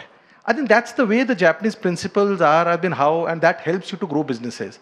So again, let me share with you that I think while I can go on and on, because over the last 25 years, a lot of things that we have done, where we have reached, but the success is the trust of Indian consumers in Japanese brand is, I think you have to feel it, experience it. And recently we opened a branch in Leh, which is in 65 years, no Indian asset management company opened a branch in Leh. And we were surprised and pleasantly surprised the way we were welcomed in Leh, which is a city wherein you have only 400,000 people, 300,000 army forces, and for them they were thankful. And the fact that it's a Japanese company, they see you very differently. So I think it's been a difficult journey, but I think the key is India offers scale, India offers talent, Japan offers precision, Japan offers patience capital. And if you marry the two together, you can build up a great business. That does require a round of applause. So thanks a lot. This was fantastic. I mean, the way you put it. But Ms. Valba, I'd like to ask you, so the way of working between the two countries, I mean, it's very different. So do you think the perception of India, I mean, while they have cordial relations, but do you think this goodwill has also turned into economic partnerships and investment, or there is still a gap in perception and investments that are made in the country? I basically think, that there, given the geopolitical churn in the world, and particularly our part of the world, and I talked earlier about complementarities, there is no other way but for Japan and India to work together, and I think there is that recognition. There's also, a larger civilizational connect and so on. So there's a sense of comfort with working with each other. I think there's recognition that we do want Japanese investments. I think Japanese want to invest in India. So what is it that is keeping the companies from coming, I think, is that both of us have different ways of doing business. And sometimes I have thought in the long years that I've dealt with Japanese companies and with Indian companies that maybe we should have a little more classes on cross-cultural communications and how each one approaches businesses differently. I think that's very important to do. And I'll tell you an example of this really is to do with SMEs. In Japan, in fact, the larger number of companies are SMEs, but very few of them dare to come to India if you look at a percentage. However, the story really is that the Japanese companies who are in India, 75% of them are making profits. The profitability is very high in India. They're reinvesting the profits into India, and yet there's a reluctance. The reluctance is because I think they've got to somehow need some more of hand-holding and understanding India. And for that, there is a push that is required.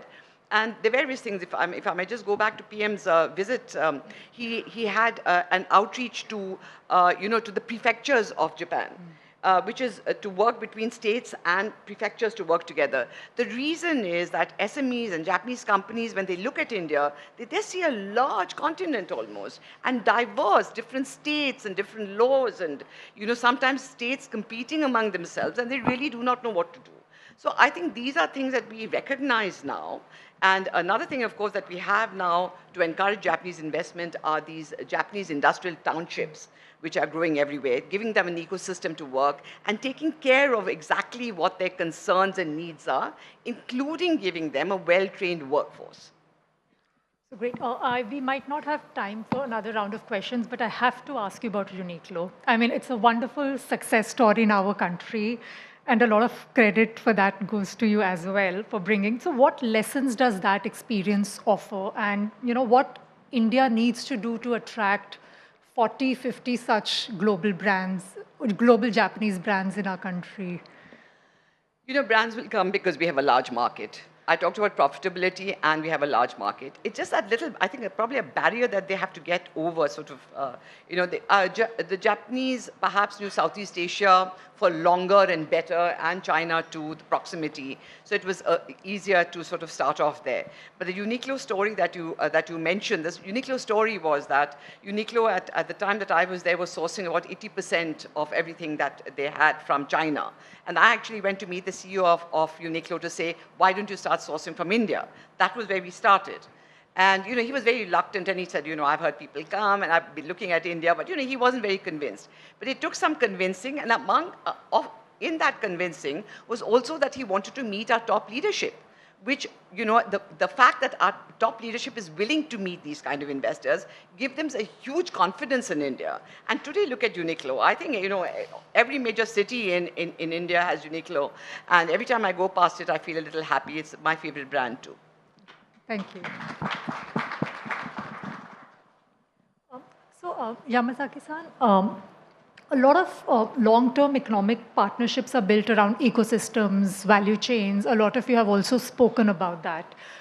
So can you talk a little more? Can you give us some examples on how this relationship between India and Japan can, really evolve from being transactional investments into creating integrated industrial ecosystems? I mean, we already have a lot of industrial corridors and townships. So can you give us some of the examples around that as well and elaborate on this? Right, thank you.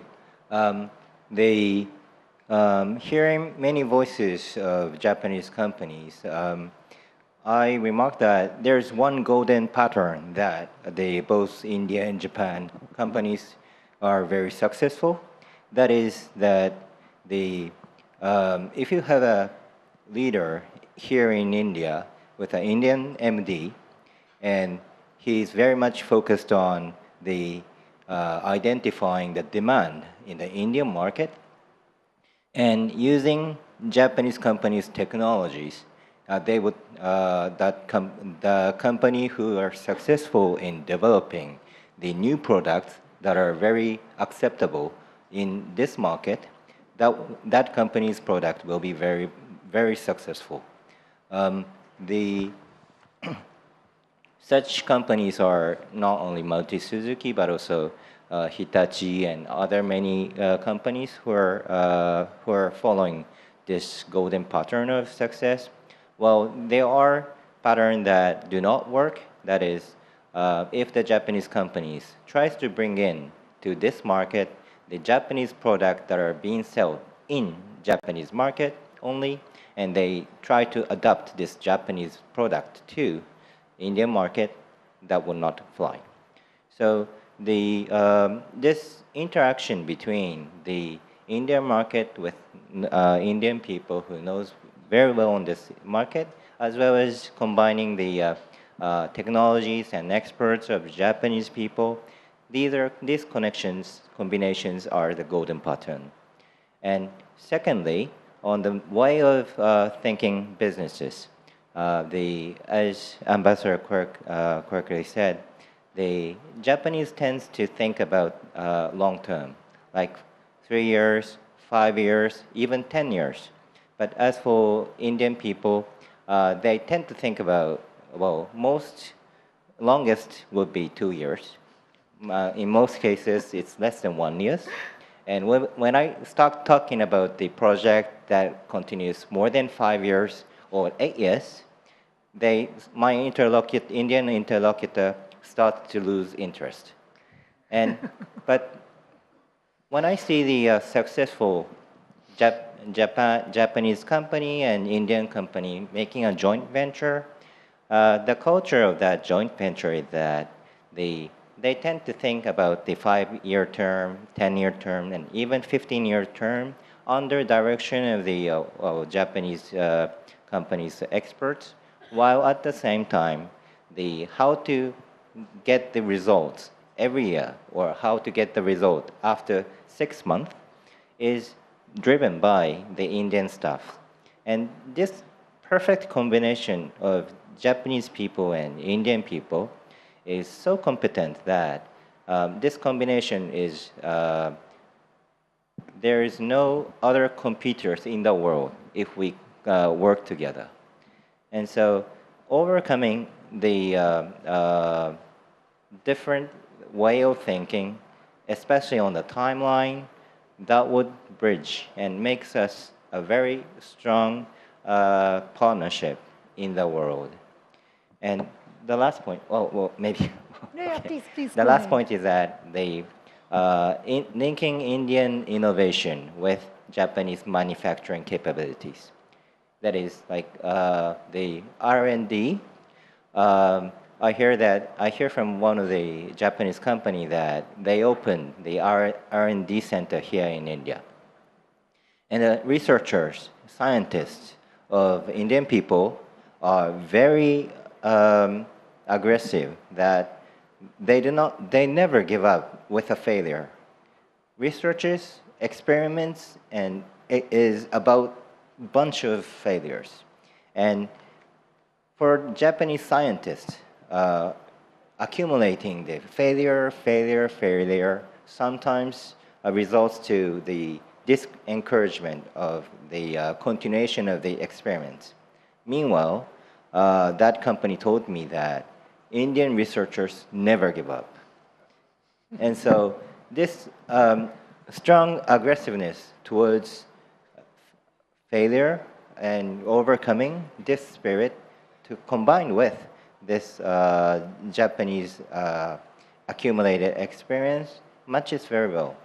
So perhaps I will stop here. Thank you. Thank you. So 3 great points: long-term view, innovation, and with R&Ds, Japan's R&D and manufacturing capabilities, and the whole aggression towards failure. So thanks a lot for your perspective. So on this, Indo-san, would you like to highlight, JBIC has mobilized around $16 billion in India in the last 5 years. So, how is JBIC positioning itself as this bridge, between like what Yamazaki-san also said about this Indian way of working and Japanese way of doing business? Okay, thank you so much. So at this moment now, I recognize that now the Japanese company try to invest in the sector, which is very important from the viewpoint of the economic security. And then I can point out that the sector related to the economic security requires a lot of the capex. For example, the semiconductor sector, so that they require a lot of the investment for the land acquisition and the installation of the machinery, etc., etc. And then from that viewpoint, such kind of the capex support is very required. And at the same time, I recognize that in India, so that now that we can find the PLI scheme, and then the PLI scheme is very excellent, because that is linked to the sales basis, and then once they start to operate, so that they can obtain the subsidy. However, in the initial of the investment, a lot of the capex is required. So now, thanks to the Indian government, so regarding the semiconductor sector, so not only the central government but also the state government of India provided a lot of the capex support. However, except for the semiconductor sector, for example, the rare earth sector or the battery sector, at this moment, I don't think the sufficient capex support is provided by the Indian government. So from that viewpoint, so that we, the other JBIC, we require the bridge, between the India and Japan, from the viewpoint of the financing, and then the JBIC is the governmental financial institution, and then we can only access to the Japanese government's foreign reserve account, and then based on that in the foreign reserve account, we can provide the loan to the not only the Japanese company but also the Indian company, which is dedicated to the resilience of the supply chain. And then in the last October, we set up the facility, so-called the Japan Strategic Investment Facility. And then under this facility, we can provide a loan to the very important strategic sector, as like the semiconductor, rare earth, the pharmaceutical, the automobile, the shipping, etc., etc. And then this facilities are unlimited. Yeah, and then from that viewpoint, anyway, we'd like to anyway provide such kind of the loan and sometimes the equity, yeah, to such kind of the sector to support the huge capex requirement. Thank you. Thank you, Indo-san. Wakasan, a lot has been spoken about investments, collaboration. Can you talk to us about, how is Mitsui looking at investing in startups and taking that collaboration forward? Yeah, thank you very much. I think, in general speaking, I think, the key for Japan-India collaboration should not be focusing on technology transfer, but what we'd like to do is to connect innovation with the real industrial use case and link startup with existing business ecosystems. And what Mitsui is doing is to try to be the bridge between innovation and industrial scale. And I'd like to tell one example which Mitsui is doing now. As I said, we have a joint venture with Yamaha to manufacturing and distribution of motorcycles.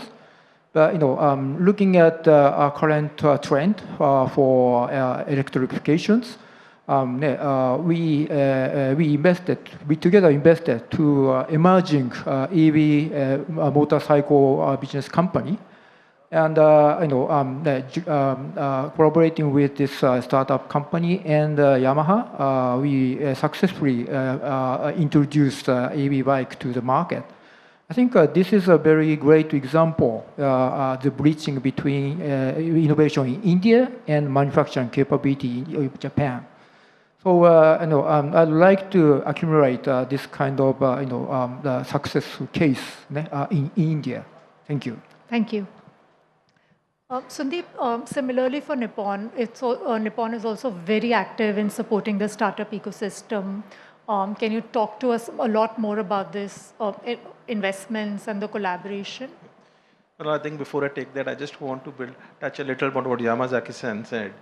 I think it's, I've actually really experienced this, I think the business outlook many times for Indian shareholder or a company or the professional and the Japanese colleague at times is different, But the beauty is, I think both the skill sets complement each other, what exactly he mentioned, And what we have realized is what makes this combination very successful is, I think there is an Indian passion, Indian way of managing chaos, and the Japanese position of thinking long term. Because Japanese long-term thinking and India has long-term growth. When you marry all these things together, it is a deadly combination. So that is one.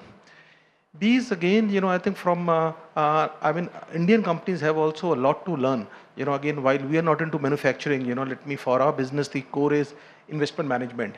But for us, I think while a lot of things are domestic, done by the local people, but the risk management, is something I think we believe nobody can do better than Japanese. I think we have ourselves got some of the best of the practices, including PDCA, mid-term plan, long-term plan, all these things, and they really help in long term. So that was, I think, first one I thought I wanted to comment, it actually works very well. Again, going by this thing of long-term thinking, I remember once, talking to a couple of Japanese corporates where I think they wanted to have an exposure to MSME startups, but somehow we couldn't find a way. And then I think we collaborated with METI. And I think at that time in 2019, during the G20 summit, Prime Minister Modi and Prime Minister Abe-san on the sidelines of G20, Nippon India Innovation Fund was launched. That fund has invested in more than 350 startups in India. And seeing the success of that, I think it was my privilege to be a part when the Prime Minister went again in August. We launched part 2 of that fund. So we have already invested in more than 350 startups, but the beauty of the whole thing is the Japanese LPs were very clear that they do not want to go into the day-to-day running of it. So fund was created, and this is becomes the most interesting part. Many times a lot of these funds are created for IRR, what is the return? But most of the LPs said, we do not want only return, we want basically a supervisory board. What we want is basically to get the IP. So to give an example, one of the largest automobile companies of Japan invested in the fund, not for returns, but to get an access to a company which is into IoT so that they can integrate that with their business. So that's the long-term thinking. But to your question, yes, we have invested in more than 350 startups in India, and I think it's a great feeling. The fact that I think today we are getting capital from Japan, which is long-term investing in infrastructure, real estate. Startups was missing, and in the last 5 years, we are very happy that I think we are contributing there also. Thank you. Thanks a lot. I can see the time's up. One round of questions, last round, very quickly, 10 seconds. India is the 5th largest destination for foreign investment from Japan. What will it take to make it number 1? 1 point each, please. Ms. Wadhwa. I think we just have to look at the issues. I mean, study the issues that are keeping it back. And as I said earlier, that both the governments have to push and encourage industry. And it's happening. It's happening. It's happening. Yeah. Okay. I would say blue workers, education and training. Okay. That's the basis of the manufacturing. Indo-san? Okay, yeah, so my opinion is that the globalization, and catch up to the global in the standard, yeah. Okay, so global standards. Waka-san? I think consistency of government policies. Okay, so policy stability. I think I'll say direction is more important than speed, So effectively, we are going in the right direction. We should not end up doing anything wrong. A lot has happened in the last 10, 50, 12 years, I think a lot has changed, but I think we should continue the same way. So thank you. This was a fantastic panel. Lots of insights and very honest, engaging feedback. So thanks a lot. May I now request Manoj Kumar, CEO of India Today, to please come up on stage and present token of appreciation to our esteemed guests.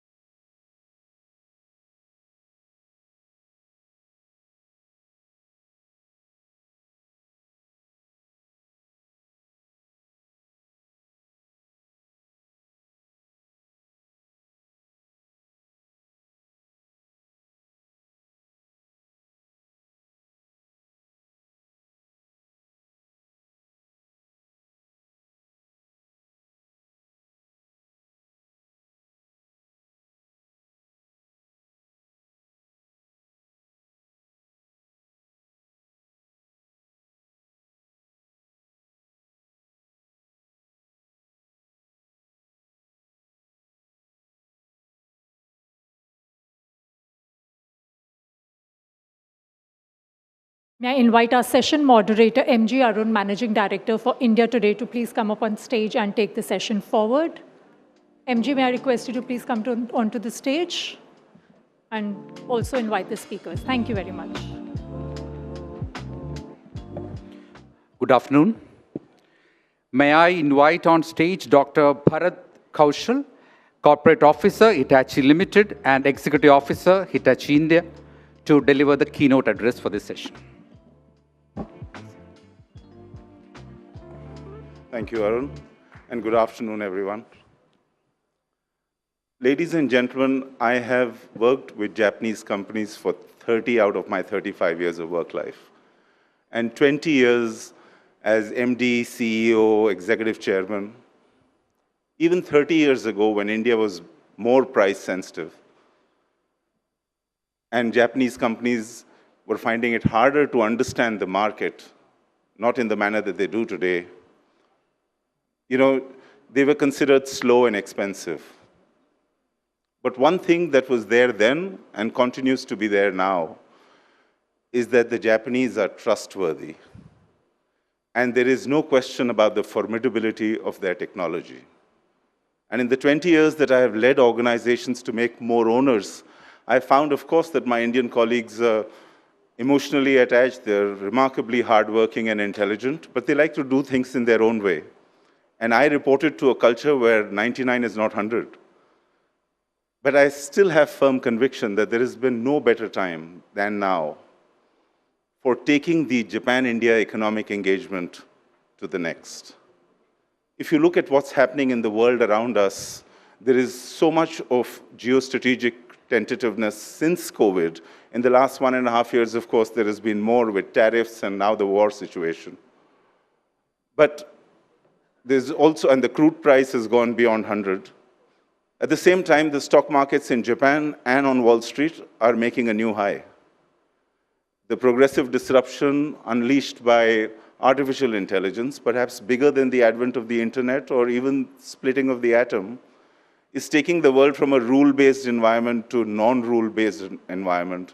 For 100 years, the world's understood as rich and poor by energy consumption, and now it's whether you're a consumer or creator of artificial intelligence which is becoming the new scale. And you see all countries caught between globalization and deglobalization, looking for an equilibrium between self-reliance, national security, and also weaving new free trade alliances across the board. And so for the discussion agenda today, the small components industry have a regional element of globalization, like power electronics, like automotives, like elevators. And the capital good industry in power and rail work on very global scale. And you can imagine from India to even the United States or distances which are further up. And when you look at India, besides being one of the fastest growing large economies, two things that have changed revolutionarily in India in the last decade or so are implementation and quality. There are rarely examples anywhere in the world where 34 metro projects are on, where you're building maybe 50 kilometers or 40, 50 kilometers of magnificent road network every day, where you've started producing close to 200 gigawatts of renewable energy at amongst the lowest prices anywhere in the world. And Digital India has set a new level of a follower country becoming a leader country, with scalability, affordability, all delivered at speed, empowering, entitling a society which has reached 5.0, even when industry is still at 1.0, 2.0, concomitantly existing with 4.0 and 5.0. So the whole Indian situation has grown more like a consumption economy, and as Japanese companies, we were more modeled on supply-side push. So we've needed to find an alignment with demand-side pull in a more significant way. But there is no bigger place for physical and digital balance sheets to grow. This year's budget alone, which has been consistent with 24% growth for the last 5 years, allocates $50 billion to railway business, including urban mobility, and $35 to $40 billion in the energy sector. be it energy transition or whatever, the whole opportunity and digitizing existing networks is such a humongous opportunity that you become competitive in India, you become competitive anywhere else in the world. And the intermediate layer ecosystem is beginning to come of age.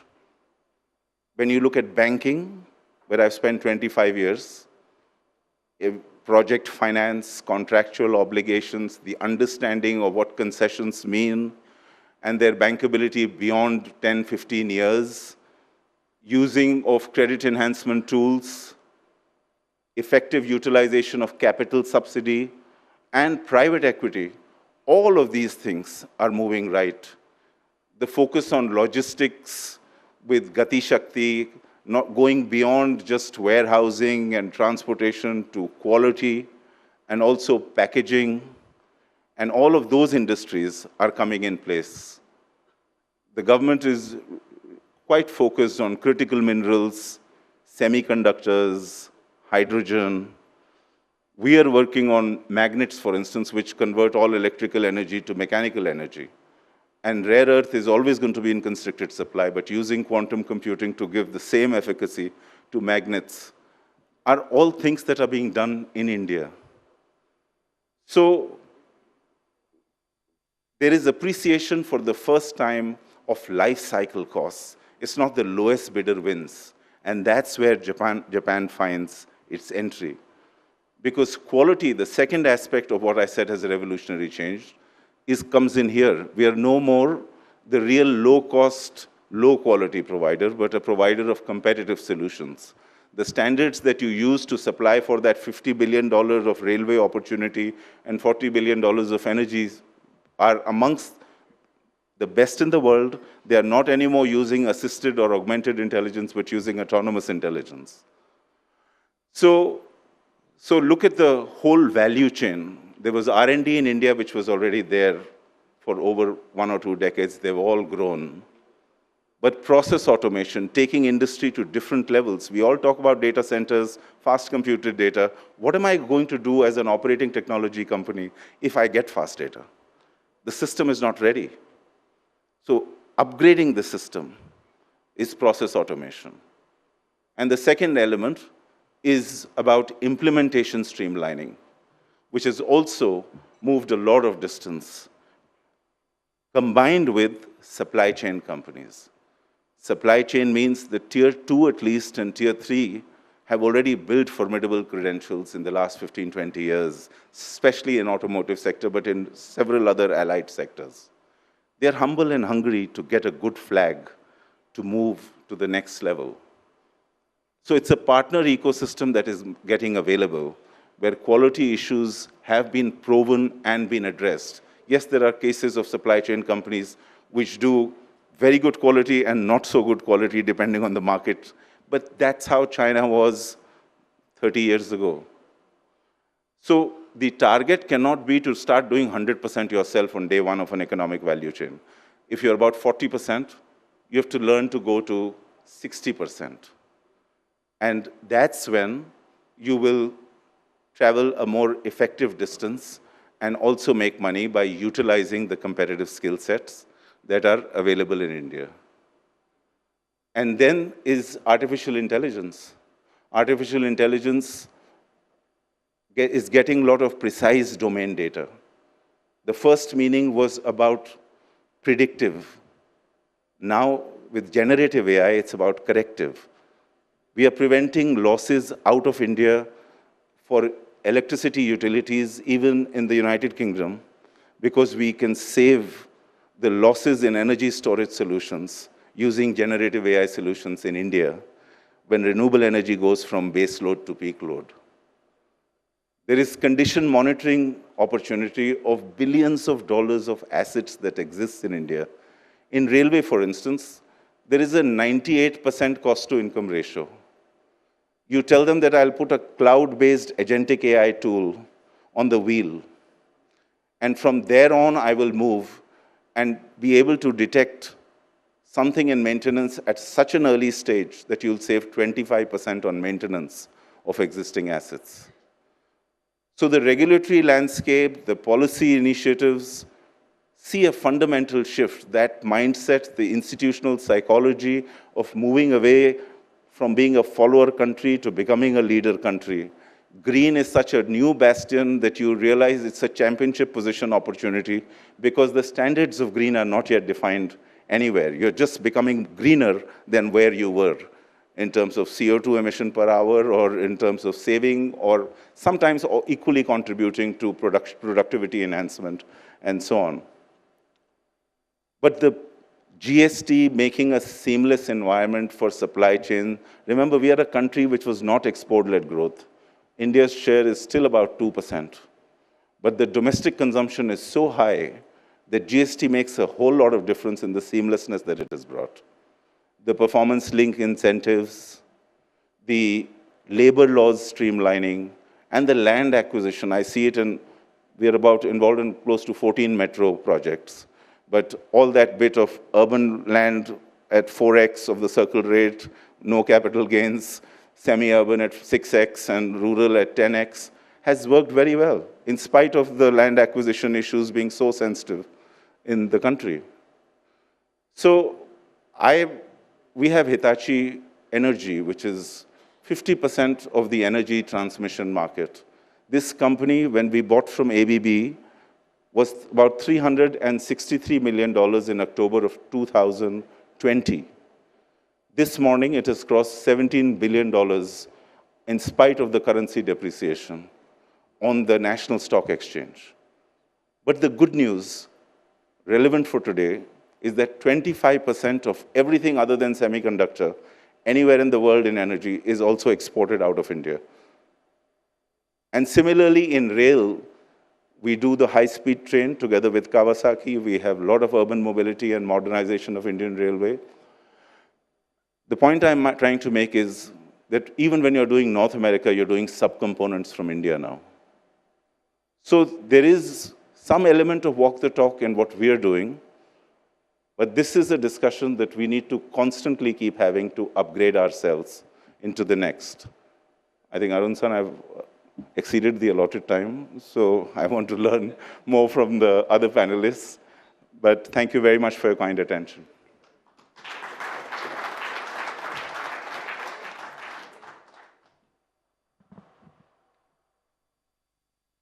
Thank you so much for that opening remarks. Let me also now call the other panelists on stage. We have Mr. Kanwaljit Java, who is the Chairman and Managing Director of Daikin Air Conditioning India. We have Mr. Saeed Faisal Ashraf, who is the MD of Mitsui & Company India. We have Mr. Yoshiyuki Kato. He's the Managing Director, Panasonic Life Solutions, India Private Limited.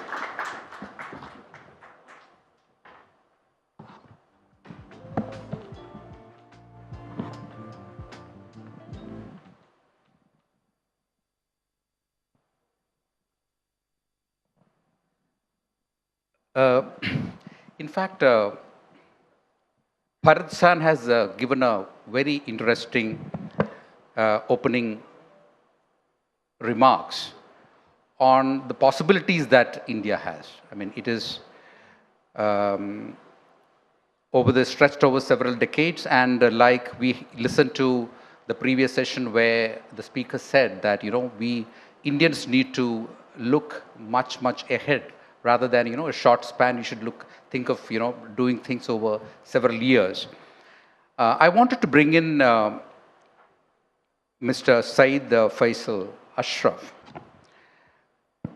Some of the things that Bharat-san had talked about, I mean, he drew a very comprehensive picture, both about, the technology advances that we need to have, the way we need to envision ourselves for the next several decades.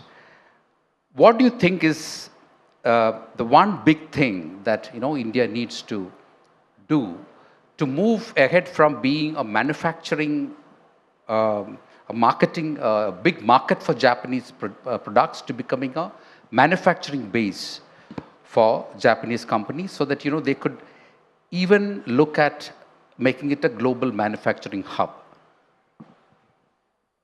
Thank you, Arun. Thank you, everybody.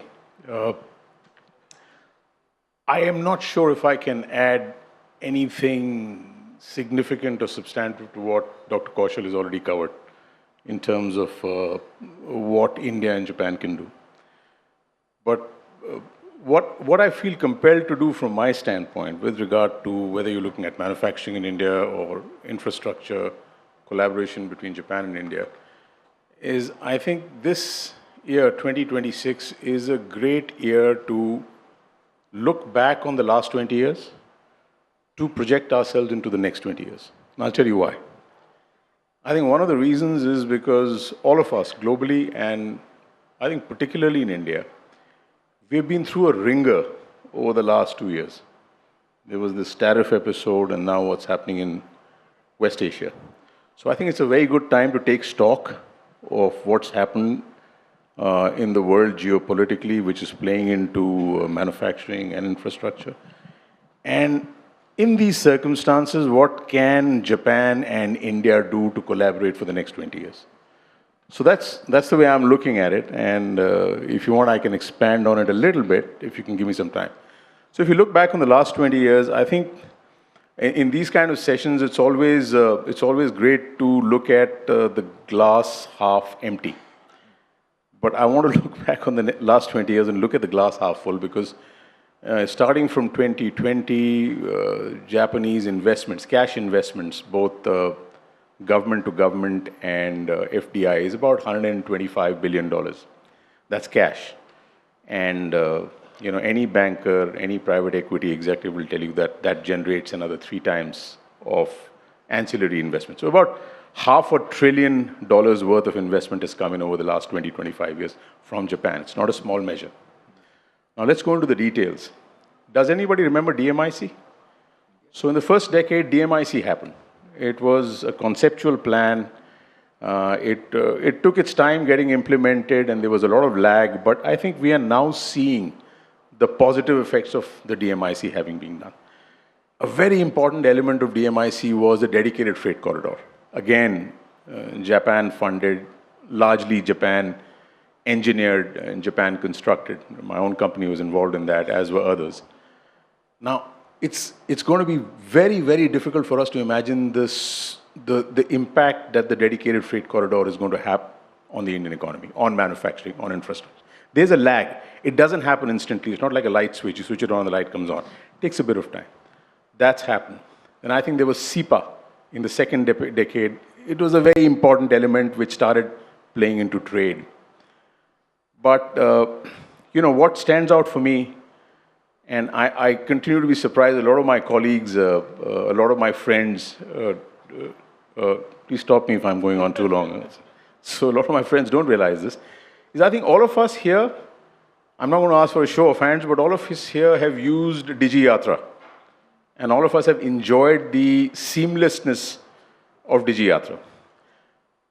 But I'm willing to wager that there's perhaps 1 or 2% of the people in this audience who know that the entire underlying infrastructure of DigiYatra is Japanese. Right? It comes from NEC. So most of us associate Japanese with, brick and mortar, infrastructure, steel, chemicals.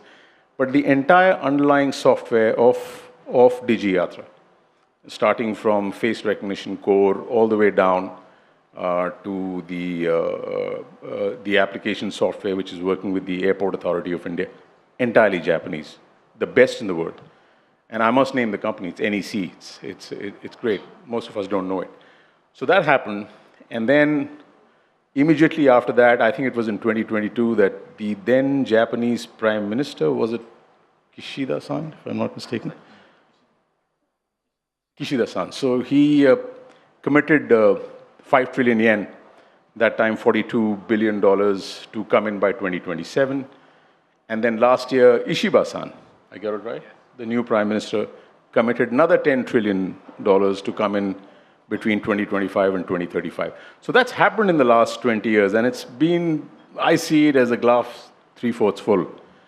But I think given what has happened in the last 1.5, 2 years, the ringer that we have been taken through as individuals and as business professionals or as diplomats or as government peoples, politicians. The tariffs and the West Asia crisis. I think it's a great moment for us to look at the next 20 years of what India and Japan can do. I'll pause now. Okay, that's excellent. And now I think we need to get some remarks from Mr. Kato. He represents the Panasonic, which is again a very trusted brand out here in India. We have heard in detail from both the speakers about the technology being a driving force as far as the infrastructure development is concerned. What are your views on how India and Japan can collaborate in this area?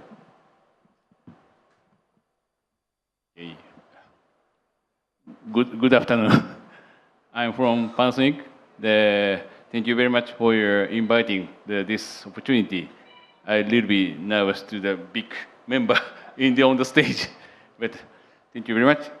Regarding for our Panasonic point of view, we are entered the 1972 in those days in a national, you may know, like this kind of brand. That means it takes more than 60 years. And on the other hand, like the 2027, like we familiar with the Anchor Electrical, the under umbrella for the Panasonic. We have a lot of some experience in India, and of course the entire point of view, Panasonic is not only just market in India. We are center of the future. This is my aspiration. So that means we are starting to the business in India. On the other hand, to expanding for some technology point of view, we have a lot of success model in Japan. Not only the consumer business, but also infrastructure and building, the office, and of course the residential also. But still, India not so much enough, because how to implement this kind of technology in Japan, from Japan. That means we are considered, but one of the point, still India too much growth, but how it is not integrated to a lot of system. There's some the rule and of course point of view. That's why how to align in this point of view, whatever, and it means how can I say the integrated point of view. Panasonic is the most chance to in market. So how can I say technology is a hub, but how to deliver to the end of our the state and the city district. This is one of the important points, I think. So next is how to integrate it to the technology and the infrastructure that we are focused on in the market as Panasonic. This is my point. Thank you very much. Okay, thank you so much. Mr. Java, you have built a business which is quite incredible. And we have heard in the earlier panels about the beauty of Indian entrepreneurship and how we need to have, even for Japanese companies, we need to have Indian faces who understand and can customize products for the Indian market. And I think we have so many successful stories out there. When we talk about the changing geopolitics and the opportunities that are there today, especially the China plus one strategy that we have seen. In the light of that, how do you see India becoming a bigger manufacturing base for global companies? This is something that we keep talking about, but we are not really right there. The opportunity, all of us can sense it. So how can we make that happen? What is your experience? Thank you. I think Bharat has set the tone very well, and then I will also move to glass 3/4 full. I met Madam and I was very nostalgic when I see her every time. Maybe 10 years back was different, and I'll take you 20 years back.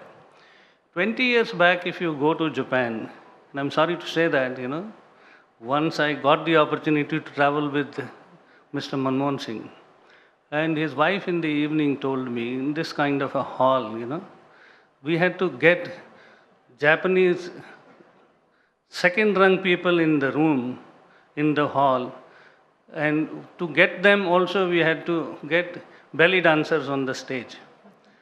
That was Japan, right? And last when I went, after Deepaji, after that, Mr. Modi again visited, and there were 700 people, about 10 years back. Only 500 could get entry into Imperial Hotel, and 200 top CEOs were standing outside like we stand in front of, Firoz Shah Kotla Stadium, right?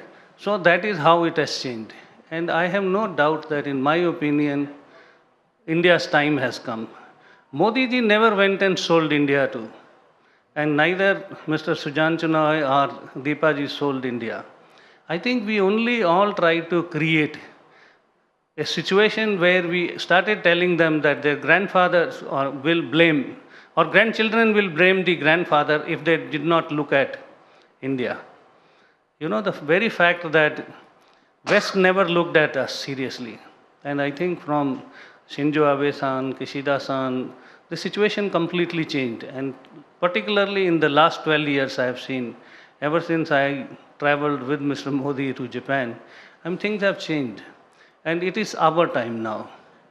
It is our time. We were daring to dream big, and now is our time.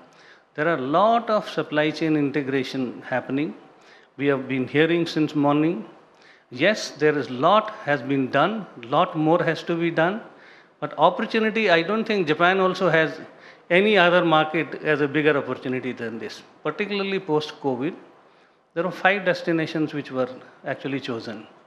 And I think 4 have already finished, whether it is A, B, C, D, Philippines, Bangladesh, Malaysia, Vietnam. I think India has come. And in last few years, what we have seen, digitization, probably 11 times more than the US, 4 times more than the China. This Digi Yatra, we all know, all of us are users. But yes, the manufacturing is not only investment in technology, not only in investment in R&D. I think manufacturing is much bigger than that. And that we have to continue looking at, that Japan has to do a lot, India has to do a lot. While Japan has invested, particularly in our industry, in automobile industry, we have already shown that we can become the global hub. If you look at Suzuki, 70% of their global profit comes from India. Which better example can be? We have been hearing from the morning. They export to more than 100 countries. And I have no hesitation in telling you that Daikin exports to 54 countries today. Daikin, which just came about 15 years back in India, today we have beaten companies who have been operating for over 100 years in India. And it is not 1 or 2, 27 companies. And I think there are certain very basics which Japan is very strong on. Sacrifice, sacrifice, sacrifice.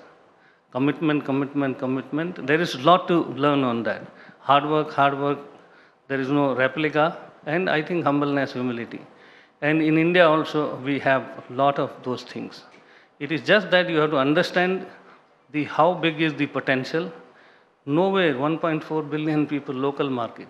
And then, on top of it, I think the talented power what we have, whether it is IT people or whether it is engineering people, I don't think anyone can compete on that. So this is our time. Right. Excellently put. In fact, there is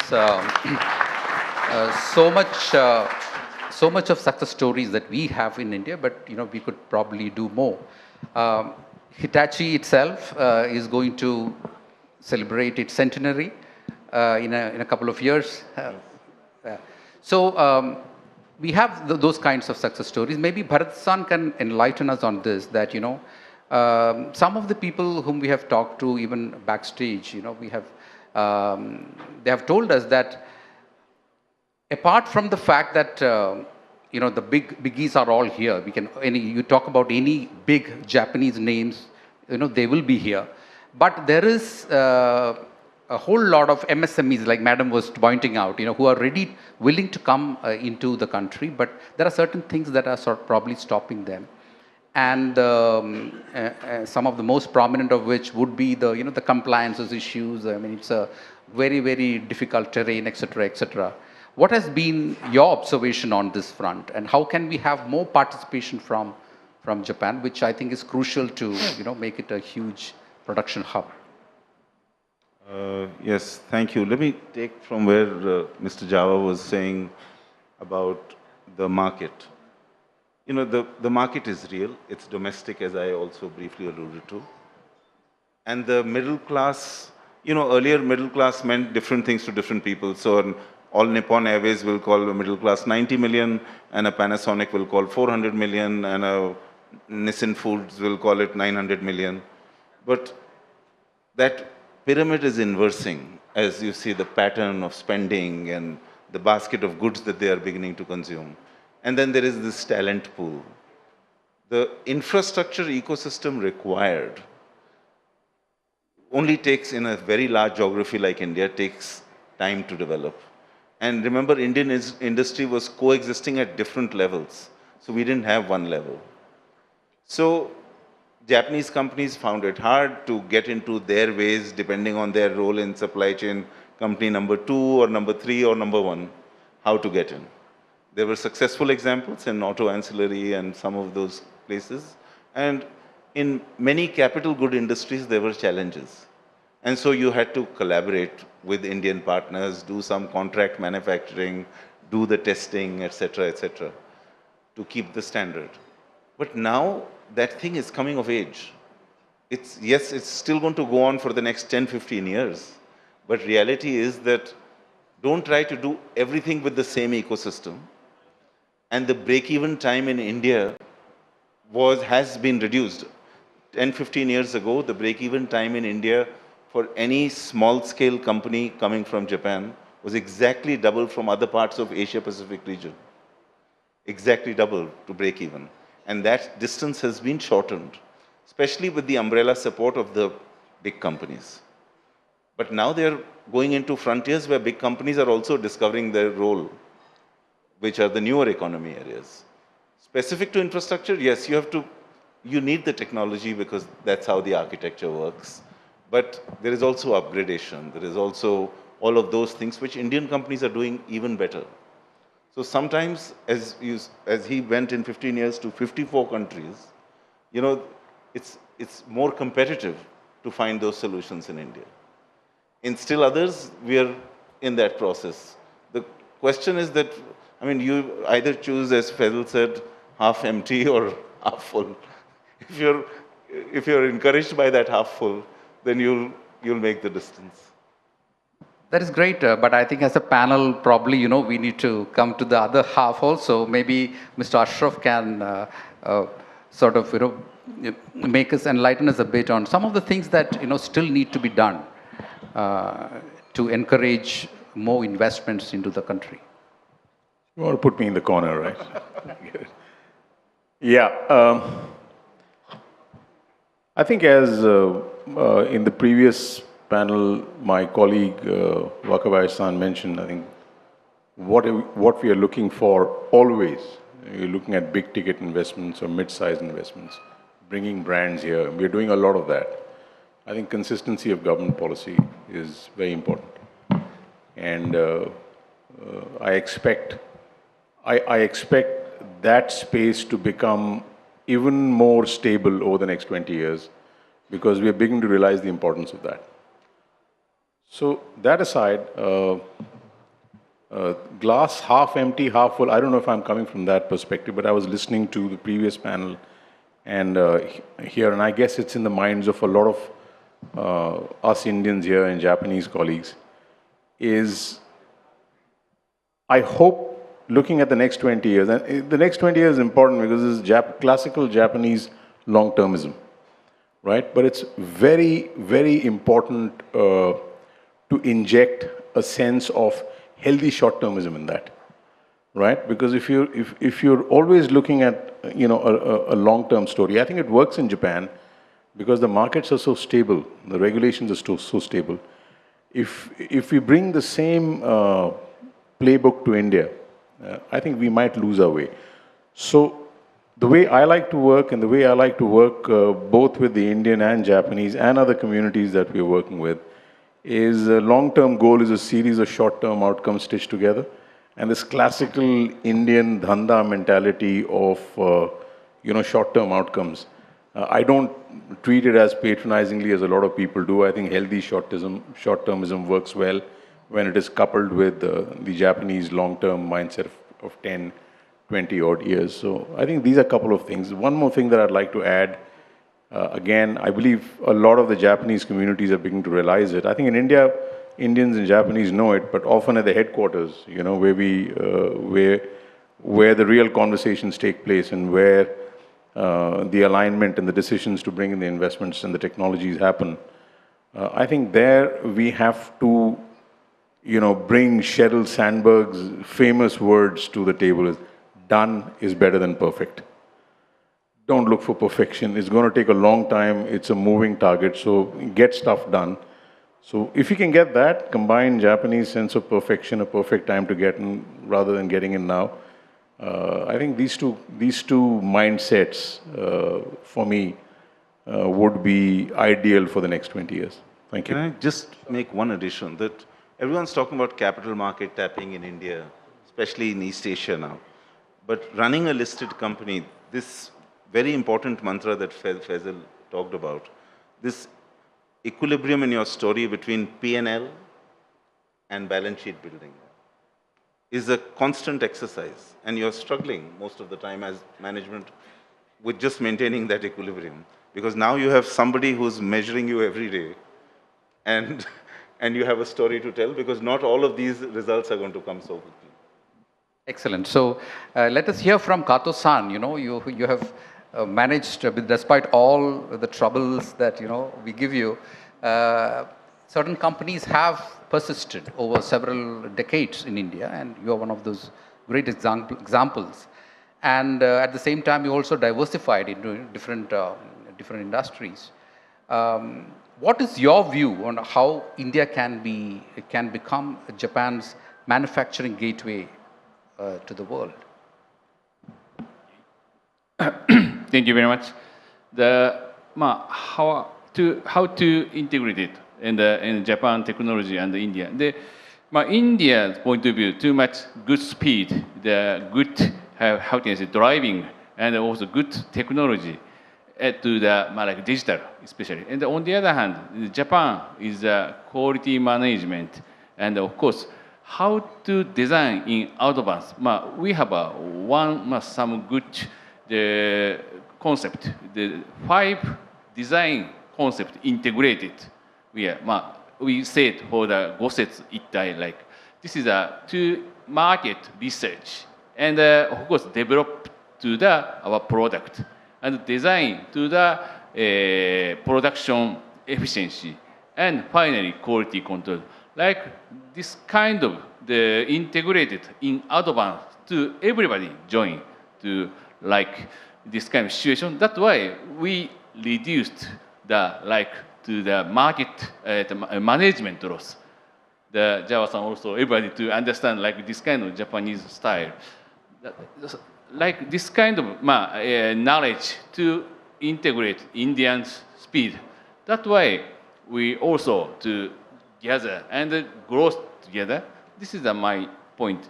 And how to integrate it from first step to the end-to-end.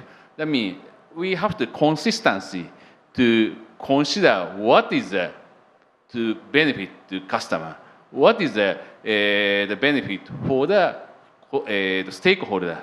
This kind of angle that we imagine always, but sometimes to failure to happen, but to how to run in this point. This kind of some like a PDCA cycle. This is also to growth. As Panasonic, we have a lot of culture and also like experience to that way like we are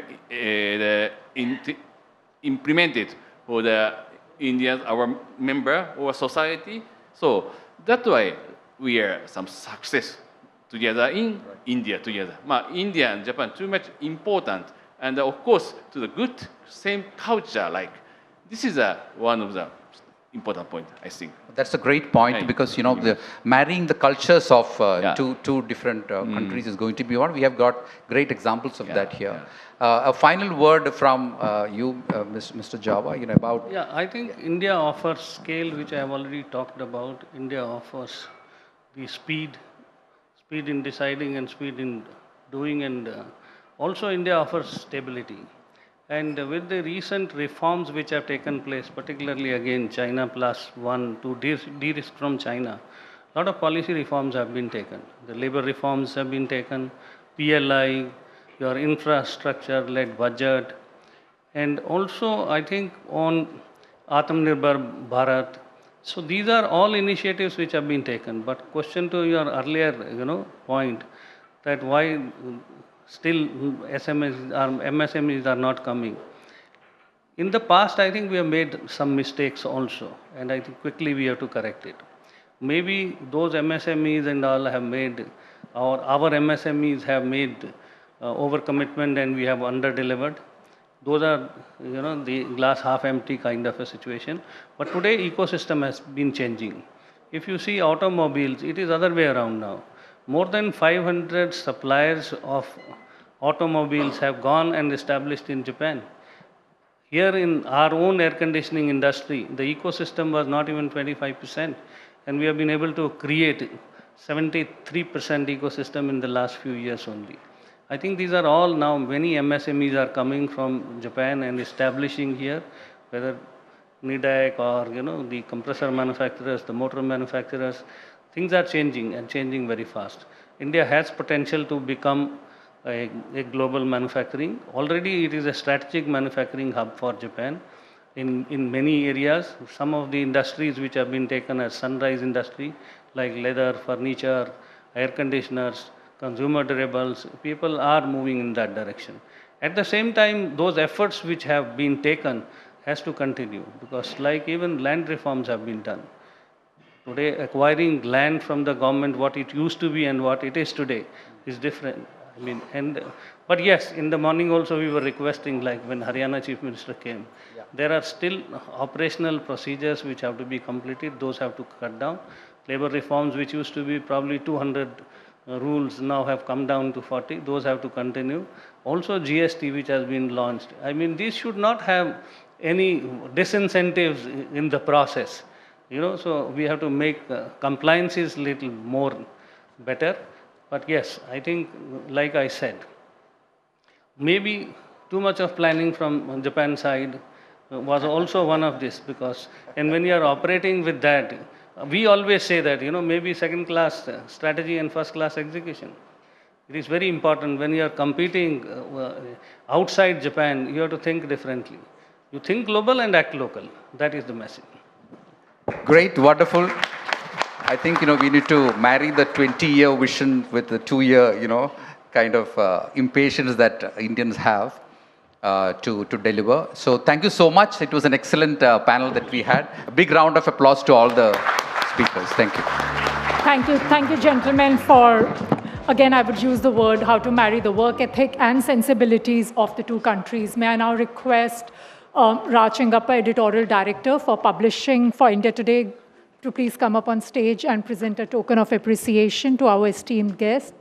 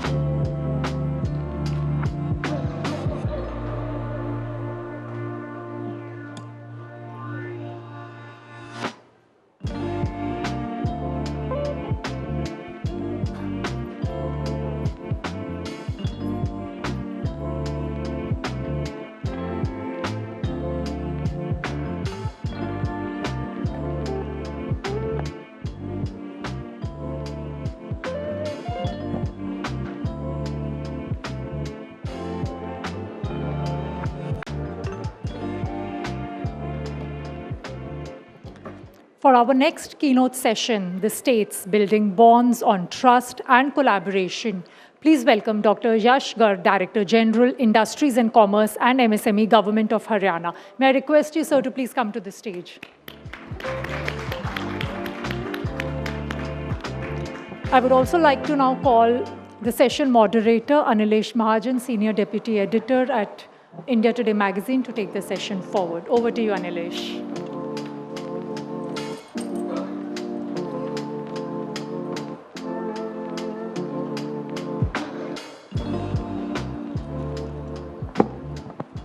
Good evening, ladies and gentlemen. In the morning, we heard Haryana's Chief Minister talking about his state, how they are welcoming the Japanese investors. And now in the evening, we have with us Mr. Yash Agarwal. He is the man responsible to execute Honorable Chief Minister's vision and vision of Prime Minister Modi. Let's come straight away to him. Yashji, you have a very big task in hand to build, the Japanese as well as other foreign investors' interest in Haryana. We have seen how Gujarat does it. We have seen how Maharashtra is doing it. Tamil Nadu is doing it. Karnataka is doing it. And in northern part of the country, Haryana is seen as one of the most progressive states. There is a supply chain resilience which Haryana has created, infrastructure which, Honorable Chief Minister was also talking about. But now, globally, the world is seeing a China plus one story. And Haryana in this becomes a very crucial element. How are you preparing the state with policy as well as execution skill set to make most of this opportunity and take state to the next level? Thank you, Anilesh, for this question. And absolutely, it's very, very important considering the current, the entire geopolitical scenario, as well as the supply chain disruptions, which we have been recently seeing. We have been fortunate that Haryana has been one of the most industrialized states, specifically in the north. And Haryana has always, believed in creating clusters as well as, whole ecosystems. And that is the strategy we believed in. It initially started, the 4 decades back when Suzuki came in Haryana and the automotive clusters, started to happen. The first one to establish was in Gurugram, which later spread on to Manisa. And then we established one in Rewari and Bawal area.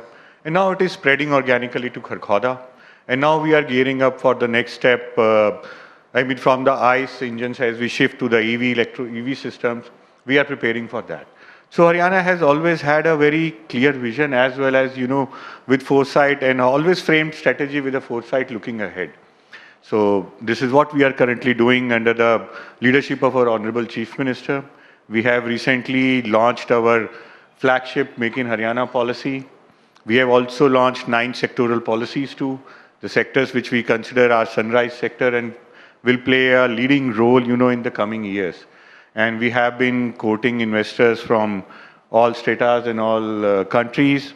And we are very, very, hopeful that we shall continue this journey, industrial journey of Haryana towards further heights. We are creating new infra. A lot of emphasis is being given on creation of new logistic parks. Haryana is a state which is crisscrossed by several expressways and highways. We have our own KMP expressway, then the Delhi-Mumbai expressway passes through it, the Delhi-Katra expressway, and likewise obviously the Delhi-Chandigarh NH1 and NH48 Delhi-Mathura expressway passes through it. We are also, the 2 main freight corridors, the Delhi-Mumbai freight corridor as well as the Amritsar-Kolkata freight corridor passes through Haryana. So Haryana is right now logistically one of the most integrated state, which lowers the cost of production, leads to, ease in the movement of the goods. And, when supported by a good policy framework, as well as Honorable CM pointed out, now Haryana, ease of doing business is all right, but we are now moving towards speed of doing business. We really want to, speed the process of approvals, of compliance reduction. Huge steps have been taken, to deregulate the things. Haryana must have been implemented, at least 1,200 reductions in the compliance burdens. We have passed our own Jan Vishwas Act, wherein we have decriminalized more than 175 provisions. and we are moving drastically towards deregulation. So Haryana aims at, improving the speed of business, reducing the cost of doing business, improving logistic infrastructure, and lower, overall the cost of doing business so that any industry which is situated in Haryana can compete globally. Yash, when CM Saab was talking, he was saying that Haryana now believes in moving ahead from the ease of doing business to predictability, trust, and that how they build relationship with their investors. When we see Japan moving towards, and even Haryana moving towards a new wave of investment into the new futuristic technologies, as you were mentioning about EVs, semiconductors, and those AI and others. How Haryana is positioning itself, by building in a nimble foot public policy. Secondly, how Haryana is taking this confidence to the next level of Japanese investors, because they need consistent supplies of electricity, consistent supply of very well skilled labor. So how Haryana is positioning itself?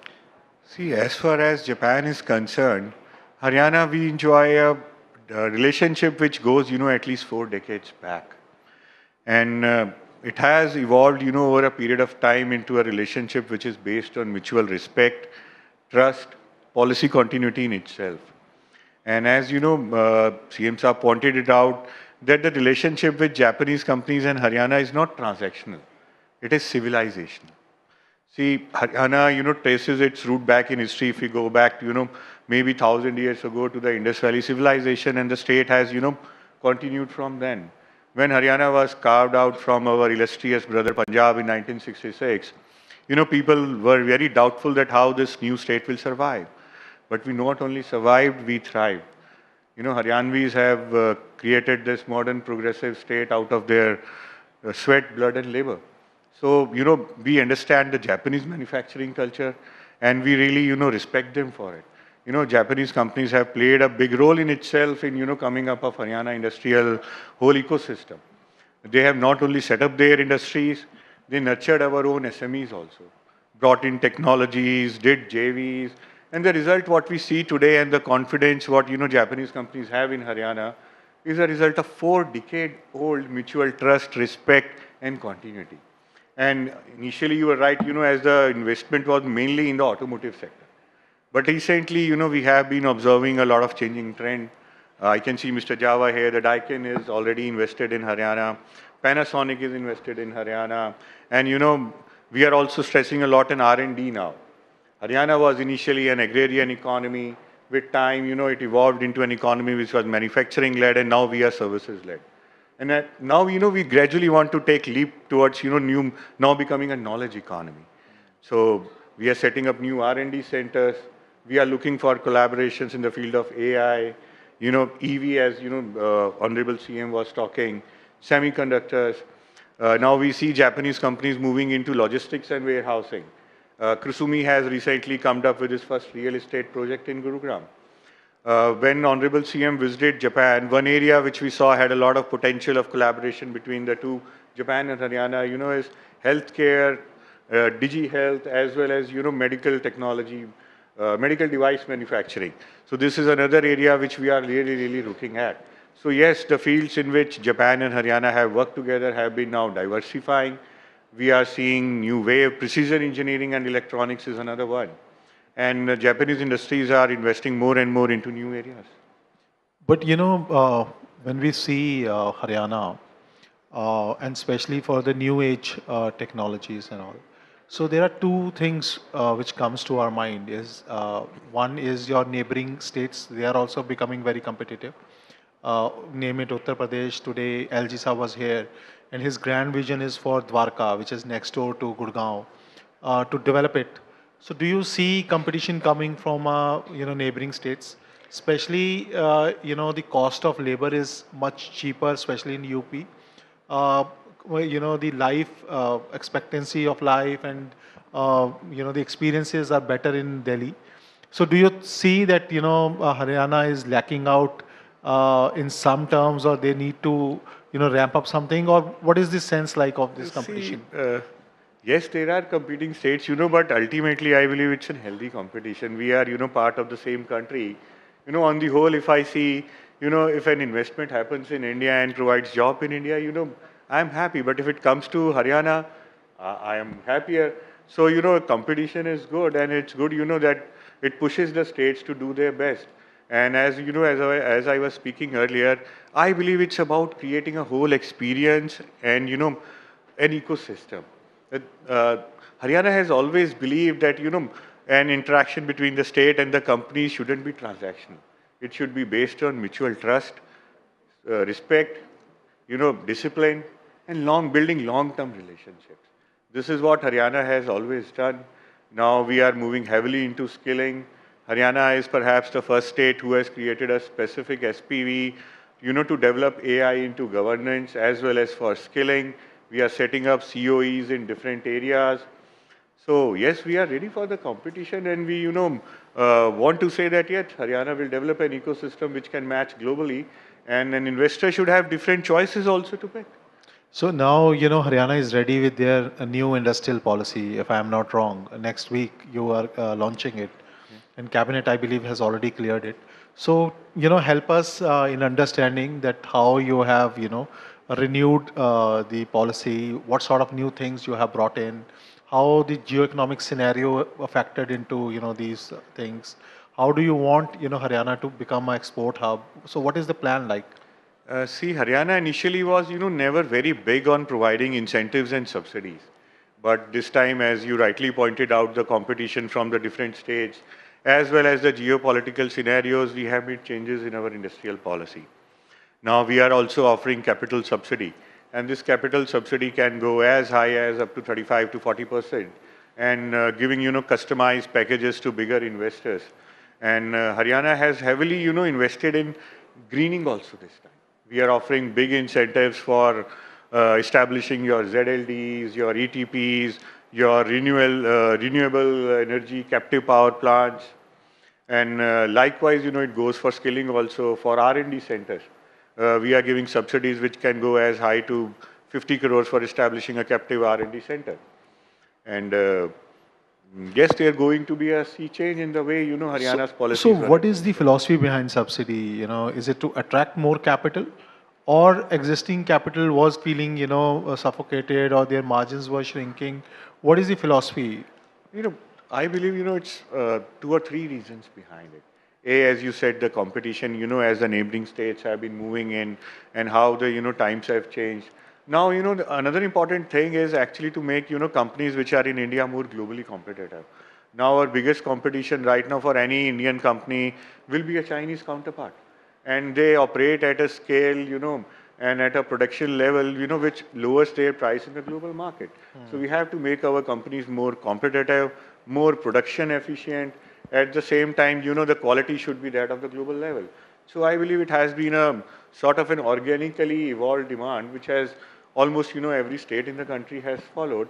And Haryana will perhaps be one of the very few states which offer both incentives, the capital subsidy as well as, net SGST reimbursement both. And for exporters, we have specifically put provisions of providing a capital subsidy booster to them, for diversification of the existing production lines, as well as for relocation of the units. And these benefits will not only be restricted to the larger units. In fact, within a month's time, we will be coming with our new MSME policy too. And MSME policy aims to basically cover the entire steps of the entire life cycle of an MSME industry. So yes, we are going big time and betting big time on, bringing industries to the state. So Yash, when you interact with the Japanese player like Mr. Java is here, do they still want to come and set up shop here for the domestic market, or is there any change you have witnessed that they want to come here, use many of these policies and manufacture for the world? So is there some feeling which you are getting? Like we know that, Suzuki is making things here and selling it to the world. Honda is also doing the similar thing. Yamaha is also doing. But other than automobile, do you think that that scenario is coming where, these players would come, set up things in Haryana and export for the world? Yes, it has already started. Panasonic is doing it. I believe Daikin will do it. Suzuki and automotive companies are already doing it. In fact, when recently Honorable Chief Minister visited Japan, and he was talking with the State Minister for Industries of Japan, he also indicated that now Japan is looking at India as a gateway to Africa too. So it will be increasingly happen in the future that the companies will set a base in India and they will export it to other parts of the world. And Africa, I believe, will one of the biggest destination for them. And when we see, Haryana shaping up the new policy and new industrial policy, other than Africa, do you think that, since now GCC is in trouble, and maybe, we may see some shift happening in GCC, do you think that Haryana is positioned well for Southeast Asia and other economies as well?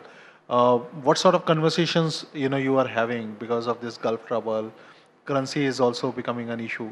So what sort of conversation is happening in Haryana about this?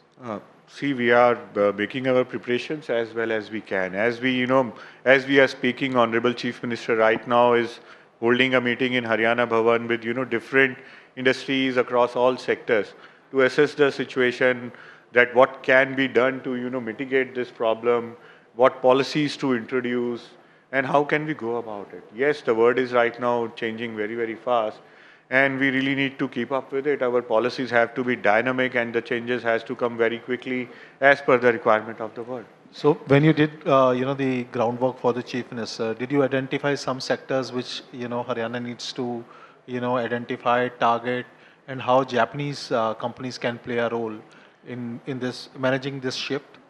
You see, automotives always remains, a major sector for us. And right now we are looking at, moving from ICE engines to, now EV ecosystems. We are also looking at, automation and, use of AI in the industries.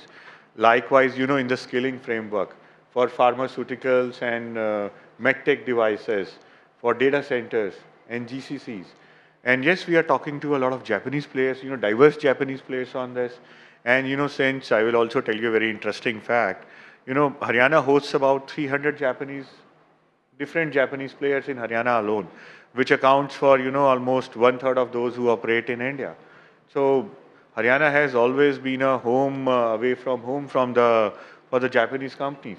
More than 5,000 expats, Japanese expats are living in Gurugram alone.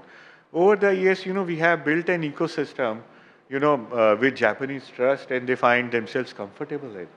So, yes, Japanese companies have always been very, very important for us. They have been at the heart of the industrial development in Haryana, and they are very valuable for us, and we enjoy a long relationship and mutual trust and respect. So, and even when we visited Japan, a lot of companies met Honorable CM. And in fact, the Japanese embassy in Tokyo was also like that. The best response has come from Haryana. And it has come because of the long relationship. So we trust Japanese trust Haryana. And yes, we are talking to a lot of them, and a lot of them are interested in coming to Haryana. So Yash, Haryana got a lot of benefit because, it was next door to Delhi. And airport, an international airport was next door to Haryana itself. The border is being shared with Delhi as well as Haryana. Now Haryana is seeing its own new airport coming up in Hisar. Some test flights have already started, and the idea is to make it a cargo hub for North India. Secondly, you already have one international airport in Chandigarh, and Jewar is almost next door again. Palwal is there. How are you now, pepping up your industry policy and your strategic thinking to utilize, these new 3 locations and take your industry to the next level? See, in the recent budget speech, Honorable CM, announced establishment of 10 new IMTs in Haryana. And these IMTs, will be strategically located as per their proximity with the different airports. When I talk about the upcoming Hisar airport, Haryana already has about more than 5,000 acres of land over there. And we are planning to build up a aerospace and defense cluster or a corridor over there. And this will also, basically, as you rightly pointed out, we are also planning to develop it as a cargo hub. So I believe it will be the new aerospace destination for, in fact, not only in North India, but for the entire country.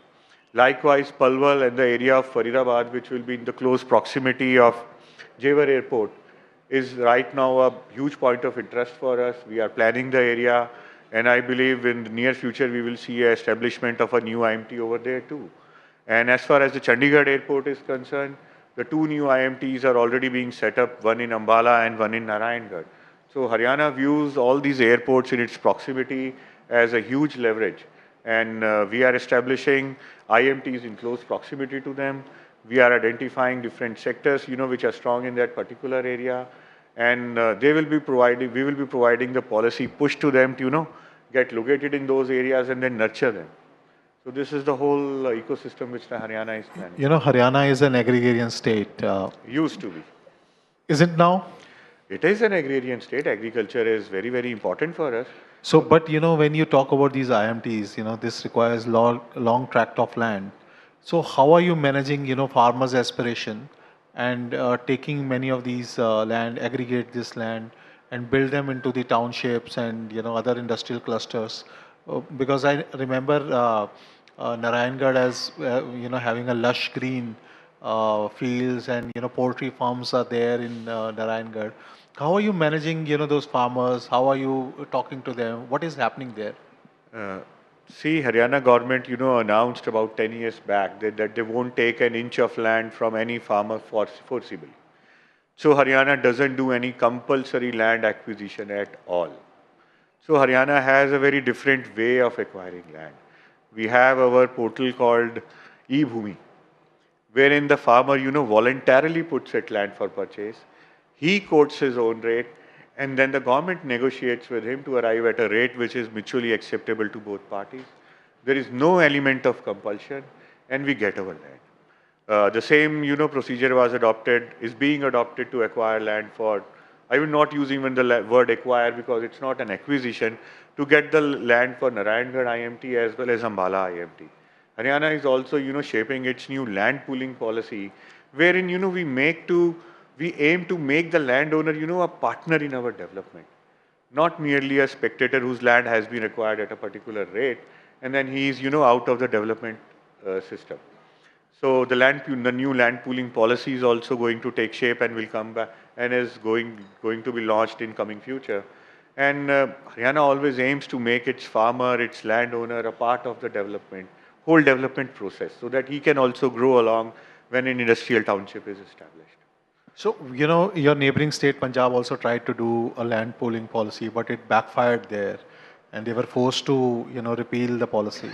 So what is, Haryana offering special that, farmer is voluntarily giving, their land in the land I pooling? believe, we will be offering them a percentage of the development land which is much more acceptable to the farmer, which he believes is a fair deal with him.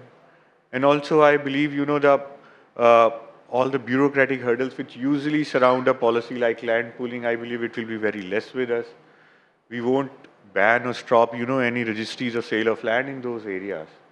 So we completely aim at, making the farmer a partner in the development process. So that, and again, the word being used in Haryana is always voluntarily, with the consent, and while ensuring the development of the farmer and the landowner. So, if we speak to any Japanese investor or any other foreign investor in the country, so they are worried about three things. One is land aggregation. Second is the infrastructure. And third is, availability of the skilled workforce. So you have answered all three, that how Haryana is positioning it, and top it up with the policy. But globally we are also seeing that Japan is also seeking skilled labor, especially people with a understanding of the Japanese culture and Japanese language. How is Haryana ensuring that their skilling thing also ensures that they are familiarized with many of these things? In fact, this realization was one of the major outcomes of the visit of Honorable Chief Minister, wherein, the demands of various sectors, where Japanese-speaking skilled workers are required was identified. Now, Haryana has its own Haryana Skill Development Mission and a dedicated department which is dedicated to skill development as well as, in providing industrially skilled labor. And we have a huge network of ITIs. In fact, the courses, which deal with teaching of Japanese language has already started in Haryana. The sectors have been identified, and I hope the time will come soon, wherein skilled workers from Haryana will going to Japan. The time is very near. Thank you, Yash. Thanks for your time and with the patience you have answered our questions. And I'm sure the audience is enriched. You have answered all questions, in a very, very kind and insightful way. Thank you very much. Thanks for your time. Thank you, Anilesh. My pleasure. Dr. Garg, and I'm sure the MSME policies spoke about, much needed, and we would like to know more as well about it. Now I would like to call Suparna Kumar, COO of India Today, to please come up on stage and present token of appreciation to Dr. Garg.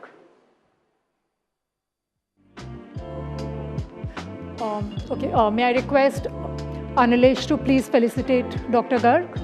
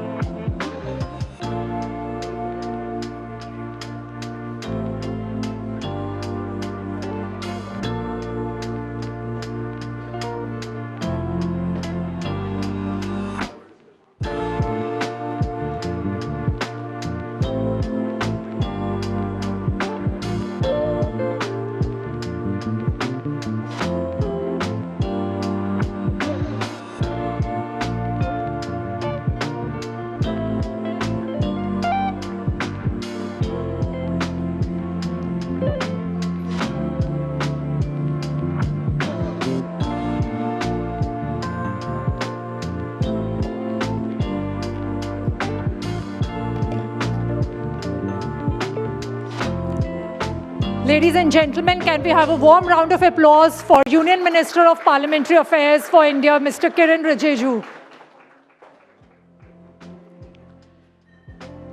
Northeast is increasingly emerging as a strategic gateway to Southeast Asia and the Indo-Pacific region. Please join me in welcoming Union Minister, welcome Sir, of Parliamentary Affairs of India, Mr. Kiren Rijiju. I would also like to call on stage session moderators, Mr. Raj Chingappa, Group Editorial Director for Publishing, India Today Group, and India Today's Managing Editor, Kaushik Dekar, to please come on stage and introduce our esteemed guest. Welcome, sir.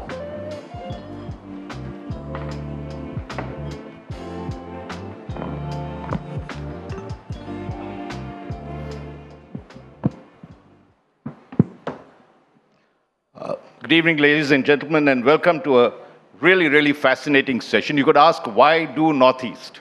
That's a good question to ask. Why are we doing it specifically?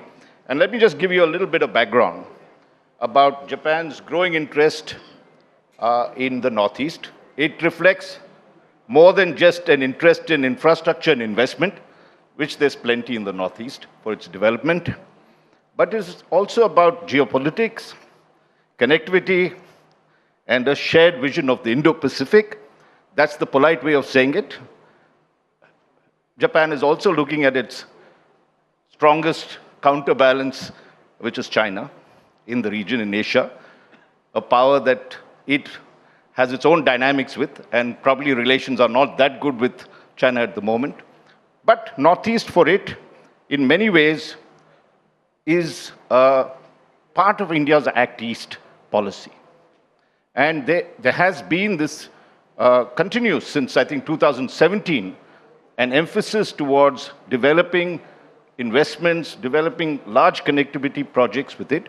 And at this moment, I'm going to stop to introduce our Union Parliamentary Affairs Minister, Kiren Rijiju, dynamic, third-time parliamentarian, fourth time, fifth. Gosh, it doesn't show on the age. And the last time we did a session with him was a couple of years ago, and he did about 100 push-ups, if I'm not mistaken. At that time, we all sort of went off, but that was on a youth summit. This Mr. Rijiju is, and he belongs to the Northeast, of course, Arunachal Pradesh, distinguished, and has been a great champion of that place. Last time we had a tourism summit, and he was the best ambassador, if I remember, in describing the beauties of the Northeast. But this time, sir, we're going to ask you about how you view this. What is the kind of assistance, help, connectivity, whatever you'd like to call it, that you think Japan can play a role, and what would be the 3 or 4 things you would like Japan to be doing there? Thank you, Raj and Kaushik. First of all, I think it's a very good thought of the India Today group to have this India-Japan Economic Corridor, a special session which you have conducted focused on the relationship between India and Japan. First of all, let me be very emphatically clear about my idea and my thoughts. Every geostrategic policy or program is based on geography. Geography decides how you devise your strategy. So whether you call it ASEAN, you call it European Union, North America, African Union, Middle East, it's all geographical. So when we talk about Southeast Asia, so actually it is not complete without Northeast India. But the larger part of Indian subcontinent has a geographic size in itself. That is why it is called South Asia. Otherwise, if you see Northeast India and the contiguity of the entire stretch right up to Indonesia, that is one huge landmass or one geographical region which you cannot separate. You can't change the geography. So I feel that in the past, India has looked at ASEAN as a neighboring countries or an organization in the periphery of India. But Prime Minister Narendra Modi rightly decided to shift the Look East policy into Act East policy, which means we need to do some real action, some work on the ground. That is the purpose of the changing of the nomenclature from Look East to Act East policy. And when you talk about Act East, Southeast Asia is just the beginning. Act East is entire Eastern Asia. The 3 big powers, China, Japan, Korea. And of course, there are some important players in the region. So I felt that in the whole milieu of the entire geopolitical outlook since independence, Northeast India lost somewhere. Being the most potent geographical location of India, because Northeast borders Nepal, China, Myanmar, Bangladesh, and no other part in India is that kind of critical strategic location than the northeastern region is. But the general mindset here in India, including maybe the media house people like you, Northeast is just a geographical region. It's a part of India. So maybe that has influenced the lawmakers. So when I came as a young member of parliament, I remember the MPs don't know Northeast. They just know Assam. Some people know Arunachal, Nagaland. Just general information that, okay, these are Northeast. Even the union ministers and the senior officers did not have the critical idea about how to not only care Northeast, but to benefit the strategic location of Northeast India. I really feel that India has miserably failed to utilize the geographic location of the Northeast India. Secondly, Northeast itself is a huge territory. Just because it is part of India with 1.4 billion people, it looks less. But it is the size of a big country in Europe. If you see UK, France, Spain, Germany, and otherwise Northeast is bigger in population and size than all other nations in Europe. So that is the importance of Northeast.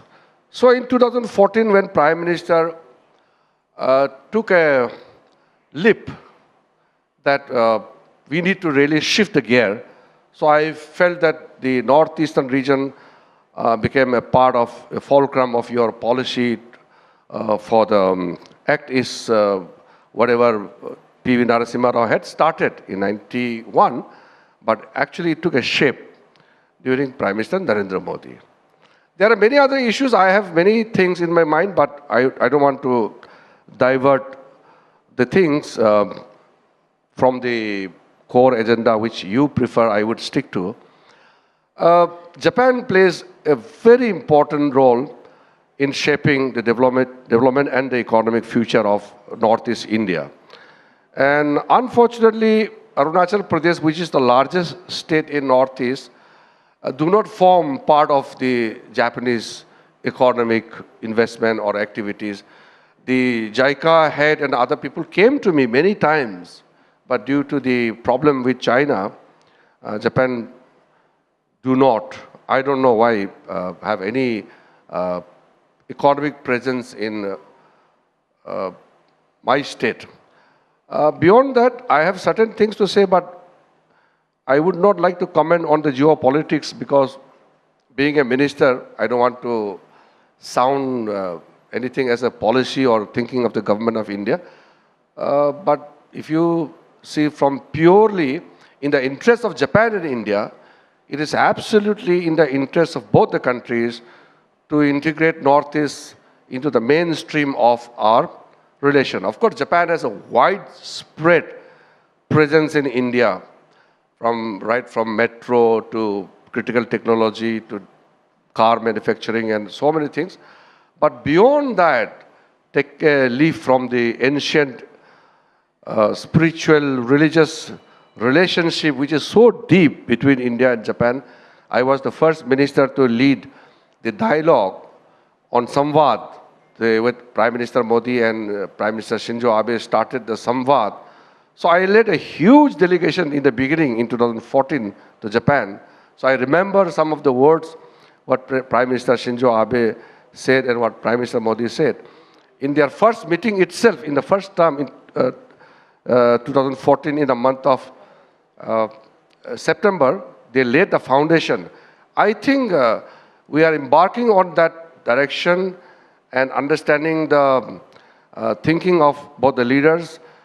Japan has been a great friend of India, and in the context of today's this special enclave, I am hopeful that Japan and India, as we are growing stronger in terms of our economic, cultural, and all the other field, we will make Northeast India as one of the centerpiece in entire relationship.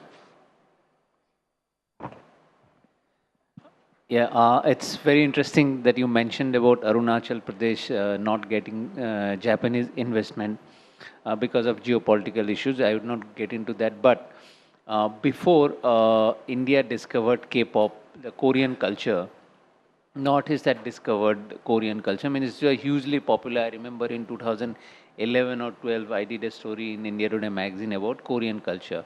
Now, in that aspect also, I am referring to the cultural exchanges or skill exchanges between, say, Northeast and Japan. That hasn't happened to the extent it should have happened. The way Northeast has embraced Korean culture, the Japanese work ethic is not there. Because why I'm bringing this question also, Northeast is known to be a place of lahe lahe, which is very slow. So why this hasn't happened, and whether the government could focus particularly on this part, where you can't do infrastructure investment, say in Arunachal, but of course there can be cultural and human exchanges between the two nations. Well, first of all, before any economic collaboration, I think people-to-people contact, people-to-people relationship will lay a strong foundation for any future activities. There are certain natural requirements of Japan and Northeast India to supplement and to forge closer relationship. Japanese people, I feel, after 1945, after Second World War, they have adopted certain way of life and certain objectives, which is very different from the Koreans.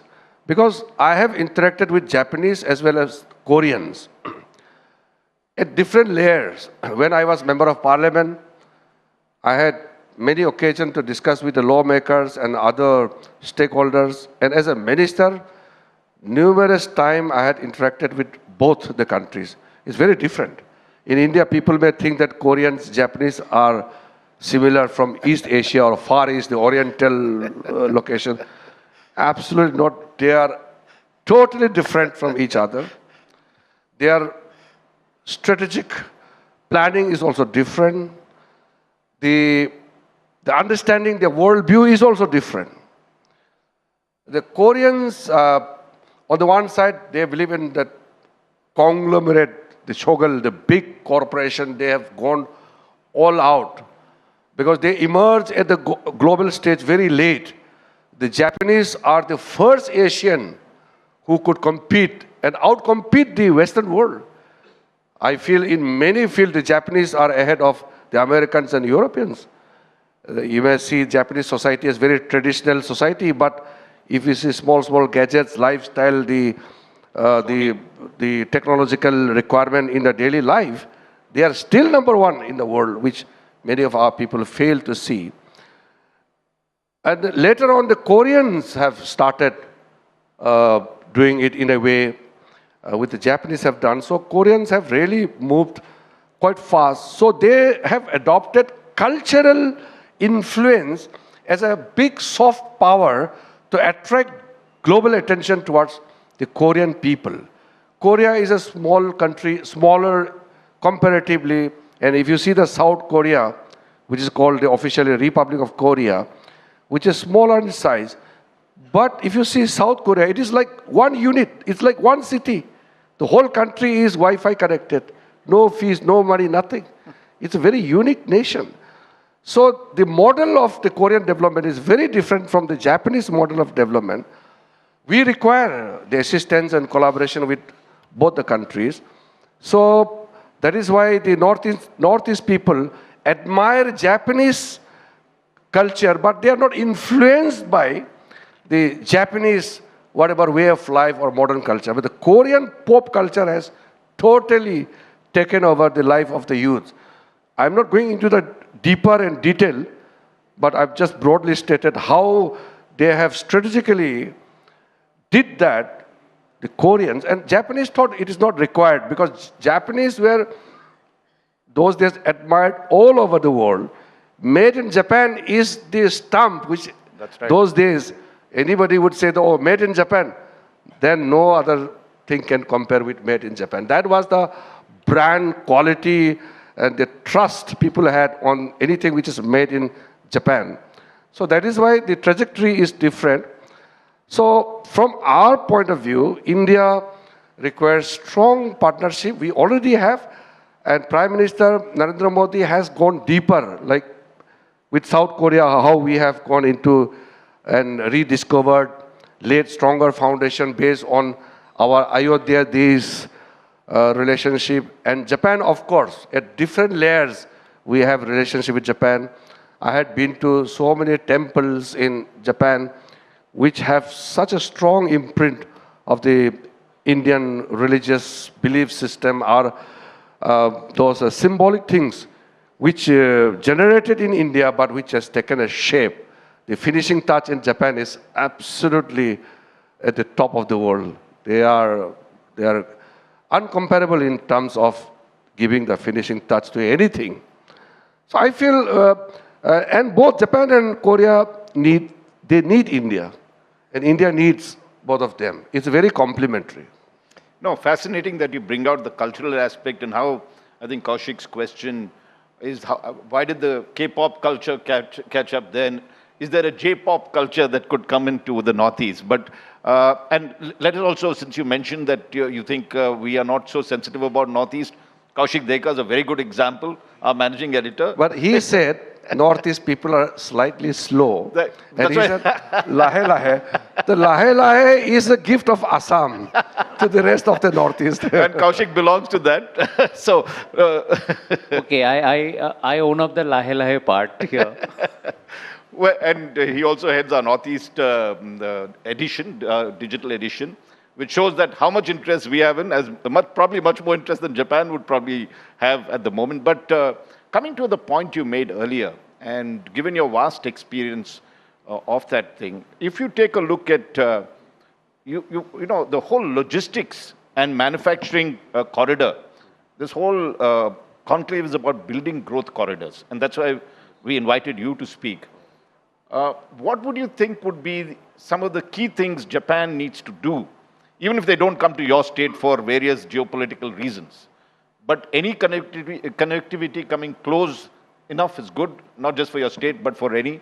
And looking at that whole area that you talked of, the linkages from the Bay of Bengal right up to, the East Asia, what are the 2 or 3 things Japan needs to do? Well, they are already there in other states in Northeast and in Assam also. They have a big presence. I had attended few of the functions which we had in few of the occasions. I think now Japan has to come into some strategic, some bigger visible structural things in Northeast, because their presence is there but not very visible. Like Delhi Metro or Ahmedabad Mumbai Metro or the iconic Suzuki Maruti collaboration. Something visible which can influence the mind of the Northeastern region. The Japanese are here, and Japanese are coming in a big way in Northeast. So visibility creates impact in the minds of the people. And on the soft side, the efforts being done by the Japanese embassy and the Japanese government to bring Northeastern people in health sector, education sector, they require certain people from Northeast, and many have gone also, have taken benefit, but I think we need to scale up a bit, and also to ensure that we also stand up to the need. We have to ensure that it's whatever we talk about reforms in our policy matter, we need to be up to the mark. The Japanese people require everything precisely, you know, not only punctual on time, but everything should be proper, you know, the clearance system, the support system, the policy, the support from the government, people's cooperation. So we need to make the situation conducive for the Japanese to come and give their best in our region. Kaushik? Now, one thing about Northeast is its biodiversity, its cultural heritage, and the tourism potential. So Japan has also entered into these areas. For instance, in healthcare, I believe in Nagaland, They have a cancer institute. So what I mean to say is that there are many other areas than what we generally recognize where Japan has entered into in Northeast. But when it comes to why I mentioned particularly cultural identities, that there is a similarity in the traditions that we have in Northeast or in Japan. Like often what comes to my mind is the tradition of having sticky rice. So how do you see Japan or Japan government or private sector playing any role in promoting tourism potential in Northeast or maintaining the biodiversity or our cultural heritage exchanges? Do you see further opportunities and what the Northeastern governments can do? More than central government, Northeastern governments also need to come up. I think all those things which you have mentioned have a vast potential to work on. I'm very blunt in saying that we have failed the region as a whole to attract the Japanese in almost every field. Japanese are one of those early visitors as a tourist who used to come. Otherwise, Northeast opened up to the international tourists very lately. Of course, Sikkim is doing very well, but that too after 2000. But Northeast, other regions are as a region quite close to the rest of the world. But Japanese used to come, even when I was very young, the Japanese scholars, the religious tourists, those who want to explore, we used to get maximum from Japan. Japanese people are good travelers also, and I've seen in many parts of the world they have special language interpreter also for the Japanese tourists. So tourism is one sector, but I feel tourism is just one sector. We need to really expand, go beyond. And as I just slightly touched upon those matters, if the Northeastern state, each state come out with certain specific policy to attract the Japanese, the economic, culture, everything, and then have a conclave with the Japanese authorities, it would be nice. But it has to be, each state has something to offer, but the region has to come collectively together. Otherwise, in isolation, I don't think Northeastern state, each state can really come forward. We have to come as a region. And the Ministry of Donor and the External Affairs Ministry will have to do certain hand-holding in the beginning. You know, I think you had mentioned very interestingly about the fact of the way the Japanese do business, the on time, making sure everything is policy-oriented and put down in paper, nothing the way we do. The word jugaad doesn't enter into their vocabulary at all. So if, as Parliamentary Affairs Minister, you have also been looking from the center at some of these issues in terms of regulatory bottlenecks, you know, land acquisition hurdles. Japanese do give a lot of ODA to the Northeast area. What would you advise the various governments as well as the central department that is looking after it in terms of speeding things up? Because as you mentioned, it's a potential unrealized. India has failed. That is the word they use. What would you advise to do? Well, at the central level, we have done everything what should be done, but it is a continual process. And our government in the third term, the focus is the reforms expressed. You are well, both of you are well aware of our priority. Prime Minister has repeatedly said, and each ministry, we are taking good care of what is to be done. And if you see some of the laws we passed in the Parliament session, in the recent 3-4 sessions, most of those bills are related to reforms. We are bringing reforms after reforms. Even if there is one matter which we require legislative changes, we bring one amendment also.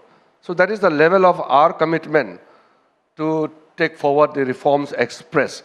So the third term of Narendra Modi government is extremely focused on the reforms so that the doing of business should be easy, living should be easy, so ease of living, ease of doing business, and all the bottlenecks will have to be removed totally. So if we succeed in doing everything, identifying all those loopholes and plug them one by one, I think we should be, as a nation, we should be there where we deserve to be. We have the potential, we have the size, we have the market, we have the talent. But the policy paralysis which we had faced in the past and the reforms which we have embarked upon, I think the transformational change are visible, and we are more focused now on the reforms. From small thing, each ministry is looking after the grievances of the individuals also.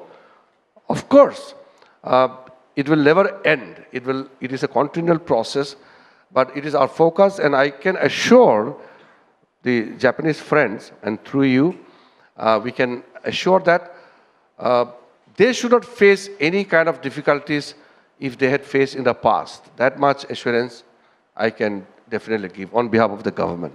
Kaushik?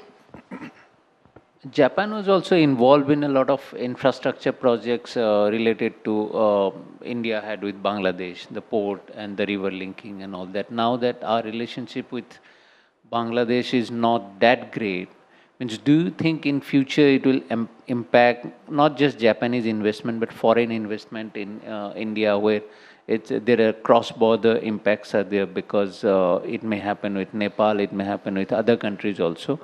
Do you see that that could be a possible roadblock in the future?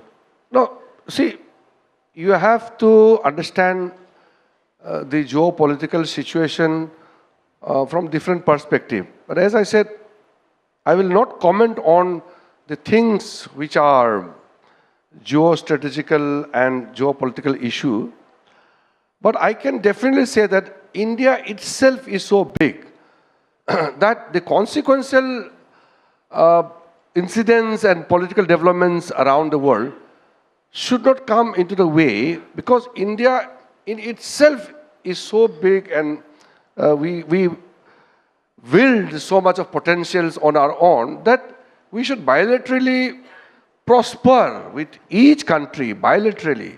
We need not bring in the third angle factor, what happens in the surroundings. These are, I'm not saying that it doesn't have a bearing on the relationship, but it does. But then, if we just hinge on things which are happening around, then we can't really move forward. We as a nation, India, will have to chuck out our own course of action with each country bilaterally. That is why the focus today, not only India, it's a, if you see the Prime Minister's focus is also each country has its unique requirement, and the requirement can be fulfilled by bilateral talks. So I don't think the incidents or anything happens in the surrounding or neighborhood should affect India's relationship with any other country. I'm going to ask you, the other hat you wear as Minister of Minority Affairs, and you have highlighted the contributions of minority communities, including the Buddhists, to India's cultural landscape.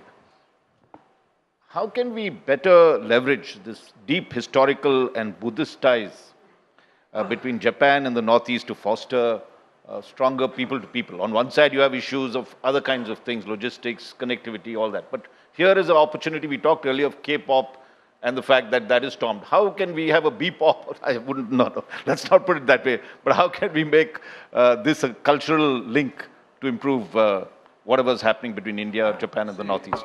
Let me sound like a minister for tourism.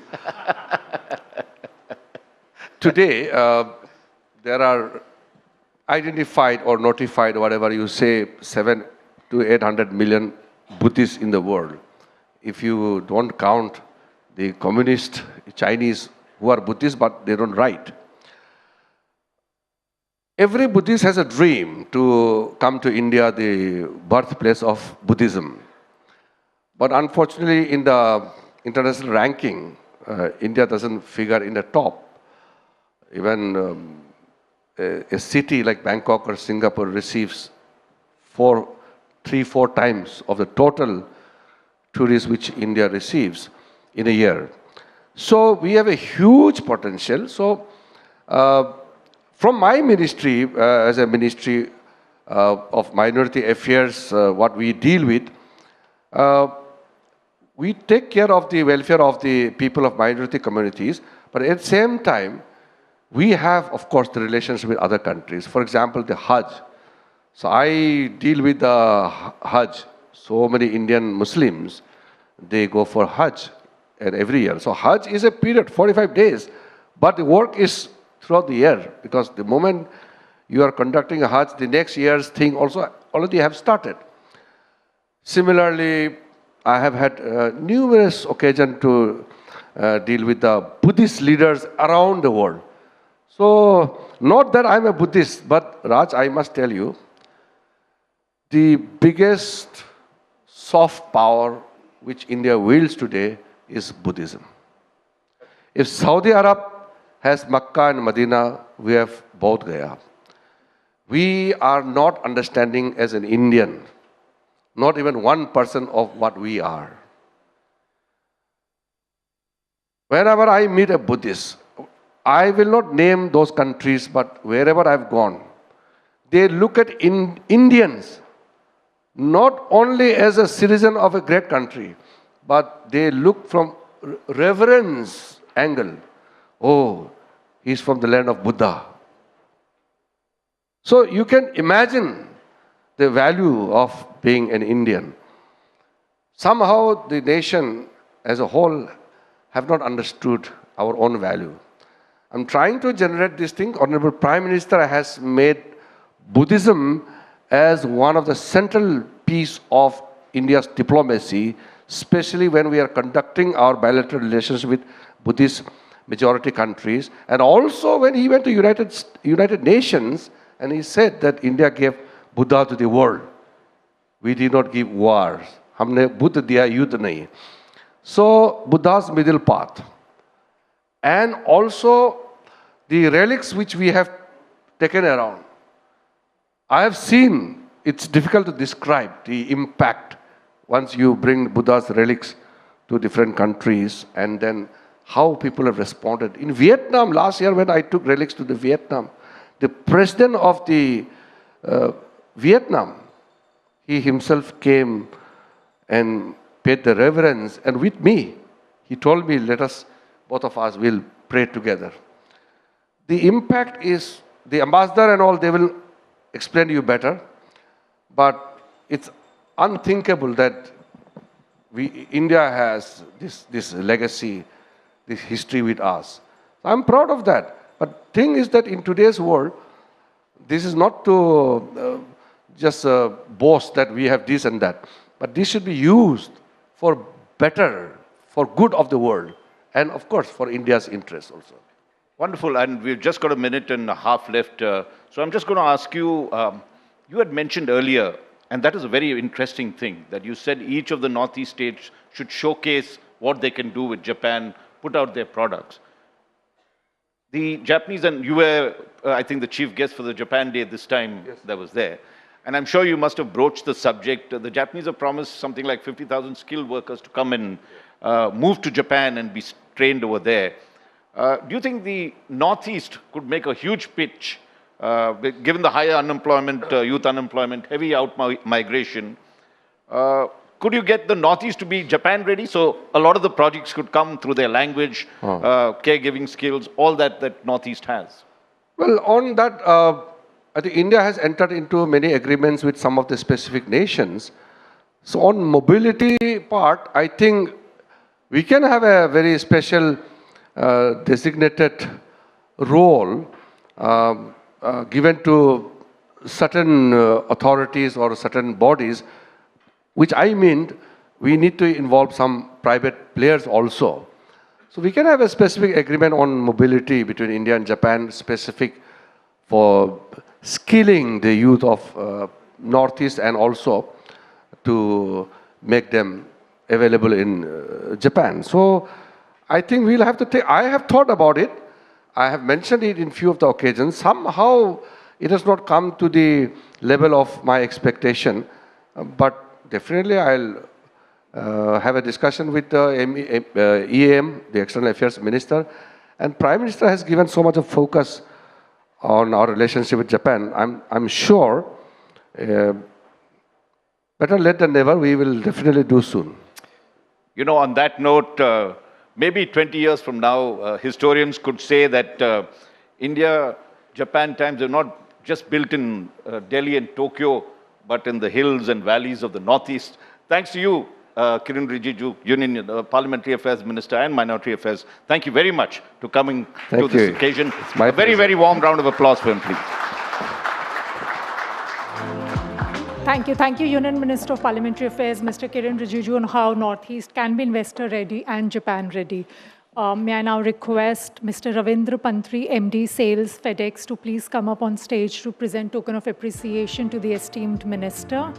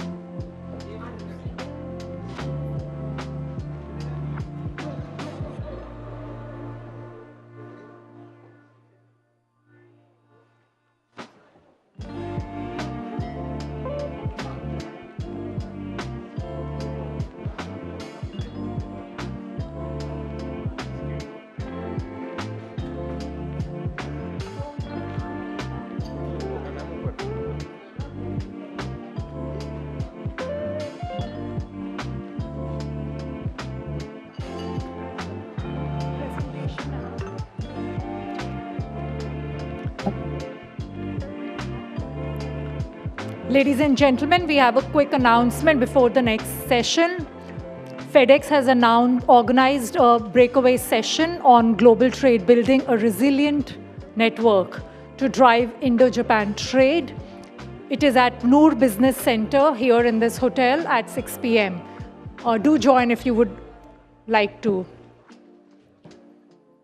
Our next session is now on logistics and resilient supply chains, which are critical for deepening trade relations between the two countries, India and Japan.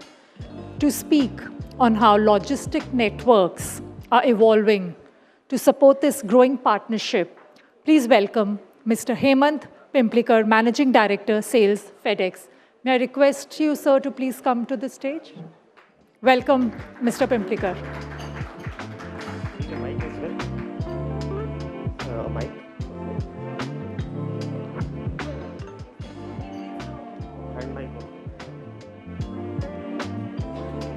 The slide before.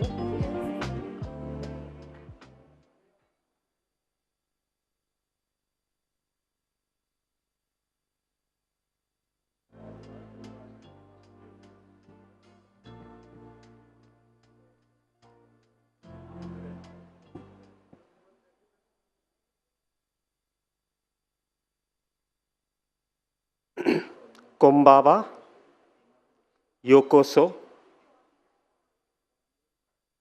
So, good evening, ladies and gentlemen, and a warm welcome to all of you.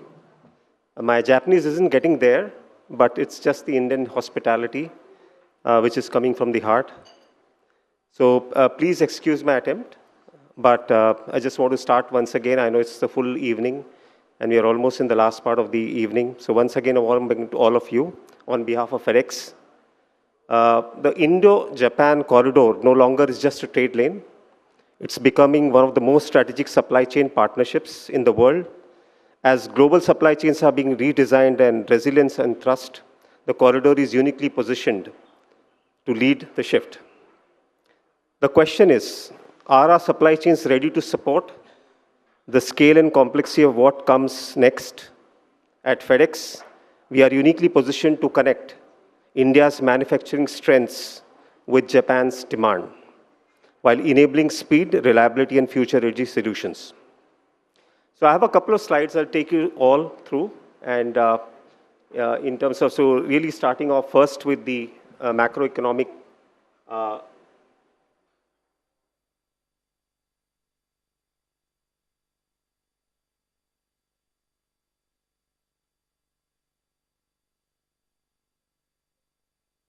Okay, thanks.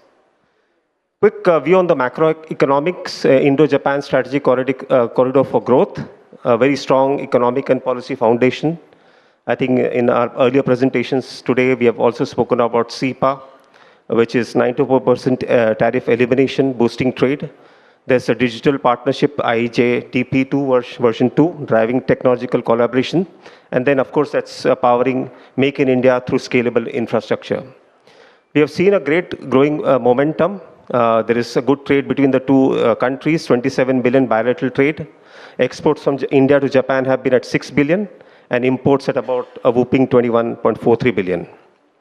These are the high-impact growth sectors. If you look at semiconductors, pharma, critical minerals, green energy, AI, digital, and scientific cooperation. That's what FedEx is globally across the world. So we are present in 220 countries and territories with an annual revenue of about 88 billion, 3 million plus shippers across the world, touching about 225 million consumers across the world with about 500,000 team members. We operate 698 cargo aircrafts across the world with 200,000 motorized vehicles, 13 major global hubs, 16 million packages handled on a daily basis, and 20 million pounds of freight on a daily basis. That's our network across the world, and focus on India. From the eastbound to the westbound, we have our hub centers in India, Delhi, Bangalore, and Mumbai. And our regional hub is in Dubai. And from the eastbound, that is from Canton and from Japan, that's KICS, we have movements coming into Canton and then coming into Delhi, Bangalore, and Mumbai. And from there, it moves into Europe and into the US. So that's our global network, and that's our flight connectivity, which is mentioned below. If I go closer to India and Japan, that's the connectivity. So from India into Japan, we have connectivity from our Canton hub, which goes into KICS and Narita. And similarly, from Narita back into Delhi, Mumbai, and Bangalore. So we are well connected on a daily basis from both these important locations across the world. Coming closer to India again, that's the investments that have happened in India. So from a coverage perspective, we cover almost 20,000 postal codes across the network, securing 93% of the volumes, improving reliability, cost efficiency, and customer experience. In terms of gateways, we have our gateways in Mumbai, Delhi, Bangalore.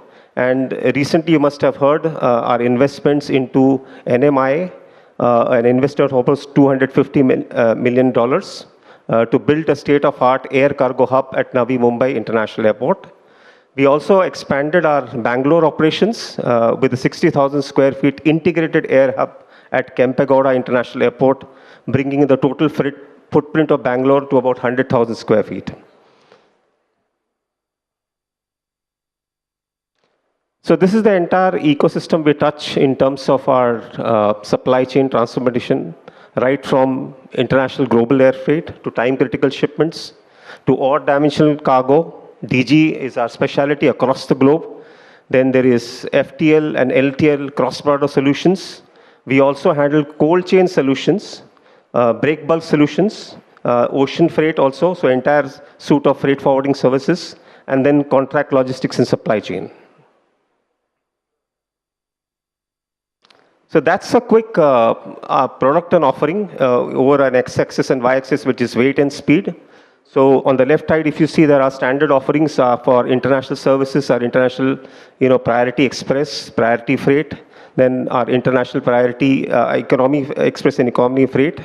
Then if you move towards the right-hand side where the shipment weights go up, we have a full suite of forwarding services covering air freight, ocean freight, road freight, rail movement, and then multimodal and customs brokerage as well. Then we also have our time-critical services, which are very specialized services, which is onboard couriers. We have dedicated vehicle movements, next flight out options, and we also do air charters.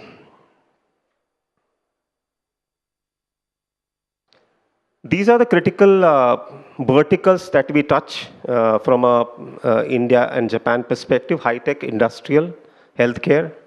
And I'll not go into the complete details, but in terms of speed, security, visibility, handling, temperature control, DG goods, as I mentioned, we are the largest carrier of DG goods across the globe. In terms of compliance of our shipments, the network it uses for all the three verticals, in sense of the interventions that we do for managing these shipments, whether it's control tower or this exception management. We also do returns management of these shipments, and then the solutions we offer, whether it's multimodal, project logistics, or cold chain movements. We have also a very elaborate e-commerce offering in terms of easy clearance and streamlined imports. So if you look at the first its FIC fees are International Connect Plus. Then we offer convenient export clearance for our e-commerce shippers. And then in terms of managing our last mile delivery, we have FedEx Delivery Manager in terms of easing out, having future deliveries or planning your deliveries well. India is also managed by 10 formal clearance locations, and we also have a clearance expert program, which essentially means that all our inbound shippers can interact with this person to manage their clearance and the last mile. We also have FedEx import tool. I spoke about it in the earlier morning session. So this enables us to handle clearance of our shipments in a time-bound manner. We can also do duty payments. We can upload KYC documents. So this is an important integrated tool. It also helps us track our shipments, duty payments, and KYC microsite. Now, this is a very interesting side in terms of how we are making our supply chain smarter. As I said, we cover 99% of the world's GDP, $2 trillion worth of goods handled every year. So that's a massive number. 16 million packages handled on a daily basis. We connect about 3 million shippers, 225 million consumers. And in terms of data, we have 2 megabytes of operational data that we generate every day, which is equivalent to 20 million tall filing cabinets.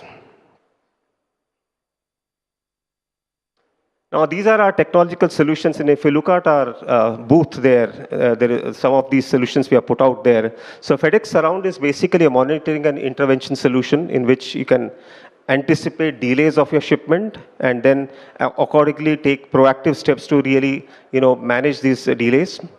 FedEx Sustainability Insight basically talks about the carbon footprint. So you have reports which will help you understand what kind of footprints that is being created, and then you can plan your logistics in a much more smarter way.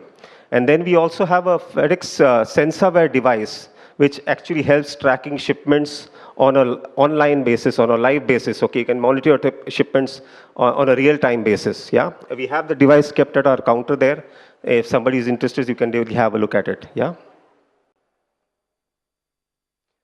That's the device I was talking about. Now, this device basically helps us locate material or products in your supply chain.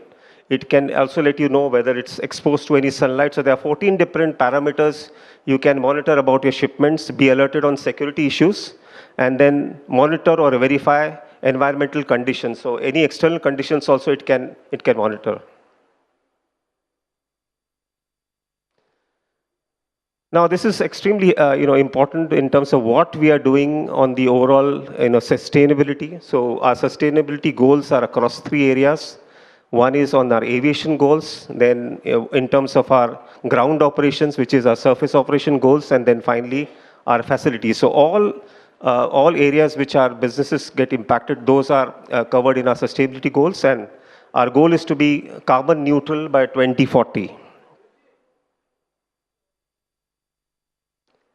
So in conclusion, I think that's the last slide I have. FedEx is powering Indo-Japan trade through scale, infrastructure, and intelligence, enabling faster and more resilient future supply chains.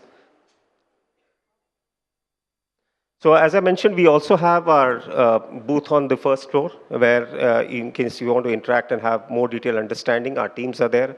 We would definitely like to have any discussions which you want to do about your supply chain requirements, especially on the Japan-India corridor or any other locations where you have a business.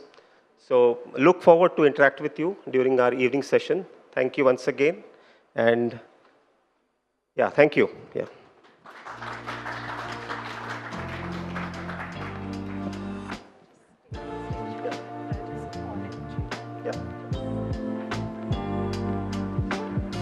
May I now request MG Arun, Managing Editor for India Today, to please come to the stage and felicitate Mr. Pimplikar.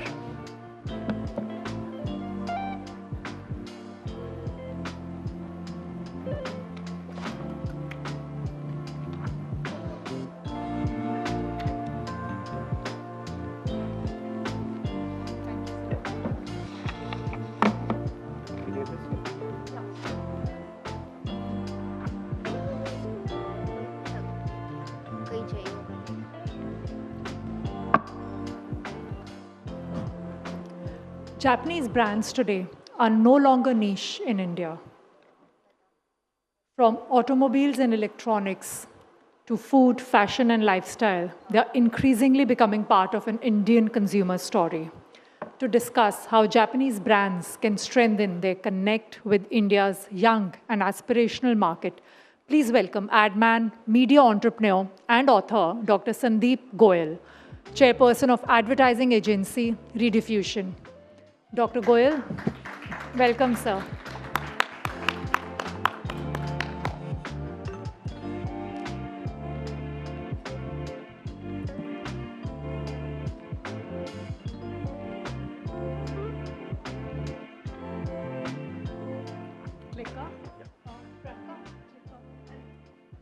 Good evening.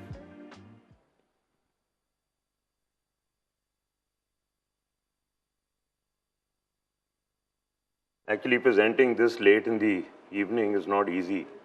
So I'll try and keep the mood a little light. And how do I go forward? Just a minute. You have to first load the presentation.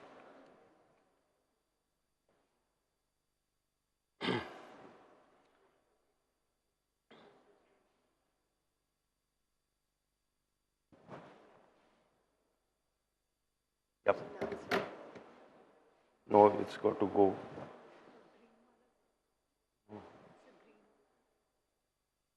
No. This is not my first slide. This is not my first slide. This is not the first slide. No. Is it? Yeah, this is the one. This is it.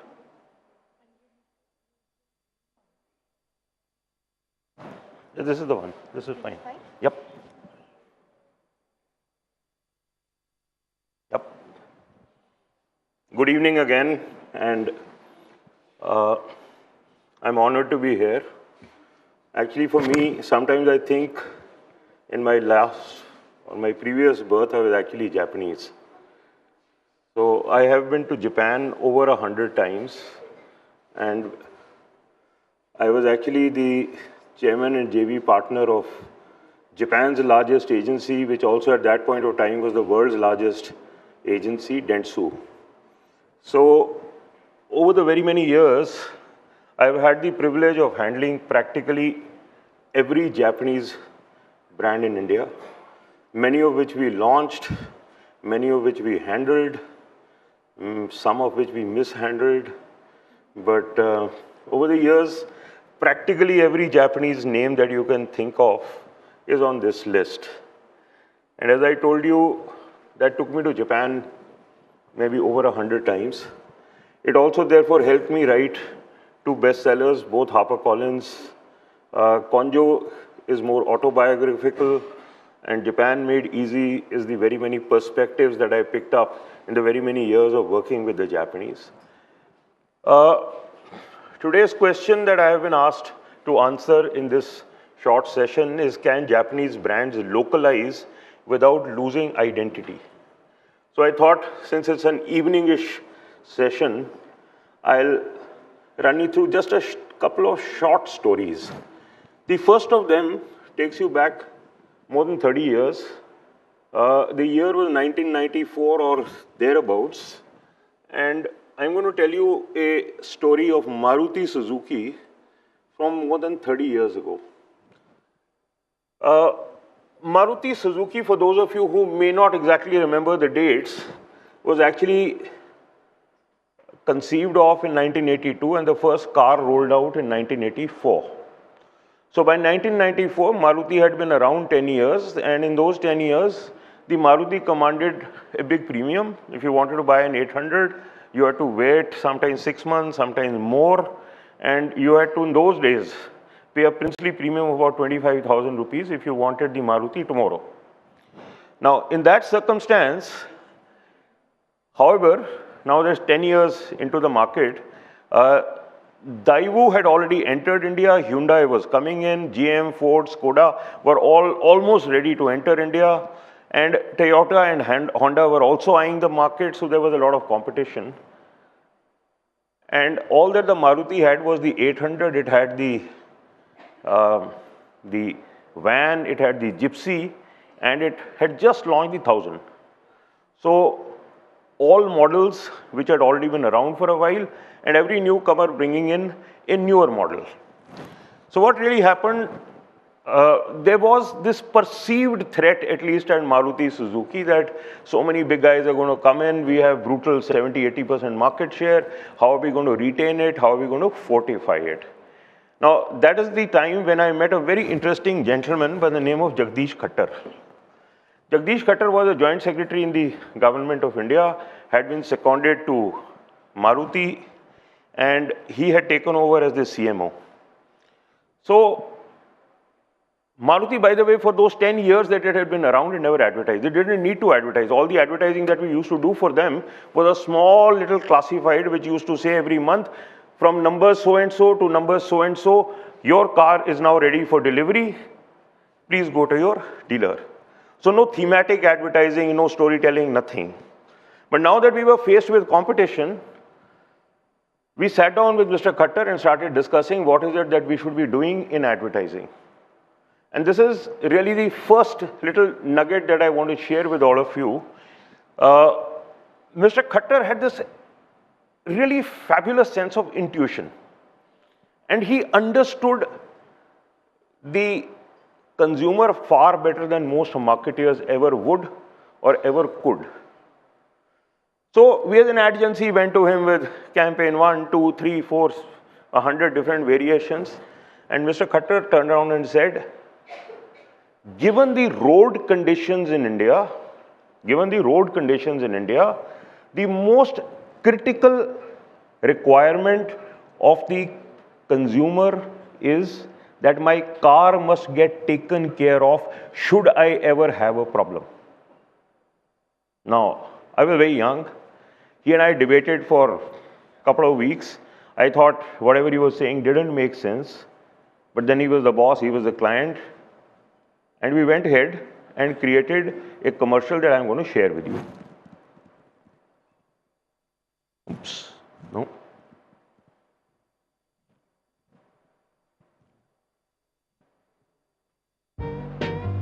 Sound, please. Where are we heading, Mr. Navigator? Basically, we're heading nowhere. Japan-Haryana. Let me drive. Keep going along the river, yeah? River? Map सीधा कर. अरे वो देख हे कांचा! अरे कांचा, यहाँ कहीं खाने पीने का बंदोबस्त है? नहीं, तो एटलीस्ट रहने के लिए जगह है. अरे छोड़ना यहाँ forget it. अरे पूछना. यहाँ कहीं मारुति सर्विस स्टेशन है क्या? है.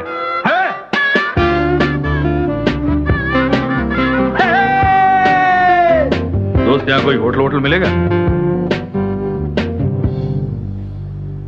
How many of you have seen this ad? Yeah, so room full of people who've seen this ad. Moral of the story here is India does not necessarily get swayed by big brand names or big brand promises. It loves brands that embed themselves into the Indian reality. And that is what Mr. Khattar understood better than any one of us at that point of time. What is commendable is that Maruti Suzuki has run the Kancha commercial for more than 25 years. 25 years. I haven't seen a commercial run that long. And what is even more creditable is the fact that recently Maruti Suzuki has actually remade the same film with new messaging on EV charging stations. So that means the idea itself was big enough. So moral of the story, you first have to understand India before you start to market to India. Next story I'm going to tell you is about Toyota. Now, at this point of time, I had just moved to Dentsu and set up the India joint venture. And the production of the Qualis had been stopped. How many of you remember the Qualis? Yeah. So the Qualis had been stopped. And this is typically Toyota. I'm sure there are people from Toyota here. Once they decided, despite the fact that the Toyota Qualis at that time had 90% share in the taxi market. But one fine day it was decided, no more Qualis. So what is going to replace the Qualis? It was the big family car called the Innova. The new launch creatives had all come from Dentsu, Japan. The Innova was launched with a reasonable media bang. I mean, fair amount of money spent. But, and this, you know, when time passes, we forget some realities. The fact of the matter is, the Innova was launched, and in the first quarter, the dealerships were empty. Empty means empty. No footfalls. So, couple of weeks was, no, it's going to happen. People are coming, people are coming. Suddenly now, anxiety turned to panic. And we went back, I mean, we are the ad agency, so we went back. And many campaigns again were suggested to Team Toyota. Used to be, I still remember, CMO there called Kawabata-san. So every time I would go to him with a new campaign, he'd look at me and say, no, Sandeep-san, no.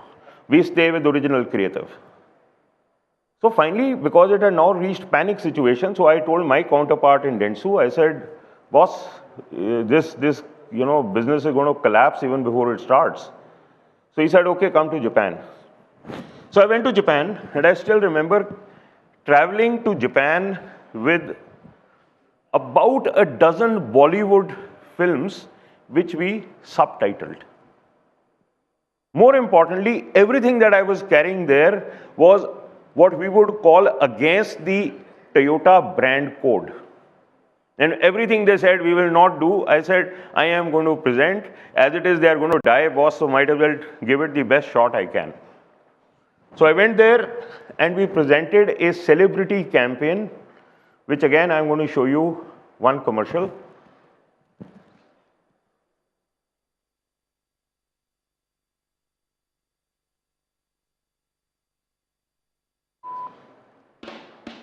Sound.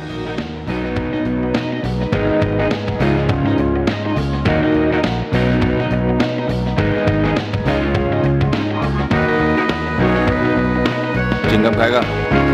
नहीं, ठीक है, पर मैं नहीं खाएगा। Sorry यार, नवा गाड़ी पे थूक डाला। मस्त गाड़ी है? मस्त का। अबे अंधे दिखता नहीं क्या? छोड़ो क्या? हाँ?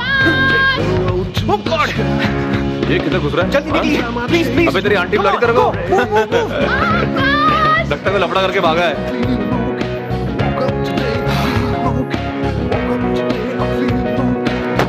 कौन है बे? ये अंगूठी की दुकान। चल फैन चालू कर। ये शाने, किसी और है ना? हाँ तो इधर घुमाना। अरे वाह, पीछू भी ऐसी बम्बिल गाड़ी है। तुम दोनों जुड़वा होगे? Life is a highway as I'm riding this tune. Life is a highway and I'm out here on my own. I don't need no angels, I got wings of my own. कहाँ जा रहे हो तुम लोग? अंडाला, Pinky theatre, चप्पा ने। और तुम? Me? I just need to keep moving ahead. Life is a highway and I'm chasing to you. Toyota Innova, desire to stay ahead. Again, how many of you remember seeing this ad? Long back. And what did it do for the brand? From dealerships that were empty, it now became a situation where Toyota could not produce enough Innovas. The Amir Khan campaign triggered a 3 to 6 months waiting list. More importantly, two important learnings. First is understand what moves the consumer. Align brand messaging accordingly. I mean, I knew the trip that I made to Tokyo, Toyota was then our only client at Dentsu. Carrying those tapes with me to show Bollywood films, which took 2.5 days, was a make or break for me as Dentsu India chairman. But we played strong on that because I believed that the product required something that was anchored in Indian reality. So for all our Japanese friends here, building brands in this country, you may have a global code, you may have a brand code, but let me be honest, that brand code may or may not work in India and may therefore require both adaptation and maybe some revisiting. Second, I cannot understate the value of storytelling, which never fails. I mean, when we first ran this commercial, the number of people who went into guessing which character of Amir and whatever, which one is missing, we got so much of, mail and so on and so forth saying, "Aapne wo character kyun nahi use kiya? He is so much more powerful and we would have loved to see him. Are you going to make another ad with him?" So the very fact that Amir stood for versatility, Amir stood for something that was different, something that was innovative, and therefore the Innova worked wonderfully for Toyota. So these two films, these two case studies, just to set the context. So question, what does it truly take to win in India? I've heard this at least since, India opened up, reforms happened. Every client one would visit, and there were tens of foreign brands coming into India. Every meeting we would go into and they'd say, "Oh, India has 1 billion customers." What do we require? We only require 5% of the market.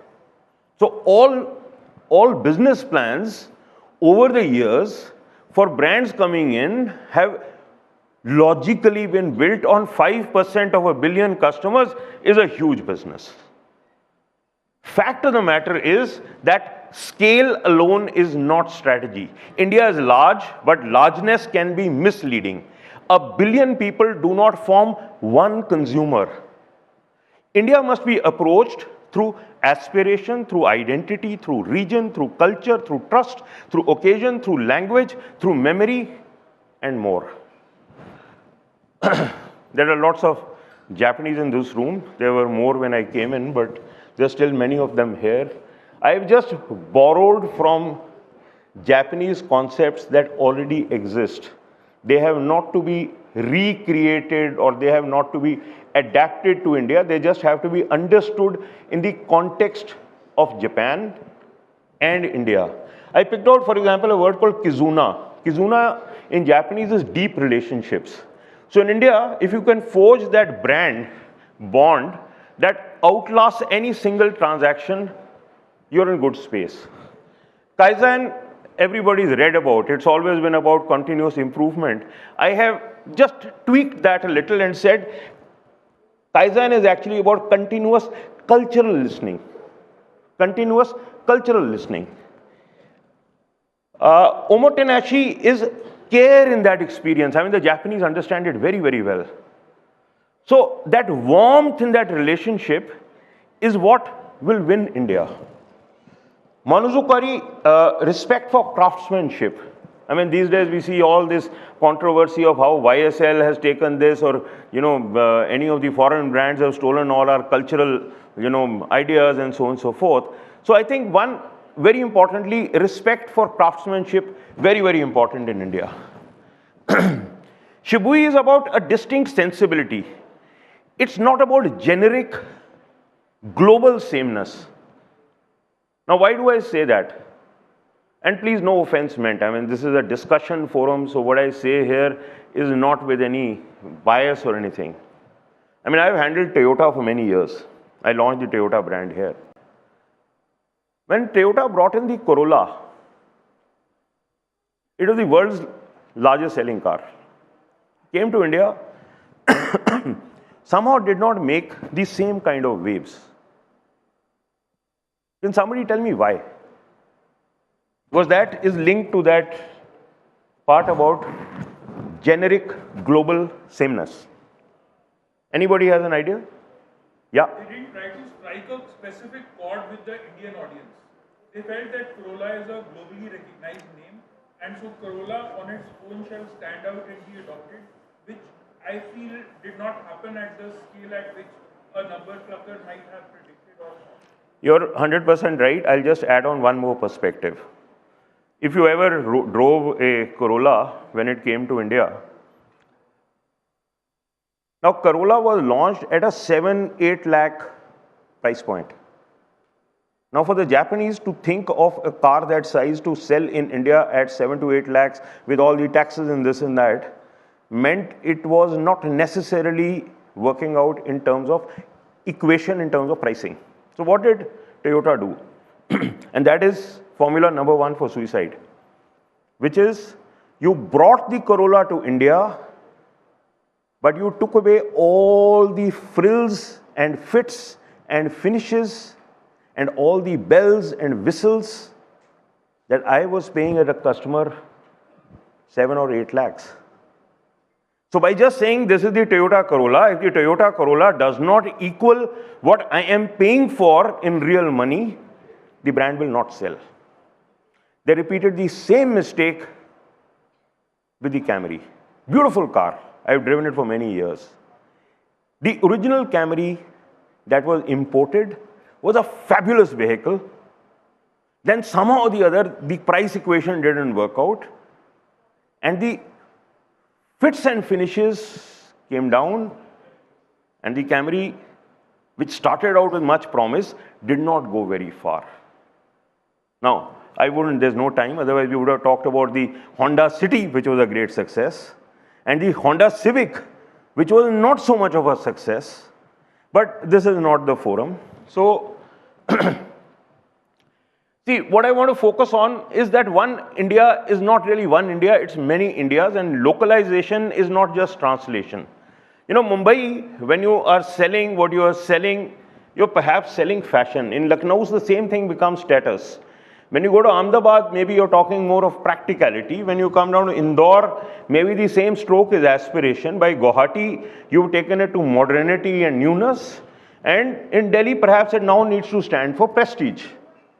So one India, one product, one brand, but different strokes. So India does not need one strategy. It needs one brand truth expressed in many cultural dialects. So what Mumbai or Meerut or Bangalore or Bhubaneswar or Chennai or Chandigarh buy may be the same product and the same brand, but they buy it perhaps for different reasons. Now, I don't think I have to tell anybody in a Japanese audience what is the importance of nuance or the importance of mood. For Japanese companies entering India, the opportunity is not merely to sell more apparel or more beauty products or lifestyle goods. The real opportunity is deeper. It is to become part of how India lives, dresses, celebrates, and sees itself.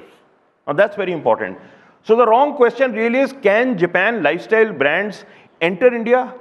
The real question is, can Japan become Indian without ceasing to be Japanese? So I'm going to touch a few of these as we go along in the next few slides. The new Indian consumer,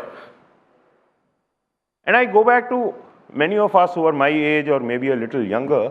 You know, the old days we all used to ask if we went out to buy something, is this durable? Is this worth the money that I'm spending? Will the family approve? Now, outside, I was having this conversation with a young lady, and she said to me, Gen Z, millennials, whatever. I think what has happened is that today, the most important question is, if you have this brand, what does this say about me?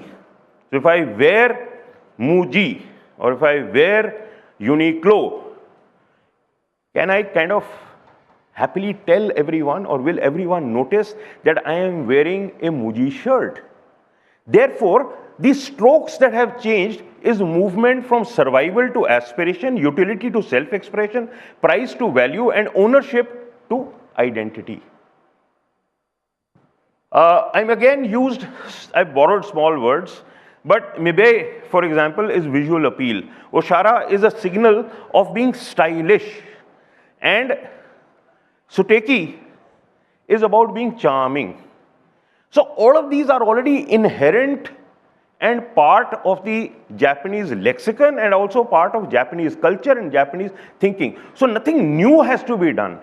It is just that you have to bring it in adequate measure, in just the right nuance and the right mood to succeed in this country. So what does India want? India wants global quality, Indian relevance, visible progress, everyday premiumness, products that feel aspirational. So how are Japanese brands going to win this? Sorry.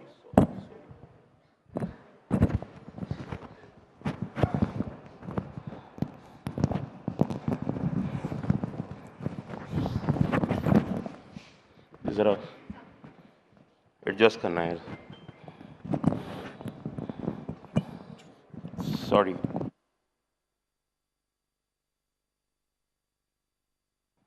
चल रहा है? Yeah.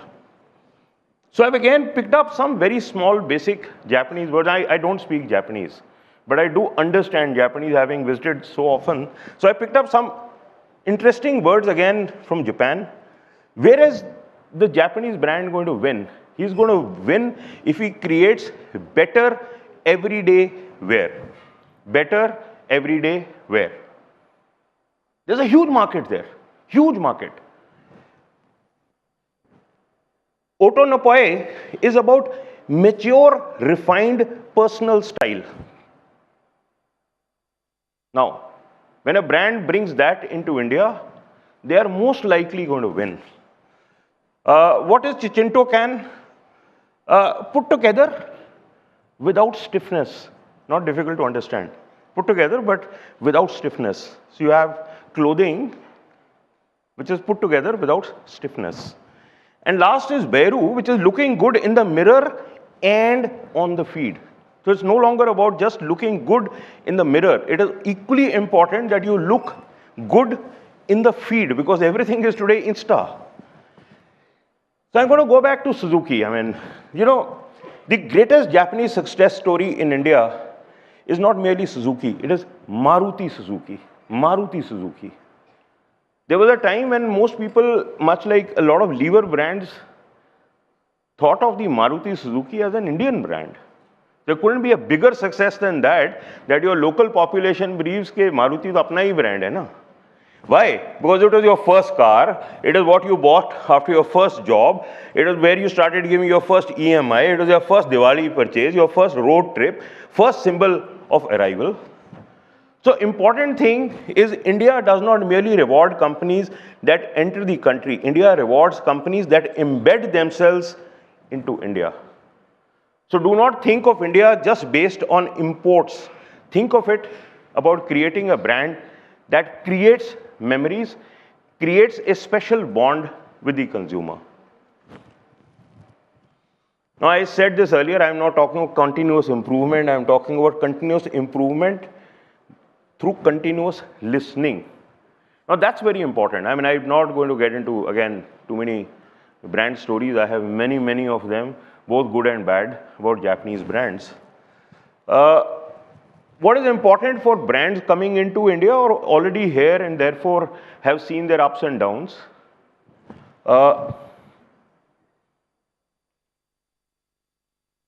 With two more slides. Yes. So India changes every 100 kilometers, you know that. Now, if a brand has to succeed in India, important learnings. I know, I approached Uniqlo way back in 2011 and said, will you partner with me? Will you come to India? And one of the biggest things that I did in that presentation was talk about product fit and body sizing. A lot of foreign brands that have come into India through fashion have failed because they have brought international fits to India.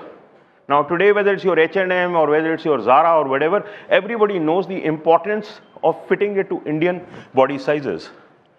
So we're going to wind up to say, for Japanese brands, there is a remarkable opportunity. It's not about loud fashion, it's not about intelligent fashion, it's not about clutter, it's not about trend chasing. There are lots and lots of opportunities for the brand to enter. The biggest opportunity is really in every day. Every day, where is the biggest opportunity for brands in this country? So whether it is the Muji solids that I was just referring to, or the Moku textures, or the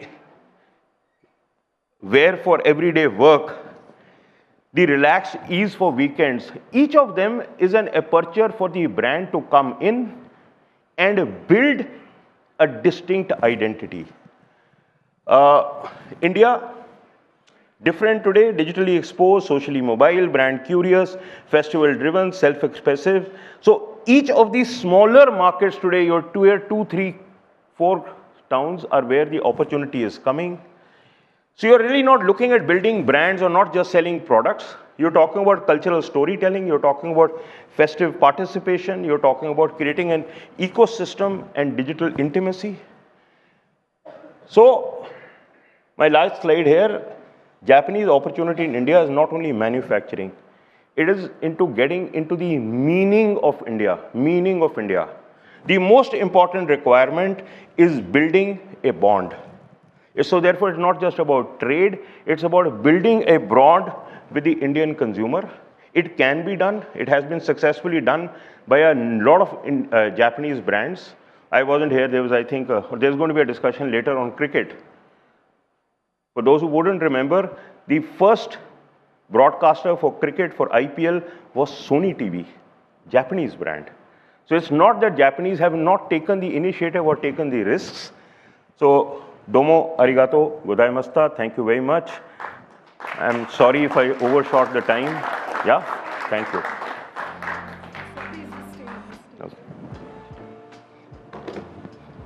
So that was an extremely engaging presentation. We all learned so much about building winning Japanese brands for Bharat. So thank you, Dr. Goyal. May I request Ranjit Sahai, Managing Editor for India Today, to please come on the stage to felicitate Dr. Goyal.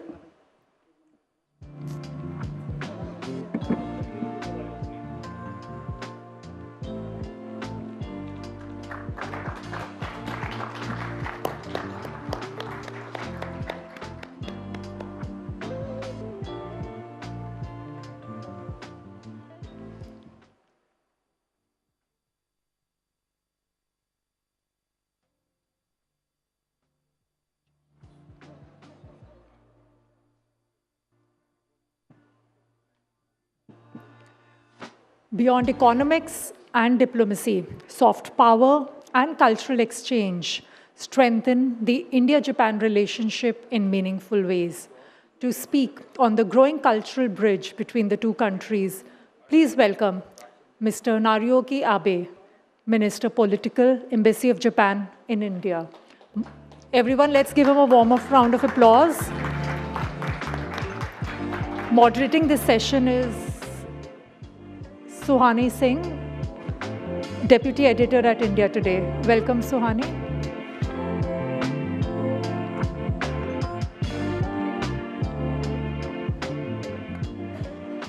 I'm not going to take too much time. We have Noriaki-san presenting a very interesting presentation, which I don't think any of us expected. He's going to be talking about cricket in Japan, and he himself is a big cricket enthusiast. So over to you, sir. Thank you, Suhani. Respected members of the India Today Group, distinguished guests, Excellencies, ladies and gentlemen, good evening, namaste. First of all, let me sincerely thank India Today for inviting me to participate in this third Indo-Japan Conclave, especially this session on soft power. I'd like to also express my sincere, deep appreciation to all the previous speakers for having enriched the discussion. Over the years, this conclave has become an important platform for thoughtful conversation between our two countries, not only on diplomacy and economy, but also culture, society, and the human connections that sustain international partnership. When people think of Japan's soft power, they naturally think of manga, anime, cuisine, fashion, or technology, to all of which I also subscribe to.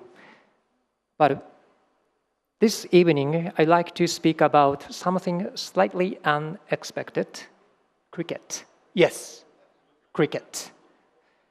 Because over the past 2 years in India, I have gradually understood that cricket here is not merely a sport. It is woven into the emotional fabric of society. These days, almost every evening, I hear cheers from my neighboring apartments whenever an IPL match is on television. Recently, I watched a Delhi versus Kolkata match with my wife at the Arun Jaitley Stadium.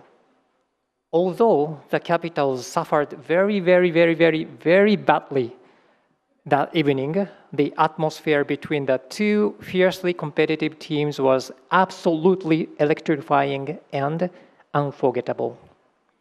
During the match, a gentleman sitting beside me asked, "Kia Japanese log ku kelte hai?"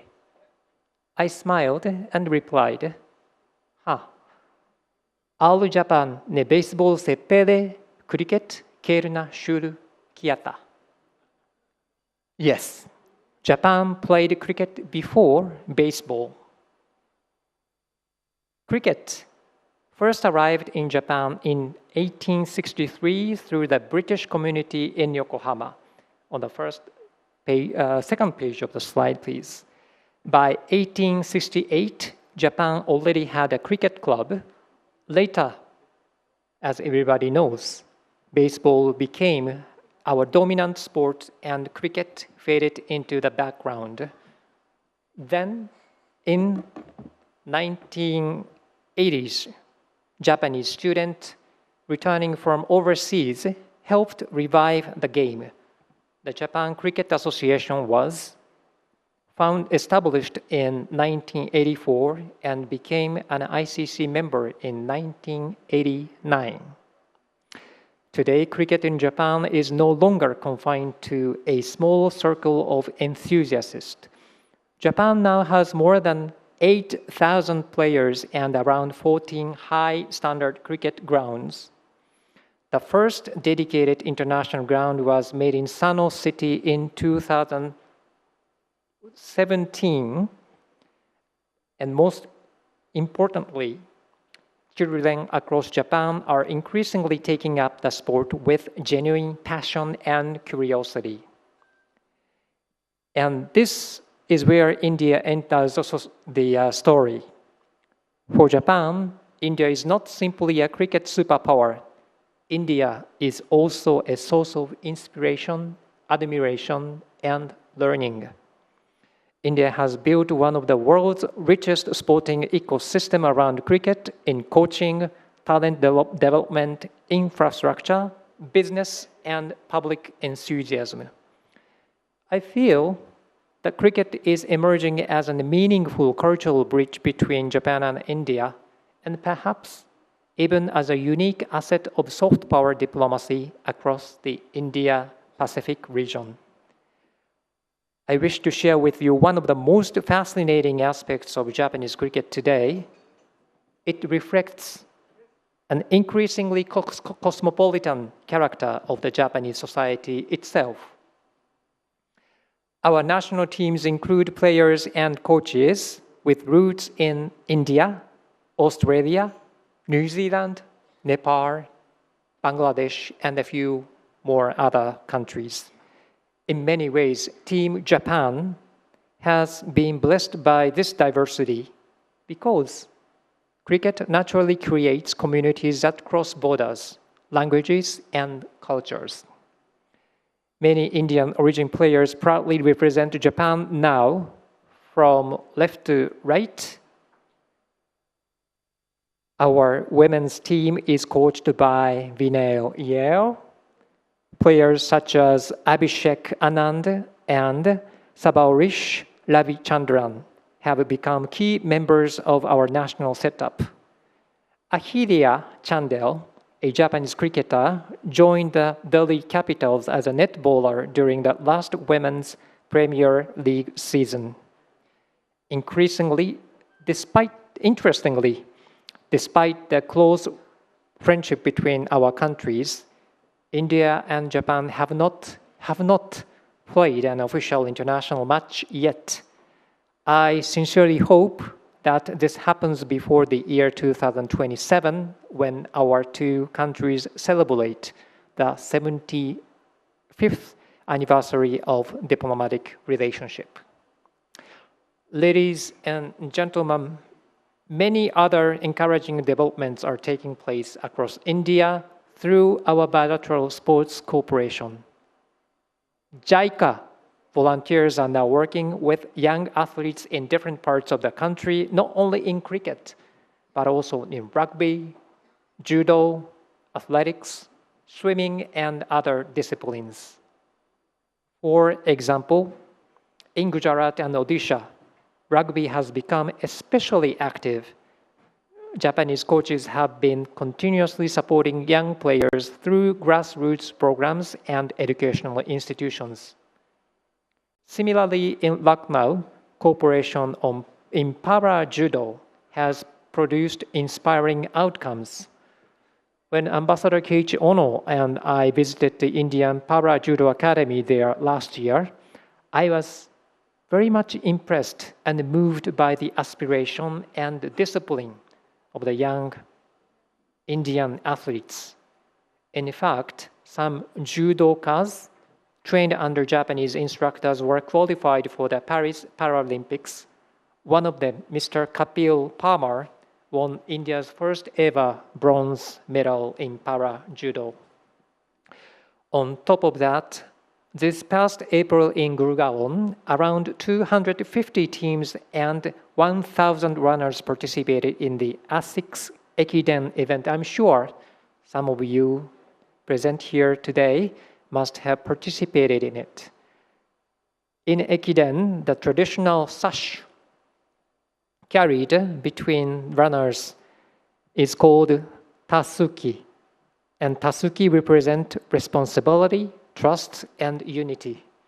Carrying this together was a clear testament that teamwork, shared efforts, and friendship between our two nations are also built in the same way. As such, Japanese approaches to discipline and training are now influencing Indian sports ecosystems.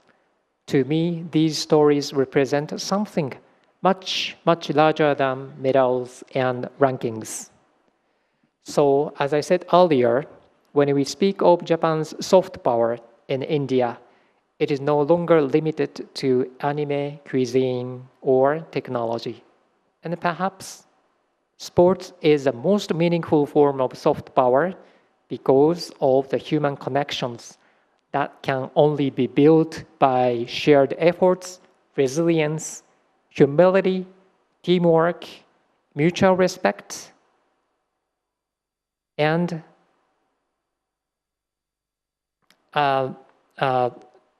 competitiveness. These are the values that matter not only in sports, but also in diplomacy as well. And this brings me to the Indo-Pacific region.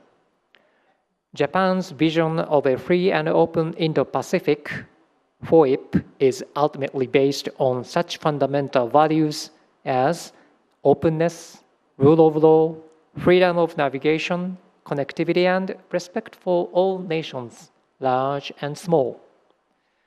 Earlier this month, Prime Minister of Japan Takaichi Sanae upgraded the FOIP for the first time in 10 years after our late Prime Minister Shinzo Abe launched it.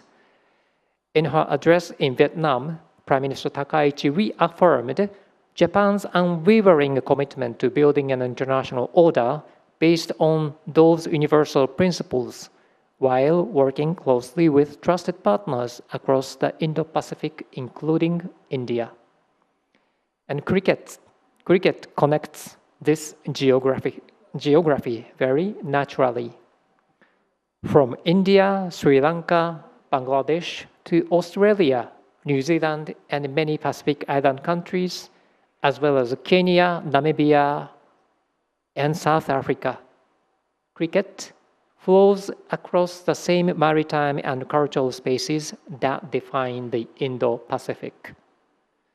Wherever Indian diaspora communities flourish from the Gulf to Southeast Asia, East Africa, the United Kingdom, and Canada, cricket often becomes our cultural anchor. In this sense, sports become diplomacy without speech. Ladies and gentlemen, the timing could not be more exciting for coming years. This year, cricket will feature prominently at the Asian Games in Nagoya City before a major Japanese audience. Then in 2028, cricket returns to the Olympic Games in Los Angeles, the United States. For young Japanese athletes, this changes everything. Cricket is no longer simply a niche international sport. It becomes a part of a global sporting future. At the same time, India and Japan are entering a new phase of mobility and exchange. The India-Japan Leaders Summit last August committed a two-way exchange of 500,000 people over the next 5 years. Exchange programs and skill partnerships are rapidly growing. I believe sport should continue to shine over this expanding horizon. Ladies and gentlemen, on the 75th year of our bilateral partnership, next year, sport shall bring our two nations even closer through collaborating together in friendship and competing with each other in good sportsmanship. So perhaps we may see Indo-Japanese cricket academies, student exchanges, youth tournaments, or even an India-Japan cricket series marking a diamond jubilee of our enduring bilateral partnership. And why not? After all, diplomacy itself is ultimately about human connections, and sport creates human connections in its purest form. So whenever I visit cricket ground in Japan and find Japanese children pick up Kashmir willow, SG brand bat, I feel very optimistic about our common future with limitless potentials. Because like every good inning, friendship are built very, very patiently, one run at a time. Thank you very much. Daniel Ward.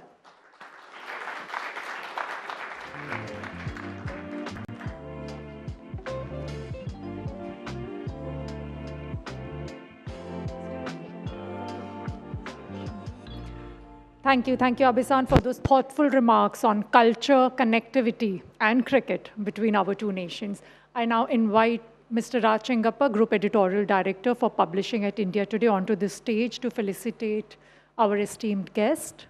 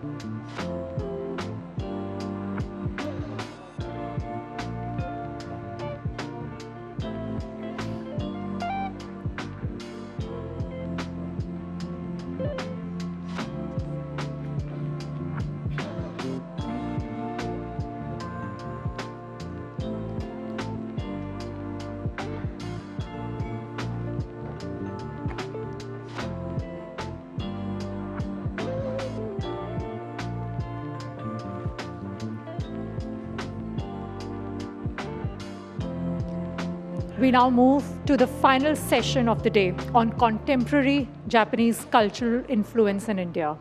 From manga and anime to cosplay and pop culture fandoms, Japanese storytelling has built a massive culture amongst Indian youth. To discuss this fascinating cultural phenomena, please welcome Jatin Verma, founder of Comic-Con India. Welcome, Jatin. And Vaishakhi Das, cosplay artist and content creator. Also inviting India Today's Deputy Editor, Suhani Singh, onto the stage to moderate this session. Welcome, everyone. Over to you, Suhani.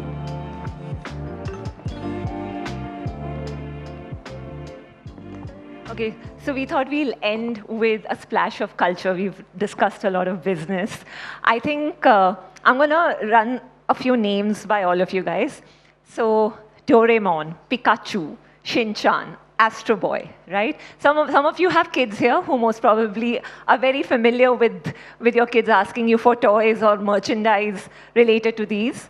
Then you have Monkey D. Luffy, Gojo Satoru, Goku, Naruto, Demon Slayer. These are not names of aliens. These are very, very popular anime characters that have come from Japan. And then you have films. You have Studio Ghibli. You have someone like Makoto Shinkai, whose films are extremely popular in India. This is Japan's cultural impact in India. And I couldn't think of two better people to take us through how manga and anime have come into Japan, into India, and made a huge dent here. I think first I'll begin with, we'll clearly agree on this, the smartest and the most coolest person dressed in the room. That is Vaishakhi Das. Thank you. Vaishakhi, I think all of us are very curious here. This is clearly not the way you dress on a day-to-day basis. Absolutely not. So who are you, and tell us what's happening here? Yeah. So this is a character from the anime Akamega Kill. She is known as being the S-Death. She's actually a very dark gore ice queen. So she's actually a villain, but who also has a soft heart. She falls for a guy. And I think a lot of girls can relate to that. But yeah, her power is she can freeze anybody and she's dominating. So I feel I like that character. It's so empowering and, strong. At the same time, she has a soft side as well. So I really like that. That's why I chose to cosplay her. And the fit is also like very cool. So yeah, that's what I'm dressing up as today. You want to tell us what are some of the reactions that you got from an audience which may not be familiar with this character when you walked into this event? This event? First, they ask you like, are you sure you're at the right place? No, actually no. Like, I actually got a compliment from the guards. They're like, "Oh, madam, बहुत अच्छी लग रहे हो आप." Like, okay, thank you.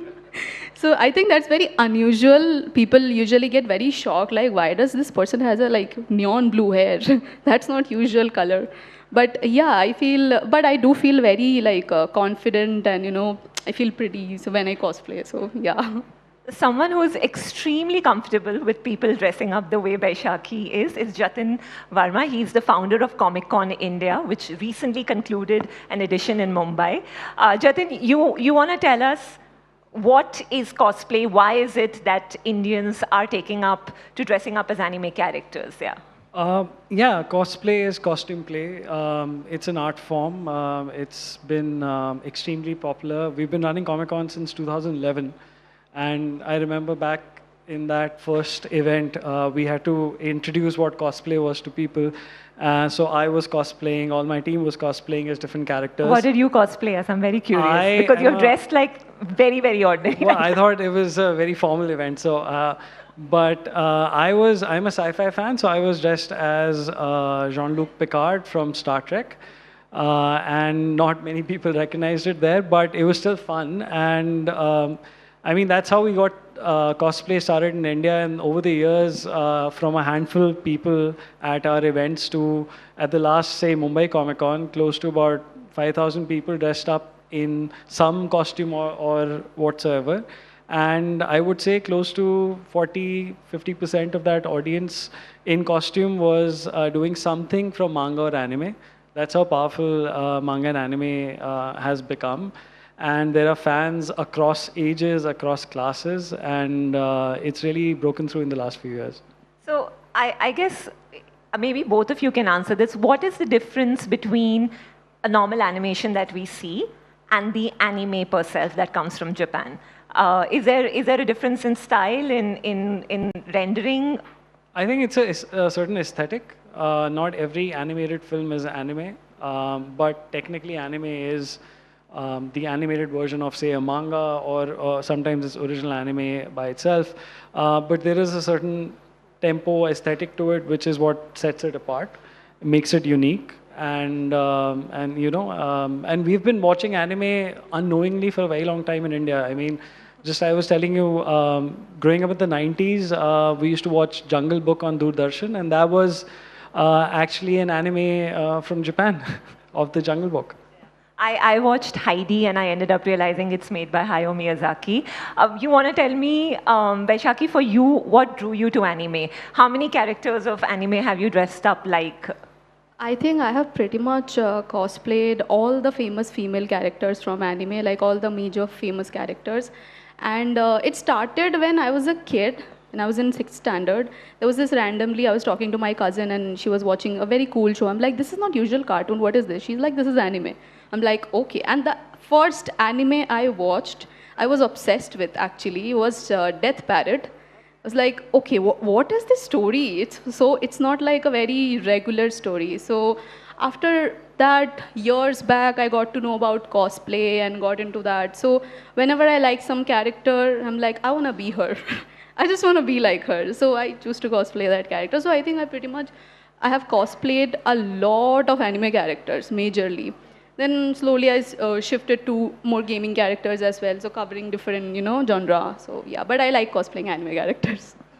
Jatin, give us a sense of how big is anime and manga in India, and why do you think Indians across age groups, as you're saying, picking up these characters? What is resonating about them? What are they saying that, I'm sure it's not just for you about just the physical extension of it, something more deeper than that, yeah. Yeah, I mean, look, there's always been fans of manga and anime in India for the longest time. I think in the past 5 years, especially during the pandemic, something clicked and boomed. One of the biggest reasons for that was a lot of the streaming platforms brought in anime libraries into India, and some of them started dubbing it into different languages as well. So it kind of broke through in a way that maybe other things had not. And despite all the MCUs and DCUs of the Western world, there was slightly more depth to this content. There was more variety.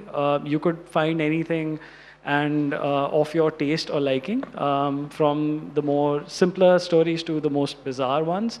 And I think there was a slightly more, I would say, emotional quotient to this content. At least I feel that that's true as a manga fan. And that's really gotten people hooked onto it. And unlike, say, I mean, I've seen different things come in and go in India over the past 15 years of doing Comic-Con. We've seen, all the Batmans and Iron Mans come and go, and you get fans, you get people who get hooked onto it and then move on from it.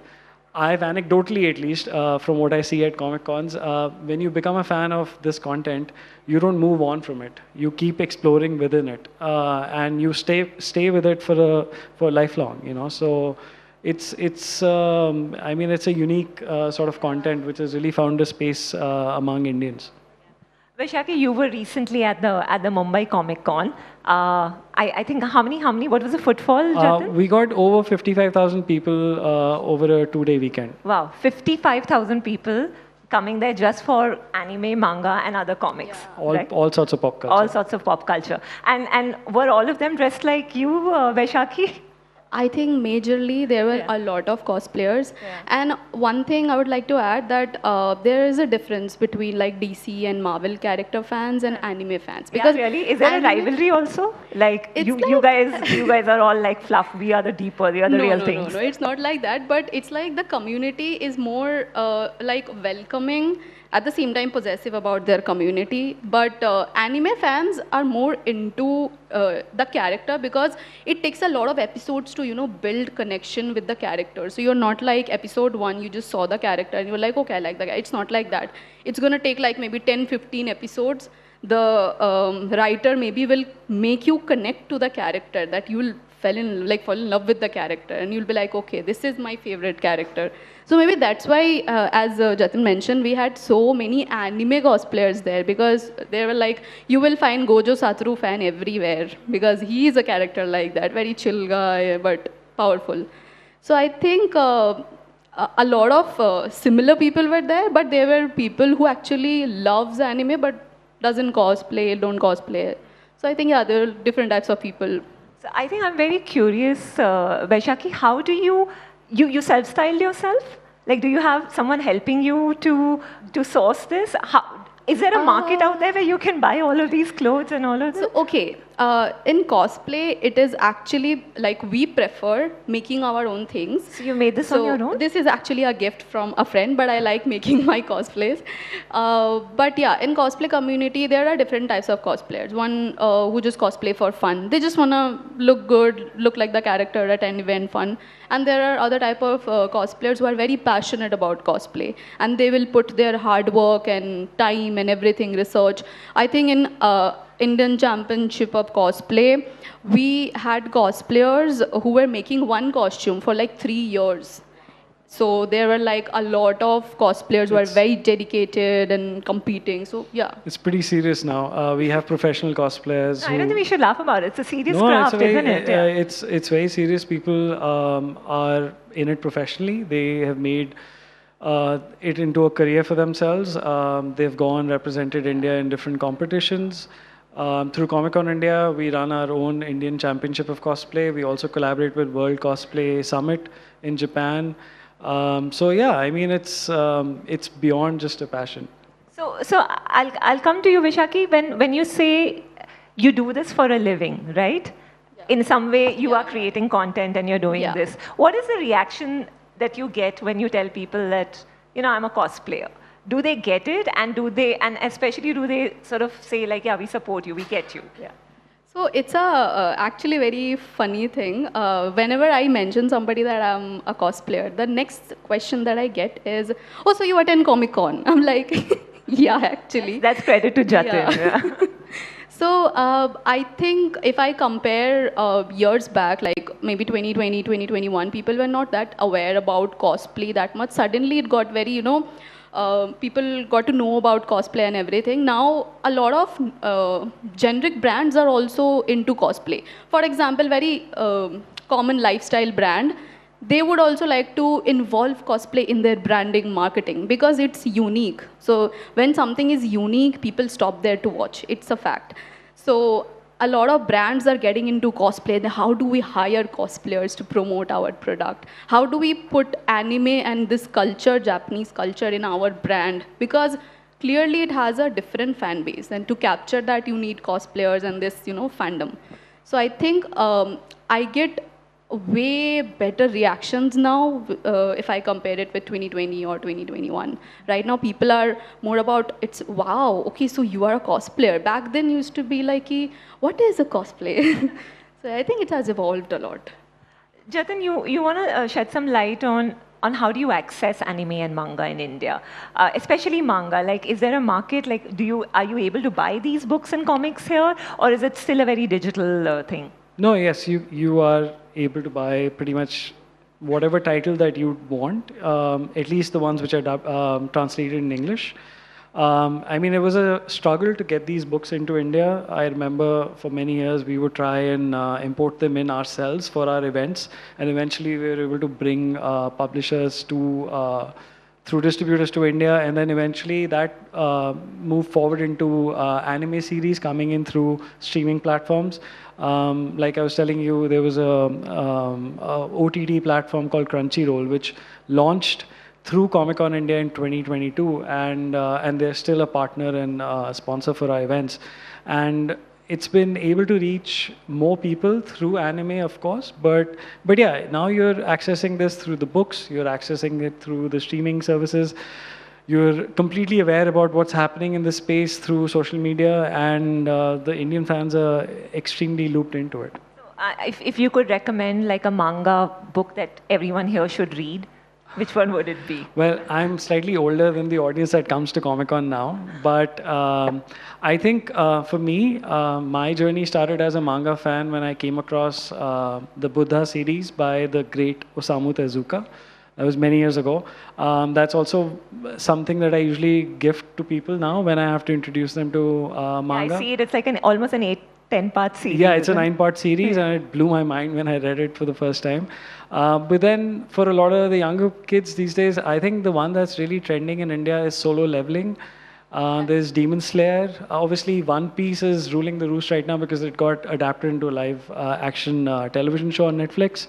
In fact, at Mumbai Comic Con, a brand, KitKat, had taken the license for One Piece and created an experience for fans coming in. So it's, I mean, there's a lot to pick from it. And if you're a mecha fan, then obviously there's Gundam and Robotech.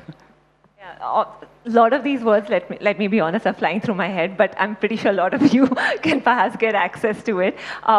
Is it a very metro thing, manga and anime? Like, is it just like people in the cities who are reading this? So 10 years back, 2015, when the books started coming in, I would say that it was a metro phenomena. And especially all the Western comics were more metro-oriented, or at least that's where they found their audience. But in the last few years, especially when the streaming services started putting all the libraries for anime online on their platforms, and a lot of them started dubbing it into different languages, I think it's crossed a barrier from urban cities to smaller ones, and it's also crossed a class barrier. So I feel like there is a larger mass audience for this content now than, say, for something which was Iron Man or Batman. So if I was to ask you, where has Comic-Con took place? Like, could you give me a name of a city where you wouldn't imagine Comic-Con happening? Like, we did the first ever Comic-Con in Jaipur last year, and that was, I mean, I was completely surprised by it. It's motivated us to go, so for example, last year we did 11 cities. This year we'll go to 14 cities, and some of them will be tier 2 cities as well, because we see a market there. Vaishakhi, when you talk about the female anime characters, you spoke about the one that you resonated with. Do you think these characters also sort of give you role models or icons that you perhaps don't get in Indian culture? Is that also one of the reasons why you're drawn to the female anime characters? I feel a lot of people can relate to these characters, like female characters, because in anime, there are a lot of animes where the female characters are very strong and they're very vocal about what they want, and sometimes they have to take decisions which it's very hard. So I feel that's a very good thing to take away from like anime, because I do like when the female characters are portrayed as, the strong lead. So yeah, I feel sometimes it's very inspiring, but irrespective of the gender, I get inspired by anime characters a lot. So there's this anime called Haikyuu. It's like a volleyball anime, so it's a completely sporty anime. Whenever I watch that, I get so motivated because these people are like failing, and again then they're winning at the last moment. And so I think it's very inspiring that, okay, don't give up. So a lot of anime, I think, follow this formula. They will show the main character as, okay, the main character is hardworking, has nothing, but still do hard work, and then achieve their dream.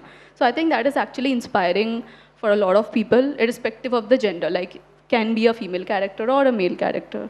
So yeah, I think that's pretty much. So, we've only 3 minutes are left. Jatin, I think we've covered a lot of ground on how Japan has made its, imprint here, cultural footprint here through manga, anime. We've had discussions on other topics as well. Where do you see Indian characters when you see that happening? We've seen a couple of Indian films doing really well in Japan. Do you see a possibility of Indian characters, Indian comics, I don't know, Amar Chitrakatha, sort of going there and becoming big? What do you think we need to do there so that they pick up our culture as well? I think we need to do more cultural exchanges. We need to take our content there a lot more. We're certainly inspired by their content. I run the Comic Book Trust of India, and we just recently did the Indian Comic Book Awards, and one of the finalists and one of the winners was Indian mythological tale, which was done manga style. So, I mean, there's a great opportunity to also bring our content there. And I think it'll happen for sure. But do you think there are similarities in the way we approach our comics and they approach their tales? I wouldn't say there's a similarity in terms of the aesthetic, but I think there is, like I said, there's an emotional quotient to that content, which is what we also bring to our content, which is why there is so much resonance among fans here about Japanese content. So I think that's our connecting bridge. Vaishakhi, you're also a content creator. Yeah. I mean, I think that's your livelihood, right? That's how you. Yeah. So is it easy? Is it something that you've finally got a hang on? And how much do you actually rely on Japanese culture to do this? Yeah. So my content creation started 2 years back when I was like making videos on cosplay and everything.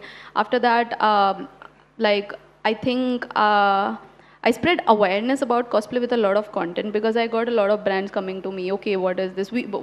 Some brands didn't even know about cosplay, but they approached me. And okay, whatever it is, we want to use this for our promotion. Then I have to introduce. Okay, this is cosplay. This is a character, and you have to have a license for this if you promote certain way. So I think a lot of people have to be aware about the Japanese culture if they are promoting an anime character, using an anime character to promote their product and everything for content creation.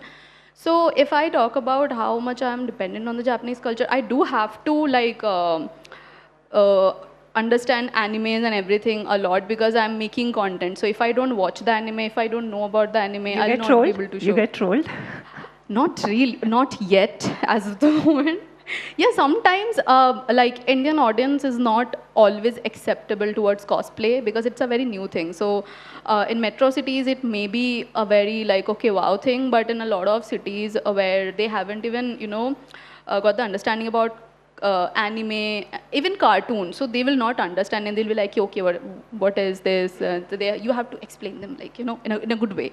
Like, okay, this is something, it's very a nice thing to do. So yeah, I think, but if I compare the reaction on content creation, it will be like 70-30, 70% good reactions now I get, 30%. It's also the way you portray. So you have to make it look nice to people so that they also get the, interest from it. So just out of curiosity, because having seen a little bit of anime myself, so there is a certain way women dress in anime. I'm just wondering, is there some kind of judgment attached to the way you appear when you're dressed as anime characters because the society at large may not see it as normal? Do you come across that, or do you think that barrier is going away? So being very honest, yeah, you have to be a little careful when you cosplay. Being a female content creator or cosplayer because people may not understand and they might judge you, but you have to, show your interest, educate them, to be precise, to educate them so that they don't judge you. And apart from all of this, I think is a matter of time. Everybody will know about this culture, anime, cosplay, everything, the pop culture basically. It will spread more. So yeah, I think that's not a problem. We've done a session here and we finally got a cosplay artist. It's the 3rd edition of the Indo-Japan Conclave. So I'm sure more and more people will see this platform as a way to, discuss about Indo-Japan cultural exchanges. I'll wind up with this, since we've spoken about manga. Jatin, your favorite anime character of all time? My favorite anime character and why? So there's this iconic film called Akira, and I'm obsessed with it, so are many, many more people. If you've never seen it, please go watch it. It inspires so many other things in pop culture, and you'll realize it while you watch it. So that's my biggest recommendation for anyone who's trying to get into anime. And what about you, Vaishakhi? So I have 2 favorite characters. In male characters, I love Zoro. It's from One Piece. I don't have any reason why I like Zoro because he is so powerful and dumb at the same time. But in female characters, I like Mikasa. As I mentioned, I think she's a very strong, powerful character. So yeah. Thank you so much, Jatin, and thank you so much, Vaishakhi, for enlightening and opening up our minds to this world, which I'm pretty sure is only going to get bigger and bigger. Comic-Con this year is going to 14 cities. It tells you everything about how Japan and various other comics are making their way into India. Thank you so much. Thank you. Thank you so much. Thank you. Wasn't that a very fun and lively discussion? I guess we have a lot of now words that we all have to Google: Akira, Buddha series, Zorro. So we all have work for weekend. So thanks a lot, all of you, for opening up this new world for a lot of us. And Suhani, requesting you to please felicitate our speakers. Yes.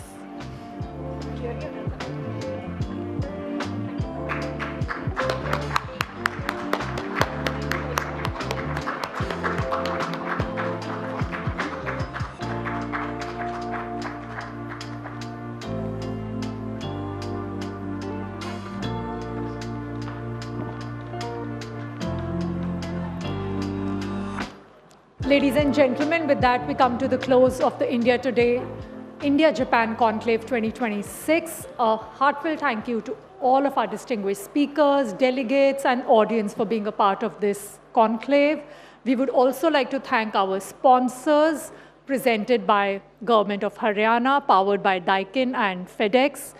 Event's health partner is Takeda, and celebration partner is Toki Premium Club Soda. With today's event, we hope for even stronger India-Japan relationship in the years ahead, and looking forward to seeing you next year. Please join us for dinner, which is being served in the hall on the left, and have a wonderful evening ahead, everyone. Thank you.